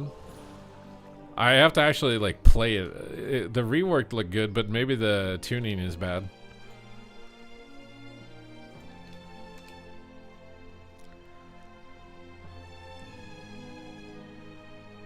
That PvP talent doesn't exist. Maybe it is secret and new. You think it's secret new?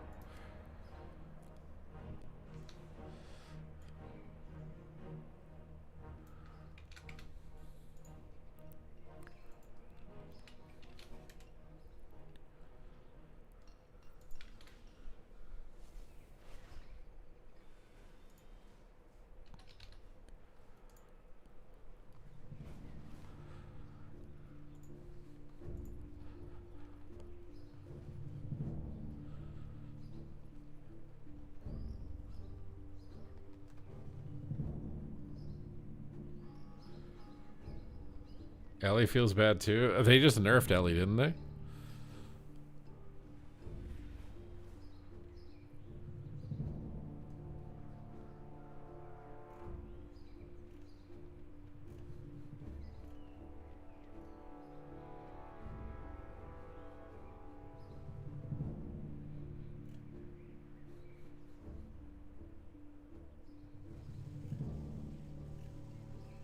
I think they're just tuning for PvE. Although they did have some like not in PvP though on some changes.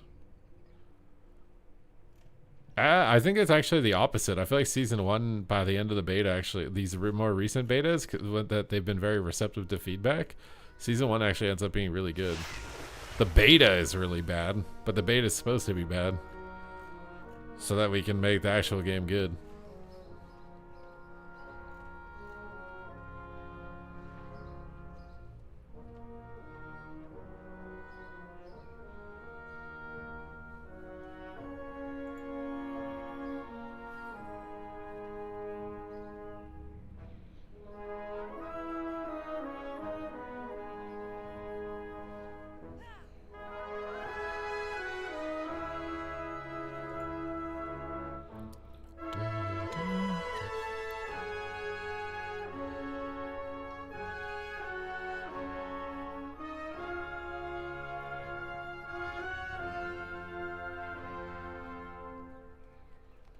Wait, why is Ellie so crit heavy? I mean, Lava Burst is always 100% crit, so what do you mean?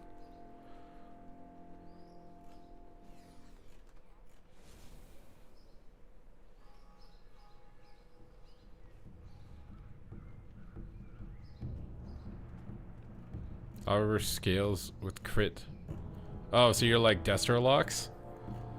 Or crit actually directly increases the damage on the spell?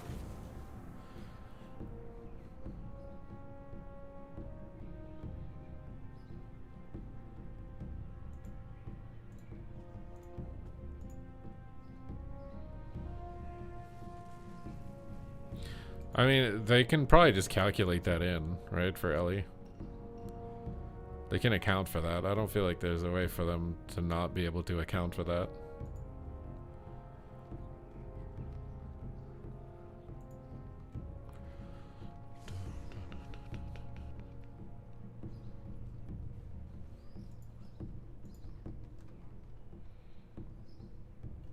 I really want to try this though.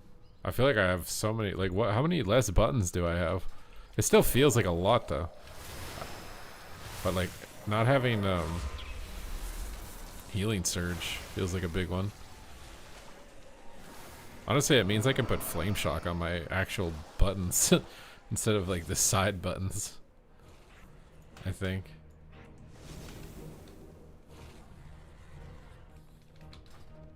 I need a target.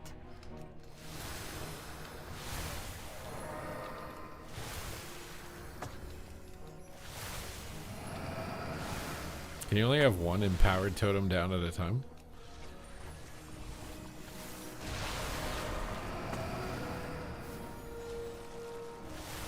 There's so many procs, so you can just proc. Everything's a proc. Proc gives you a better totem. Proc gives you ascendance. Just proc, proc, proc, proc, proc.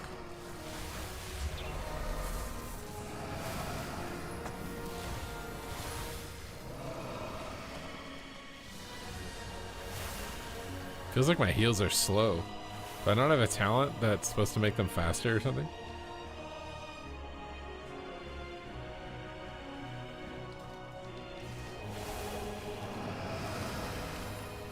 The proc to get your totem empowered seems very low.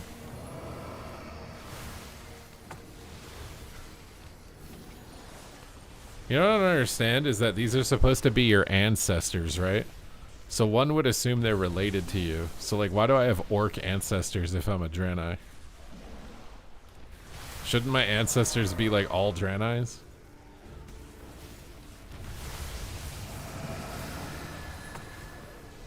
See, these guys are Draenei.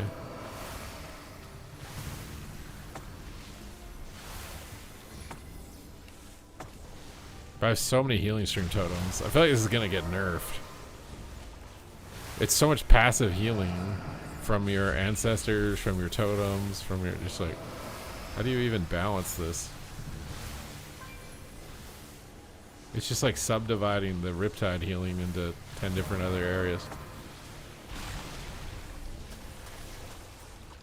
That was a male Draenei. Oh wait, was it not an orc? Oh, it is a male Draenei. Oh wait, they are Draenei. Wait, they actually accounted for that. I thought it was an orc. My bad. It actually... Wait, why are all my heals instant? Wait, you pop Ascendance and it makes all your heals instant? What? There's no way this is going live like this. There's no way, bro.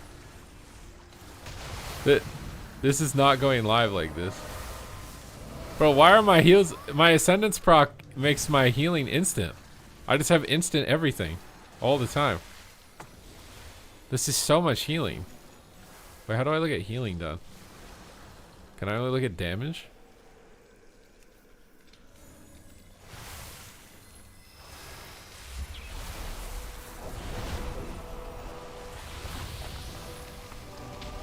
I feel like there needs to be like an animation on your screen when you get an instant healing wave proc, you know what I mean? Like when you get an instant Starfire or Incinerate, like there should be something on your screen that pops up to let you know you have it.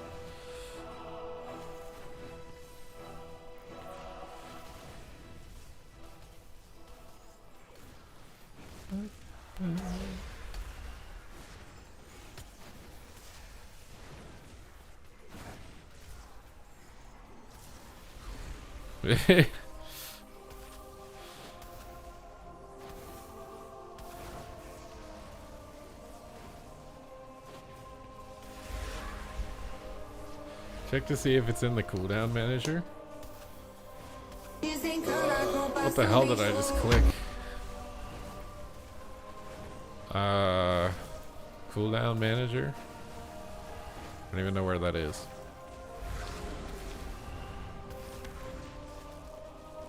Oh my god, dude.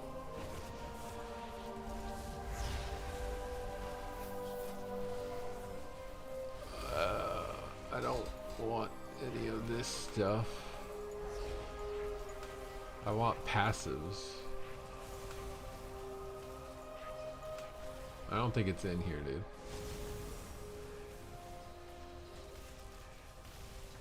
If I had to guess, it's not in here.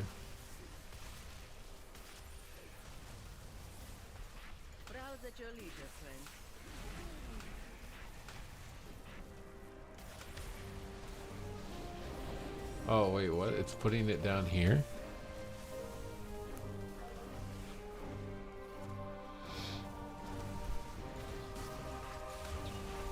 No, I accidentally started playing a video on Twitter. Is what that audio was.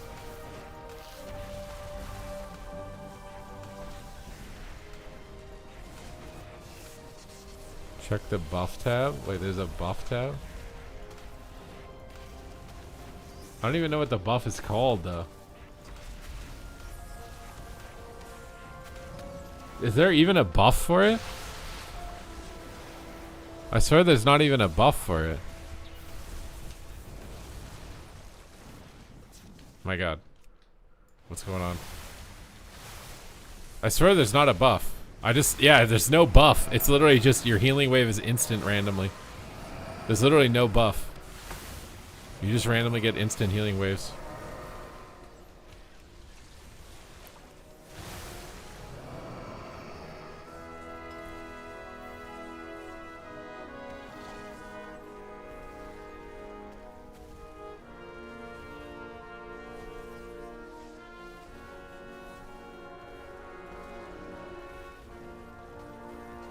Oh, that's so OP. What? After casting NS, you get Riptides faster?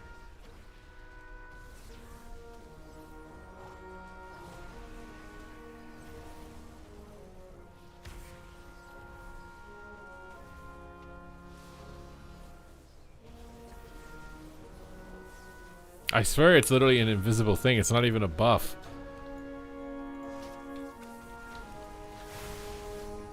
Like, that was a casted healing wave. No buff change. That was a casted healing wave. No buff change. That was a casted one. That was casted. I don't know how to make it not casted. I think it's dependent on if I get Ascendance.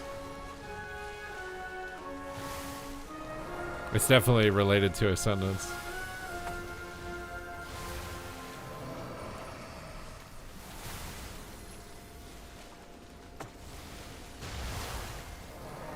See, now if I Riptide, it'll be instant. Yeah. But only one on a proc Ascendance. And it's on the second healing wave? Or is it only after you Riptide? Is it this? Oh, it's this one. Boon of the Water Ascendant. That's what it is. So, Boon of the Water Ascendant, which I think I'm tracking.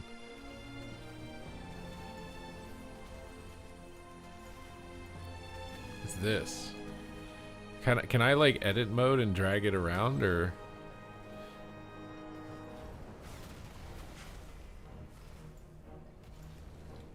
So like if I do this. Oh, there we go. There, now I know I have an instant spell. I still feel like there should be an animation in the game. I shouldn't have to do that to figure this out. It's like every Riptide when you're in Ascendance gives you an instant heal. That seems so broken.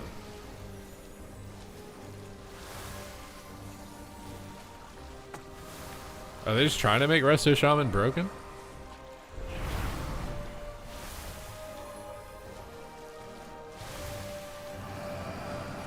Is there a healing training dummy somewhere?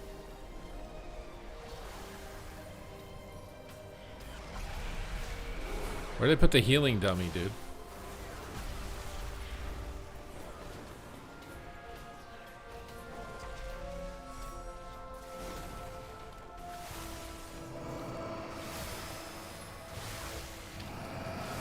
So when you proc Ascendance, if you Riptide, it makes your healing wave instant.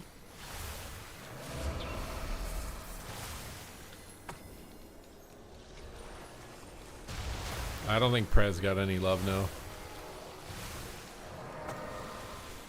Oh, it's literally any Riptide. It doesn't matter if it's a proc. As long as you have the Riptide available, you can get the instant heal. Oh, they nerfed your Purge. I actually wonder why they did that. That feels random.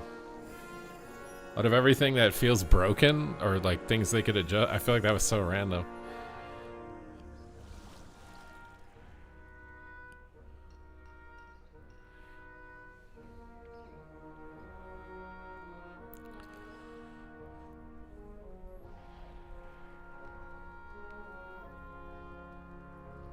What the hell? What the hell? What the hell is this, bro? Look at this. Oh my god, look at this. There's... Wait, what did I just do?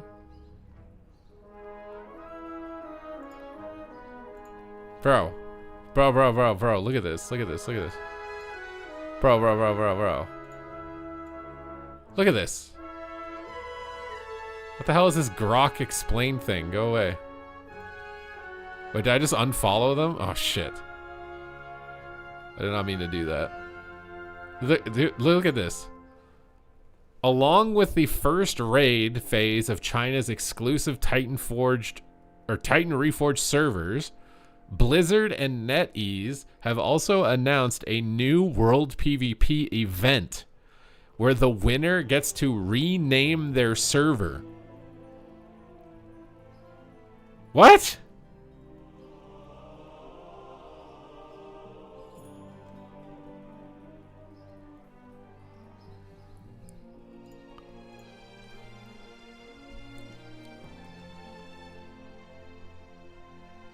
Wait. I have to do that again because I need to make that into a video.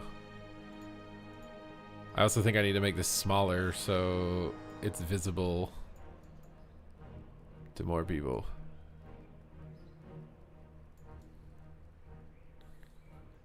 I hope this is gonna be visible.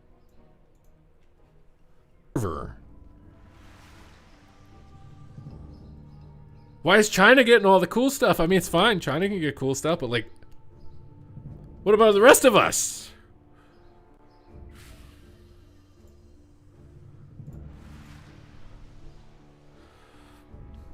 What's up, YouTube? It's going on YouTube, bro. I gotta get better at like making these clips when I'm live. What are they gonna name the server to, bro? What if oh my god, bro. What if they want to name it to Free Hong Kong? There's no way, dude.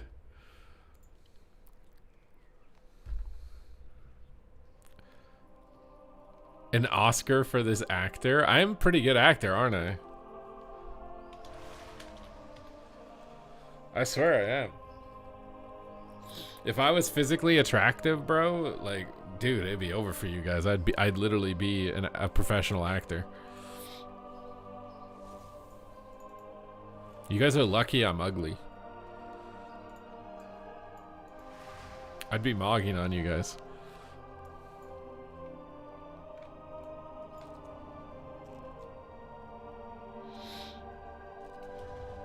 Along with the first... Okay, wait. I have to edit this video now.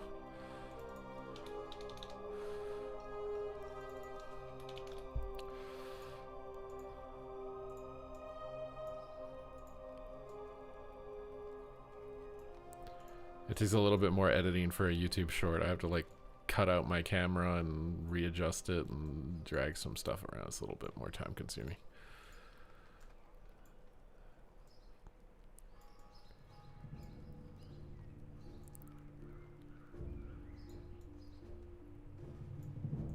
Raid phase of China's exclusive Titan Reforged servers, Blizzard and NetEase have also announced a new World PvP event where the winner gets to rename their server.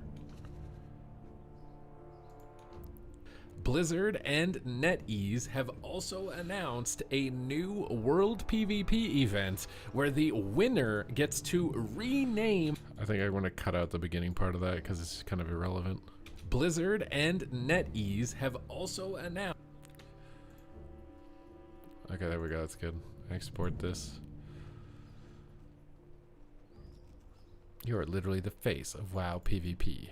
That's a lot different than a WoW actor, bro. Nobody knows who the hell I am as a PvP commentator. I don't think WoW esports has been acknowledged on like absolutely anything.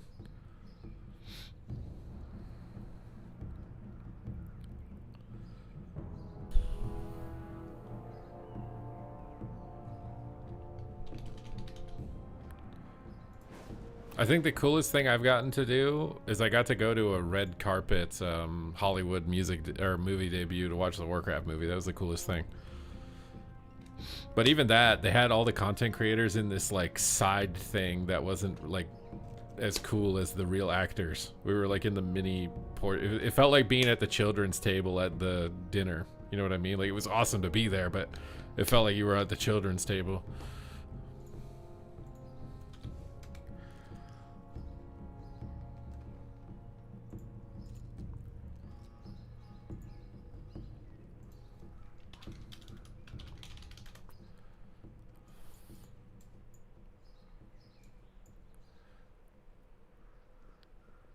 The best table.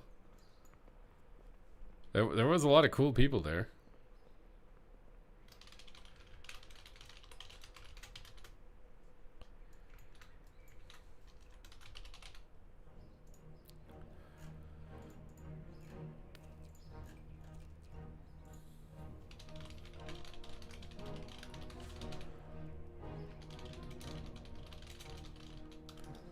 I have to write a bunch of tags now.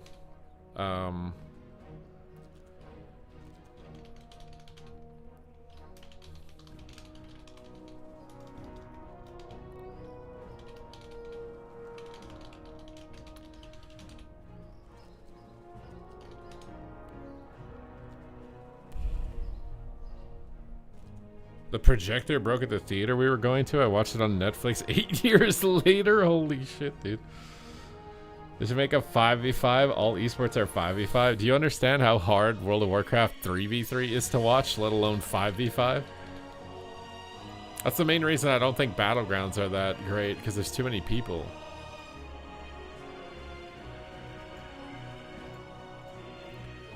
Alcoholism. Thank you for subscribing. At least you'll sub to me at the kiddie table, right?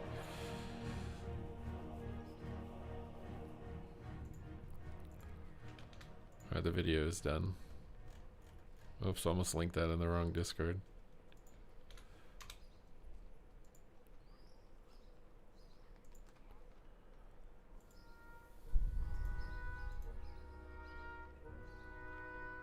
No, BGs are not easy to observe, bro. Battleground tournaments have had dramatically less viewership than arena tournaments.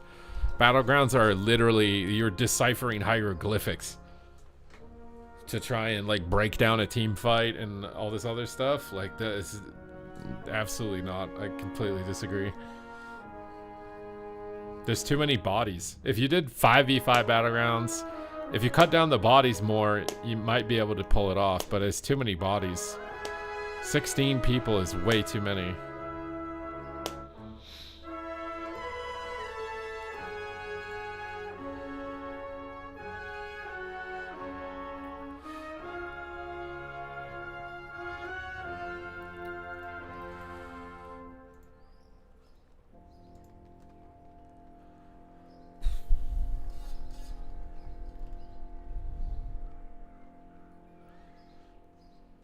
Oh, you can only name the server for a month.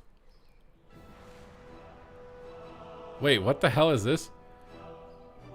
Players will be ranked individually based on their specific class. Each PvP phase will start. Activity area. The effective activity area for phase season 1 is Eastern Kingdom's Blackrock Mountain. Only valid kills completed within this area will count towards the score. Why can't we get this on retail, bro? Players will earn 1 point for each enemy faction player with max level killed within the event area. Points will be added to the player's individual class leaderboard. I mean, people will win trade this super hard also. I actually wouldn't be surprised if this entire event is win traded.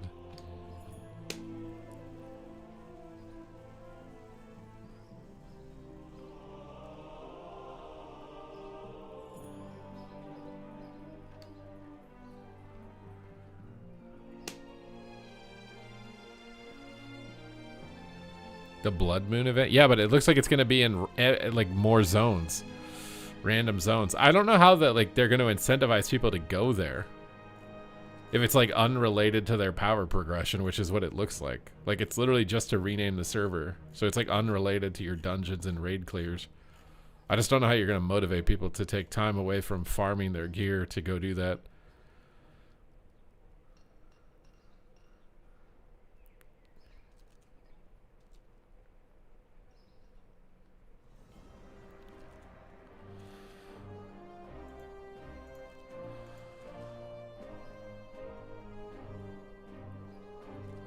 Getting like I can't even get a game to pop on the beta, bro.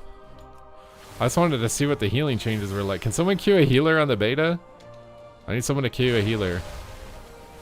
This mechanic where you riptide and get instant heals is super broken. Like omega broken.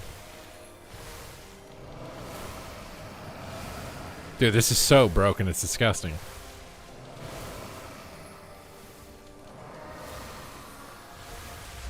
And then you have NS to heal on top of that. No PvP? No, there is PvP. You can queue solo shuffle. It's just I think I'm the only healer on the beta. No, they said that people were saying the trinkets are fixed. I need someone to queue a healer on the beta to queue into me. Is Nerdy Orc here, bro?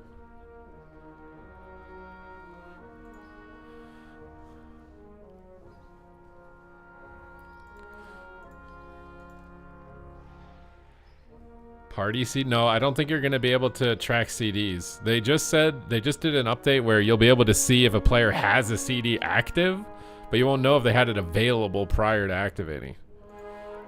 So I think they want you to do that yourself. Like, you internalize it. the start of the game, you know that your shadow priest has everything. They'll probably have to add it at some point because people don't play in comms anymore.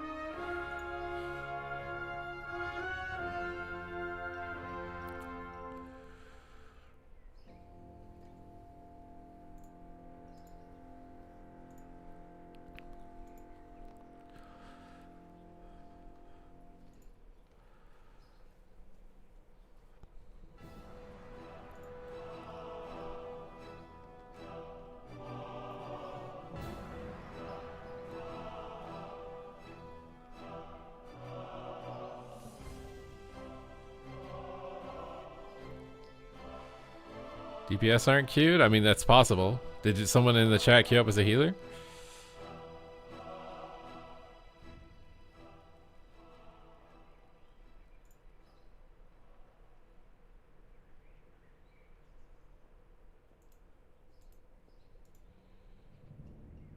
You've been in queue for 17 minutes as a DPS? Okay, we need people to queue up on the beta, bro. I'm trying to give you guys instant queues out here. You guys aren't making it easy.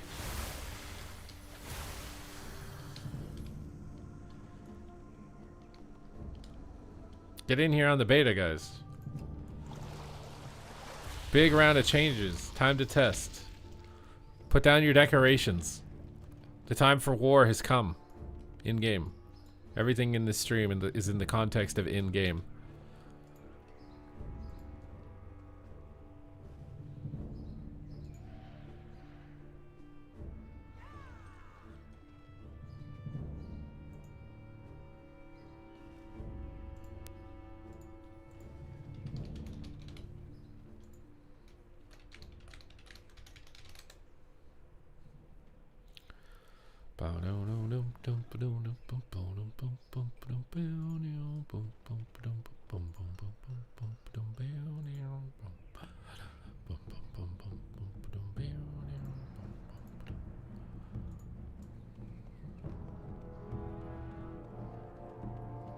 I got 3 tunes sitting at 2.1 to 2.2 with no add-ons. Having way more fun without... Well, yeah, the game is fun without add-ons. The people are mad about it are people who are going to have a performance loss from not having them.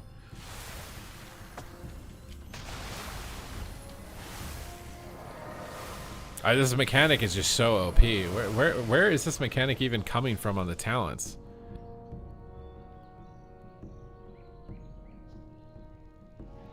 Where is it? Just a passive on shaman? Like, there's no way this isn't like a talent, right? Oh, it's literally attached to this. While ascended, casting Riptide makes it instant.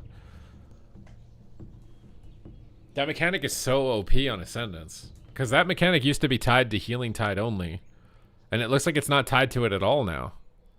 Wait, they literally moved the mechanic that was attached to Healing Tide and then only put it into Ascendance?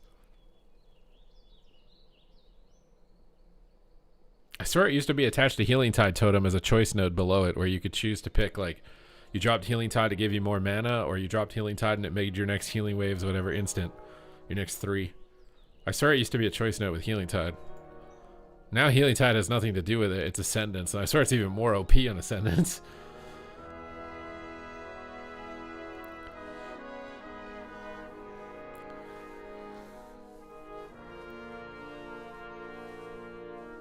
Ugh.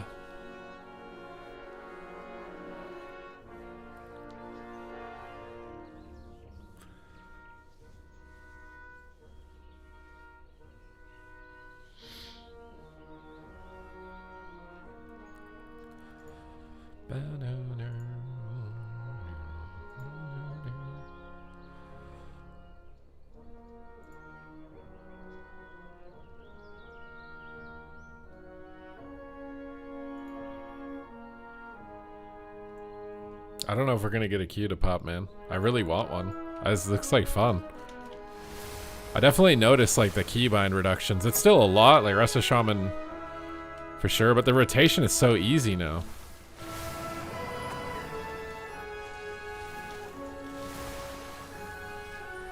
It's literally just Riptide Healing Wave.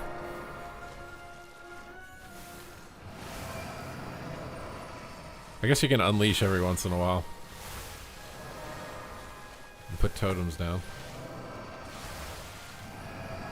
Curious to see what the duels look like out here, actually. Let's see some duels while we're in the queue.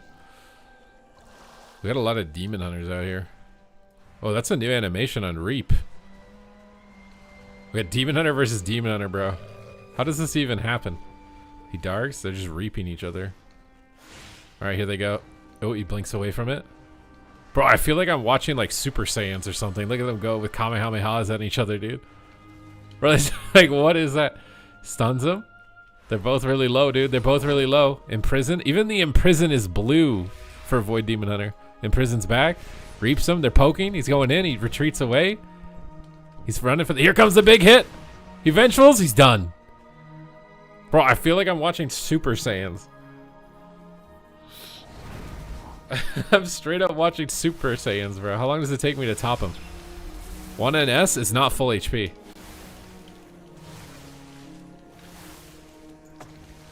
Wait, it actually takes like a long time to top someone. You see this? This is good. This is good that it takes a long time to top someone. Clip that in YouTube, short it. I probably will.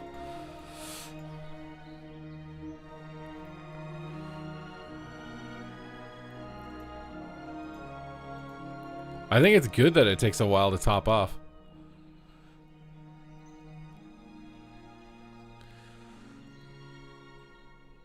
You have no oh shit button. Well, Resto Shaman does. Resto Shaman has the most oh shit buttons. They're gonna have to nerf this like instant healing thing off your Riptide. There's no way. There's no way. Especially if it works with the proc ascendance. But like it seems really broken. Well, they've gutted all the instant healing from Prez and Disc. But Resto has so much still, dude. You have so much.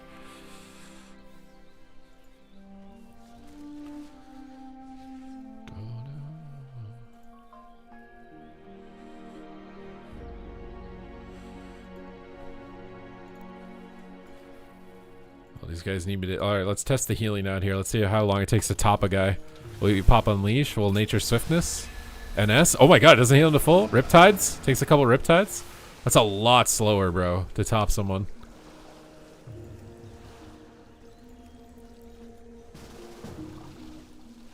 Wait, what? Why is this guy... Alright, we're gonna test it. Let's do a healing test. Let's do a little healing test here.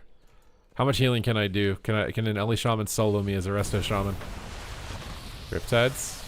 Can he like whittle my HP down? It's kind of blasting me. Oh, that kind of blasted. Okay. I'm actually kind of struggling a little bit. I like this pace though. Where I can't like, I'm not like instantly topping myself the whole time. My HP is actually going down. I think this is pretty good.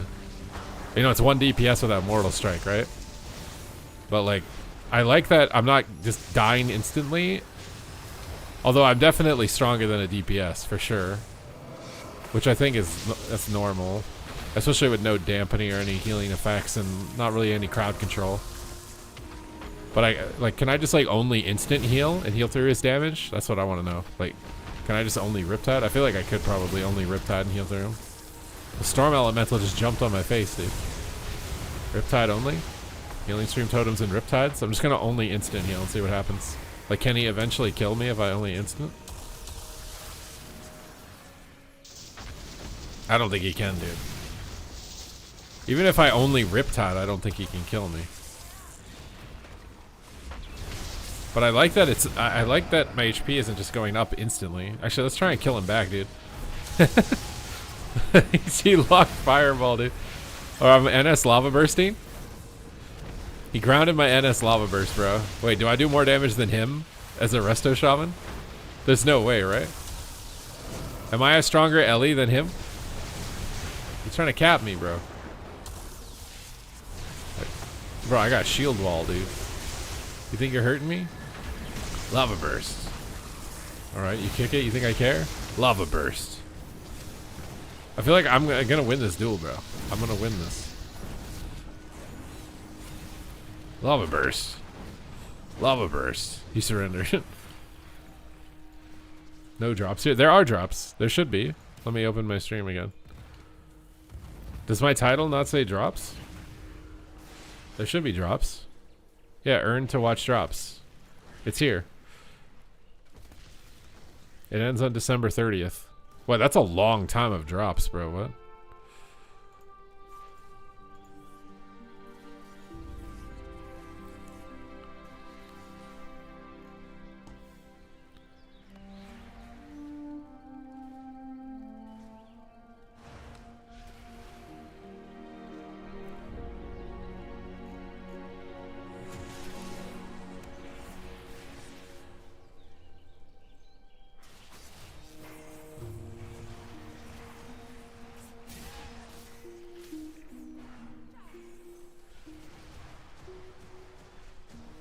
I earned my drop here.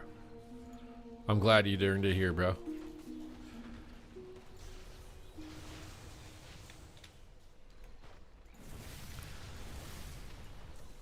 Outside of elementals being out, you can't die.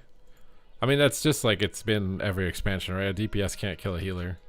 I just want to see how long it takes for me to top people as a healer. So like, Unleash is pretty decent. NS that heal a big chunk there. Let's try just spamming Riptide. I feel like it's still a decent amount of healing from Riptide on these guys. I need more guys to heal, dude. Where's some post duelers for me to test my healing on? Got Rogue versus Hunter. Survival Hunter. Alright, he's disarmed. Oh, he's going in with that Chakram Boomstick. The Chakram Boomstick combo. They're down to 50%. He's disengaging away. Rogue's in hot pursuit. He traps him. Heals up. He's trying to reposition. He smoke bombs. Pet's hitting him, though. He's got a new raptor pet. What is that pet, dude? It's an interesting looking raptor. I think it's a Heronir hunter. Yeah, that's a Heronir pet. Wait, where'd he go? He vanished, I think. Hunter's going to heal up with Recuperate. He stuns him. Bro, Recuperate is actually important to have on your action bar. Get some big hits. He's going to get binding shot. He stepped out of it. Cheap shots him again. He's tearing in, bro.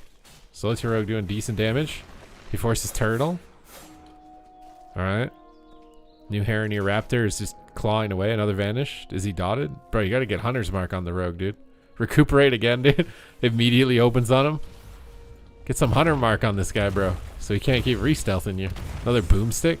He's trying to run away. He traps him. He's out. He's trying to get pressure. He's stunned. I think it's lights out for you, bro. It's lights out. Alright. Let me try and top you. Healing Stream Totem. Riptide. Unleash. NS. Bro, it doesn't top him. It doesn't top him. It takes so many heals. It's taking so many heals. I'm too old to understand what a Twitch drop is. It's an in-game item you can get for watching a streamer on Twitch. So I think I don't know what it is right now. I can't remember, but you get some transmog, I think, for watching a certain amount of hours of a WoW streamer on Twitch if you connect Twitch to your Battle.net and stuff.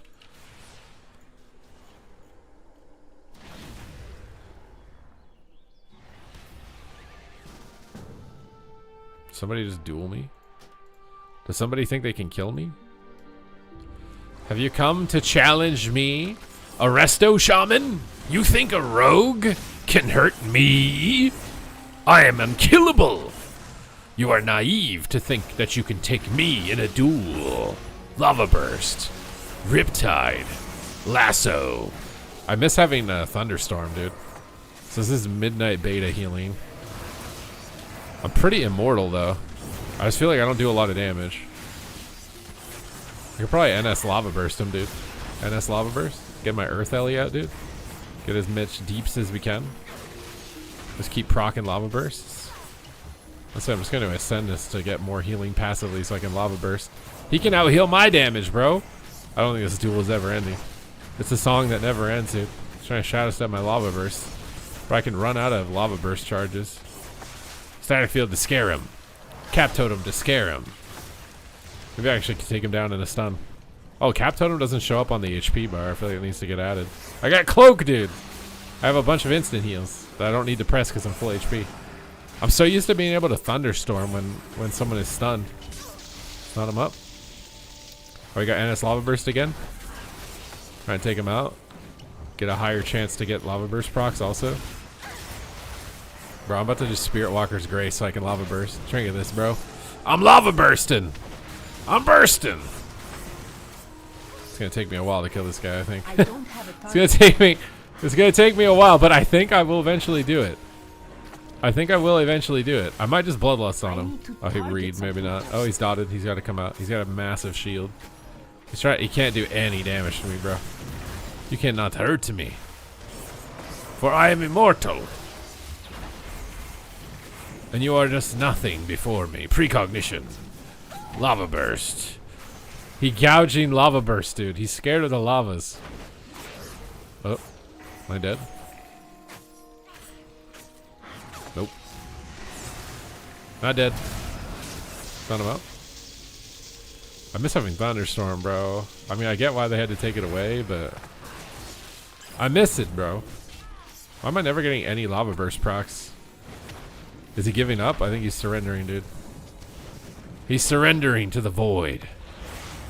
This damage is XX. Well, my damage seems pretty good, bro. I don't know about yours. I like my damage. Why don't you like yours? We triggered it out of this. We're both doing 0 damage. I am technically a healer, okay? I definitely think they need to nerf like a little bit of the instant healing. Like the fact that I can just only instant heal to be at 100% seems kind of lame. My lava burst definitely hit harder than he does though. Like what? I lava burst him like twice. It's like 20% of his health. He does his combo on me. It's like 5%. It feels like. All right, how long does it take to top him? Oh, what do we have here? Oh, Demon Hunter versus BM Hunter. Oh my god, bro. BM Hunter is just munching him. Wait, he just surrendered. He literally just straight up gave up. All right, we got Subtlety Rogue versus Demon Hunter. Trinkets in prison, gets stunned. They've gotten new animations for Demon Hunter. These feel new. All these like blue Super Saiyan blue animations, bro. Look at that. That's a new Vengeful Retreat. A new blink. Everything is new. They need to change the Sigil of Fear, bro. That's got to be blue too. Oh my god, bro. I swear they changed this whole class. Void Ray through the smoke bomb. Is he going to blink into the bomb? Is he going to make the power play? Is he going to do it? Does he have the gall? They're both topped. Void Ray again. Gets cheap shot. Tearing in. Big burst. Nice combo. He's on the run. Can he get away? Vengeful Retreat. He blinds him low. Oh no, he's about to get Neelio, dude. He's going to get blind sapped. And then 100 O'd. Oh, he didn't get the sap. I don't think he's got stun DRs. Demon Hunter might have a chance here if he's got his hunt. Does he have his hunt? The tree's blocking the view, bro. He's going in. He's going in. No, there's the stun DRs. I think he's toast. Oh, he dropped the stuns. He's getting turned around. Big Predator. Oh my god. Where's the shadow sight, bro? Find the rogue. He finds him. Stunned again. He's got no more stuns, bro. I think you got him. He's so low. I-beam, stun, KO. Super Saiyan Blue Demon Hunter, OP.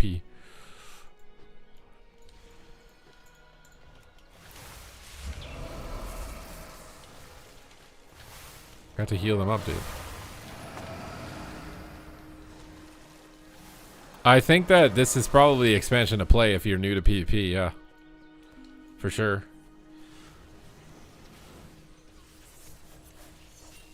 For sure, my guy.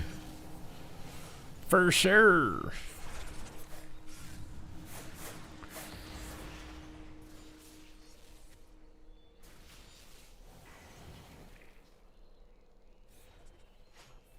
Classic players can even play. I don't know if I would push it that far. You might be stretching it a bit there. Okay.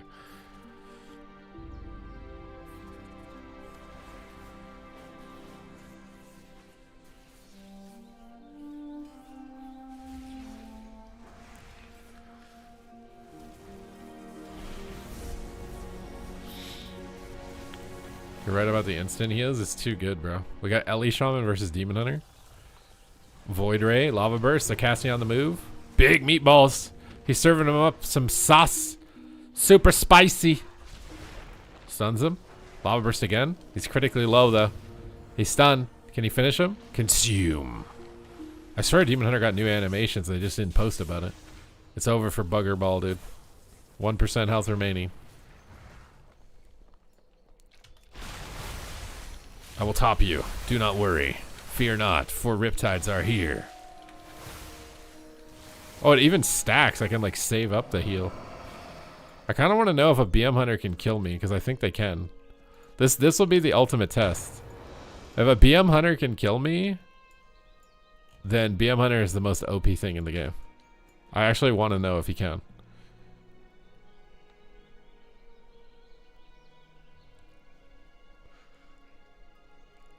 Arcane is tanky on retail. It just depends on the matchup, probably. If you could only play 3 classes, what 3 would you have your eye on right now? I haven't got to play all the healers yet because I'd want to pick one healer. If it was DPS... This is too hard of a question right now for me, bro. It's too hard.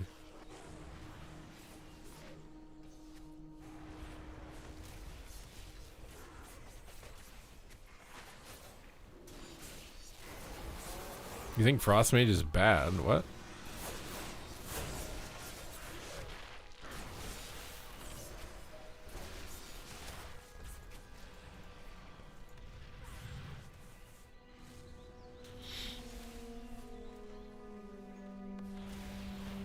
I might have to call it here, guys. I don't know if this Q is gonna pop, sadly. I think we might have to call it. We got Og versus Ellie over here. It's the first Og I've seen.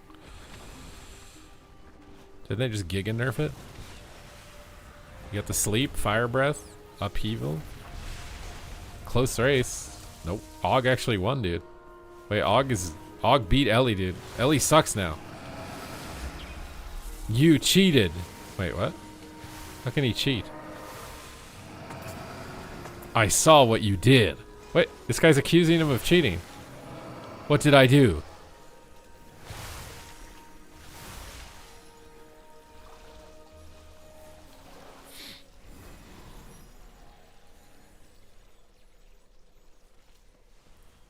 Rogue versus Feral. Looks like Litter Cat's going back in the litter box. Oh, maybe not. Oh, he bear mauled his ass, dude. He just killed him with bear maul. I just inspect him and all I get is bear butt in my face.